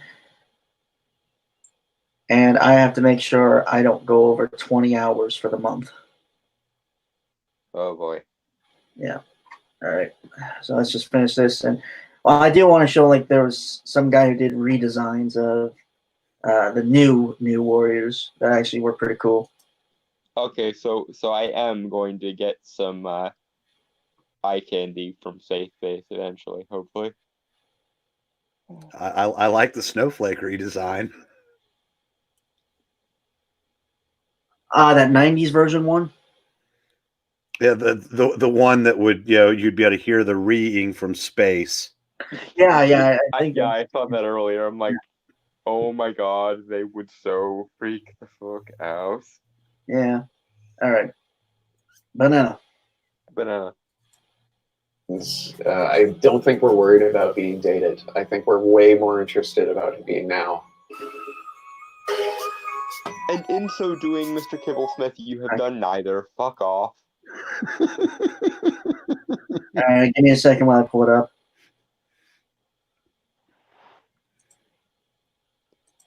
Damn. I almost spit that out. When people out of touch and aristocratic try to be now, they inexorably end up being dated. And God help them if they actually try to be nostalgic, they will just be archaic. Right. So two things. One, Chrononaut says my local comic shop is doing drive-through service only. At least you still got that. Drive-through comics. That's the comic shop I go to, it's like in an outside mall, right? And my grandfather went there today, and usually it's like packed, right? Mm-hmm. He said it was virtually empty. And, because of like the quarantine and stuff. Yep. So I will, for the next few months, I won't be able to buy comics. I mean, I still got comics. I got comics from a con I got last September. So I'm good on that. Yep. All right. And also, really, I'm only worried about with like the new Warriors thing. I'm more just worried and kind of probably going to be disappointed that it's going to focus on obviously like the like usual SJW comic stuff, which is more like slice of life, talking food stuff. Yeah, because they're not going to go back and learn, and they're not going to tell superhero stories.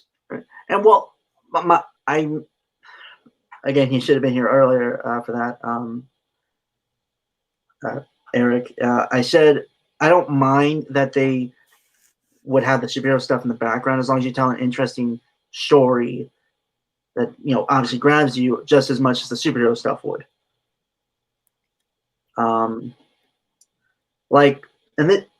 This was a character I had created that was supposed to be like a Robin to a Batman character I had created. She was and warning, Eric, this gets kind of dark and edgy. Oh, hush. You're not that edgy. Just tell the thing. Yeah, so it's a character that was a former child prostitute because her mother was a prostitute / junkie who got into too many debts, and after she died, the daughter had to pick up the debt by being a prostitute. So basically, for a good portion of her life, her life sucked immensely. And only when being helped by the Batman character, she starts to kind of learn to be optimistic. Going through that character arc of learning not to be a cynical ass. Then I'm gonna be honest, I borrowed a lot from DC with this character, mainly like joining like a Titans team, having a relationship with one character, and then realizing that while they are happy together, she just wants more from the relationship, and this person can't really give it to them. And then she starts to bond and connect with another teammate, and and she starts to realize opening up and being happy. And she grows and matures into a fully functional adult despite her dark past. And she's also a badass martial artist and just kick-ass all around. Also bisexual, which was something I think I added for Dalton, just as like service to him, because he's my friend. And while that is appreciated, it is also unnecessary. But anyway, shall we move to the next topic? Well, like I said, I do want to like cut this short, but I do want to like bring up the images of someone who did the redesigns of the new Warriors. Actually, make them badass. Or again, as David Tennant's doctor would say, the new Warriors. Yep. Okay, so we have this Twitter user is Sid at Sid Sketchy, Sid with a P. And I can't see it because my screen refuses to buffer. Can everyone else see it? Yeah. All right. So, first one we have is Trailblazer. If this damn thing will load. Okay, here we go. Trailblazer, and he also provided a description of the redesigned character. Trailblazer is someone to rely on with her speed and parkour skills. She can use the battlefield as both a vehicle and a weapon. If all else fails, she has a powerful machine on her back which 3D prints whatever she might need. That is, if it works properly. I like from the original design, I think this is a lot better simply because it has more personality, which is also another like thing I didn't like about the original designs. I'm slightly annoyed that they de-magicked her because of all the things that were wrong with her, her mystical origins wasn't one of them. Well, that's because you're just a magic nerd, so. Yes, I'm aware of that, but it's still annoying. Like there were plenty of magic characters in the 60s or in the 90s to pull off of. Mm-hmm. Granted, one of them was Jared Stevens' Dr. Fate, and we should never speak of that again, but doesn't mean it doesn't mean you have to bring up the worst aspects of the 90s. I mean, overall, I like this design again, just because it has more personality and you get more of the character through it than the other one. And I think that's just like the most important thing when you're designing a character is like how their costume or clothing brings out their inner personality, you know? Mm-hmm. And she doesn't look like a pumpkin, so that's another thing.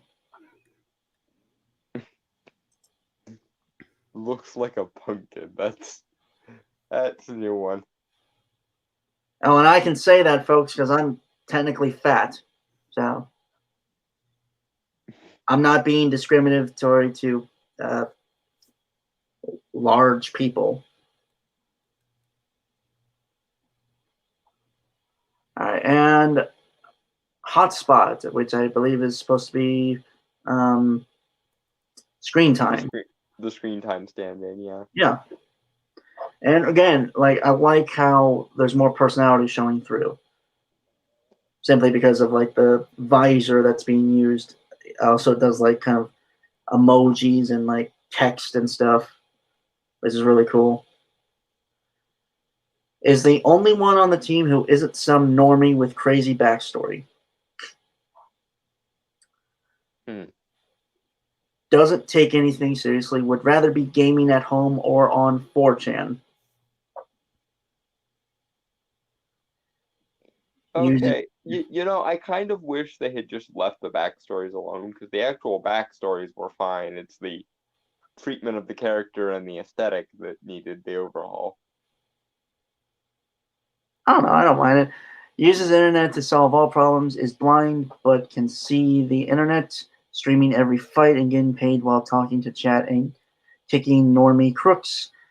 MFW dealing with depression by escaping to the internet. As long as there's at least one Kekistan joke in this, I'm totally in favor of it.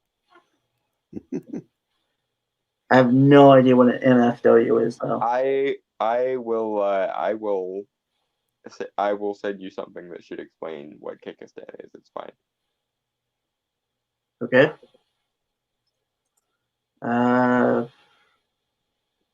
Nightwalker, which is B negative, which is a better name than B negative. I don't know. I don't mind the pun. I just wish he was not a nihilistic goth brat. Yeah. And also, fuck the science pyre thing. He's been given life that gives him such power, and yet with that comes the biggest weakness. He can teleport, fly, transform, move extremely fast, and even hypnotize people. But all it takes is too much garlic or too much exposure to the sun in order to take him out. He's a creature of the night, and he'll act like one too. He's not a team player, but it looks like all that's about to change. Again, I like the costume design because, well, I guess I have to reiterate, personality. Mm-hmm. Like, I think if you see this character in his costume, you automatically get a sense of what he's about. Mm-hmm. All right, and the last two are Barricade, which, you know. What the hell is that look on his face? That's a good question. I didn't say these were perfect, but I think they're better than what we actually got. And does anybody notice how small that dude's head is? Holy 1993 Image Comics. Rob Liefeld would like a word with you. But they changed the name to Barricade. I'm not sure if that's going to run afoul with Hasbro, though. I obviously like my alternative better, offense and defense.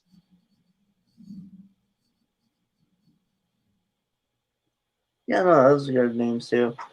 I do like that they added the jersey to his costume. Yeah, because he's supposed to be a jock and all. Again, I wish I could see it, but my screen refuses to load. Barricade was the toughest guy around, but now he might have his work cut out for him. Still, he's always ready and approaches every challenge with confidence. His shield abilities can cover large distances and can be used defensively or offensively. Just be mindful not to hurt his friends. He's very protective. Again, I don't necessarily mind the fact that he couldn't use it himself in the original character description. Like I said, I kind of justified it earlier by saying it's a subconscious thing and he's not in conscious control of it, kind of like an epileptic seizure or the surge of adrenaline that lets a mother lift a car off her baby. Okay, that's true. And But I get that we're coming at it from different angles here. Blizzard. Blizzard is a unique person. She's quiet and doesn't trust anyone besides her brother. This is partly due to her being on the spectrum and not having much of the proper experience to handle her emotions or her powers. But with the help of her peers and teachers, maybe she can learn to better control her cryokinetic powers. And I guess I would say even the redesigns that these people have done, what is so wrong with making a girl look like a girl? Yeah, good point. That's actually a good point. Yeah, and I don't even necessarily think the characters needed a redesign. They just needed a better art style. Because, like, if you take the basic model of the characters from the actual announcement and you switch them over to an art style similar to, like, the 2000s Thundercats or the like, or even just any generic action tune, they wouldn't look too bad. Like if you actually emphasized their different body types and body language instead of just generic blobs of human. Well, the other thing I said, if this is a comic book, this is it's supposedly a superhero team. Why do they all look like cosplayers? Like I said, even these redesigns are more cosplay than, because like I said, this is a visual medium. It's a fantasy. There's nothing wrong with having characters in superhero costumes. And it's not like you can't do superhero costumes semi-realistically. Look at the MCU. That's their whole shtick. Yeah. But even if it's not realistic, again, this idea that, and it's Marvel 10 times more than DC, that they think that comic book characters should, be reflections of real life. And if I want real life, I'll just go sit on my porch and watch the world when we had a world. Well, it's also that the idea of realism is kind of inherently a little bit of a straw man because, like, real life has more interesting shit than most comics do these days. Like, we live in a world with, quasars and nebulas and galaxies and black holes and, crystals and every other kind of, like, natural, sort of freakishly over-the-top thing you can imagine. And there are people who, can manipulate lightning using Tesla coils and, every other thing. And let's not even get into the philosophical and occult aspects of it. I hate the idea of realism because it's so nihilistic. It basically boils down reality, quote unquote, into gray stone cuboids with everyone speaking in a monotone and nobody ever does anything interesting or compelling or even like. I don't need to see myself in the characters I'm reading. And when that became a thing, comics started going downhill. Well, I mean, not in a one-to-one sort of way, but way back when you used to relate to characters based on their interests and their skills and their personalities. You didn't need to relate to them based on demographics. there are plenty of, ex-military guys, I'm sure, who absolutely adore the Punisher, or, soldiers who absolutely adore Captain America, as well they should. And again, using myself as an example, I am an occultist. I've been an occultist for 13 and a half years. Love me some occult-based characters, and so on and so on. But it's the quality of the characters themselves, not their demographics or whatever political stance they're making. Like as an example, I think John Constantine is a fucking moron. I still love the character because despite the fact that he's a clueless moron, he's still compelling and interesting character. Same thing goes with Harry Dresden whenever he shows up in a comic. Harry is an absolute moron and he makes terrible decisions, but he's relatable in all sorts of other ways. So why do I care? Well, yeah, I just think, like I said, you're right. There's so many things that we could never have conceived of being able to be done in real life now, as opposed to 50 years ago or whatnot. But if I'm going to read about characters in a comic book, I want both the men and the women to be impossibly fit, impossibly handsome, impossibly beautiful. Okay, because I said it's not always, and I've always had this issue with some comics. I don't understand why characters who don't have physically based powers need to have like the ideal physical form. Because to do the jobs that they do, whether you wanted to or not, you would just almost through osmosis be in incredible physical shape. If we're talking about traditional comic book characters having traditional comic book adventures, because I said, Peter Parker was skinny when he first got bitten by the spider, but after a couple months of web swinging through the city of New York, he had a gymnast build. The point, the actual mutation of his muscular structure changed him more than anything. But what I'm saying is, it makes no sense for Doctor Strange, for example, to have the body of Mr. Universe, because his powers are intellectually based. Same thing with Tony Stark. His powers are intellectually based and mechanically based. So why, characters that don't have physically demanding powers should not have physicality that goes along with it.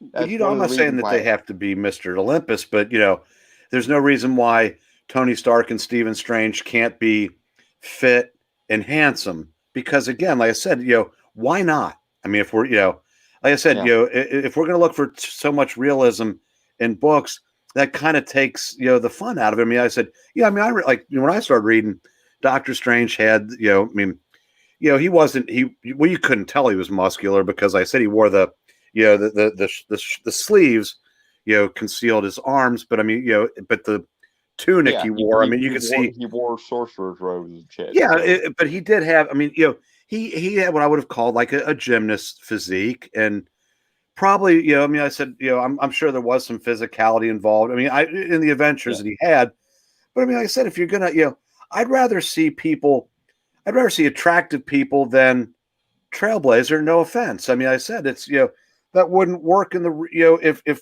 these characters. What kind of... Now that doesn't mean that characters that happen to have similar body types to Trailblazer can't be interesting. One of the, who doesn't love Amanda Waller, for example? And she goes by the wall for a reason, because she is not a superheroine. She is the head of an organization, and like I said, and they don't even do that with her anymore. Hell, the New 52 version, she was hot AF. What they did to Amanda Waller, hell.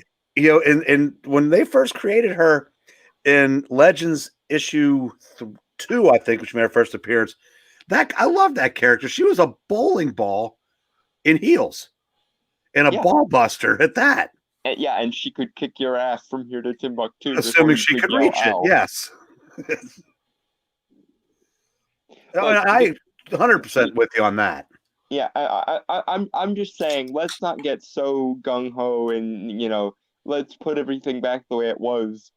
Let's not overcompensate, is I guess what I'm saying. Because a universe where everybody has to be the physical ideal is no more free or liberating than a universe where nobody can be. Granted, in comics, I would rather a world where more people were, the ideal of whatever archetype they were. And that's the thing. That's I guess what I'm getting at. Different types of characters have different archetypes. Like, it makes perfect sense for Superman to have the body he has because he's Superman. But characters like The Question or even sometimes Batman, because Batman is more of a ninja than a brawler in a lot of stories, and so he should have a little bit more of a slender build. But you get what I'm saying. Like, Yeah, I do. There are different archetypes for different professions. Like, the archetype of a scientist is very different from the archetype of someone who does powerlifting in their spare time and so forth. No, if you read, the Fantastic Four in the 70s, Rich Buckler gave Johnny Storm and Reed Richards, Arnold Schwarzenegger type bodies. And that, when Byrne took over, the first thing he did was overnight, Reed and Johnny, shrunk considerably, which was smart. But again, like I said, I have no problem with that. But, morbidly obese superheroes and superheroines, that doesn't really make a whole lot of sense.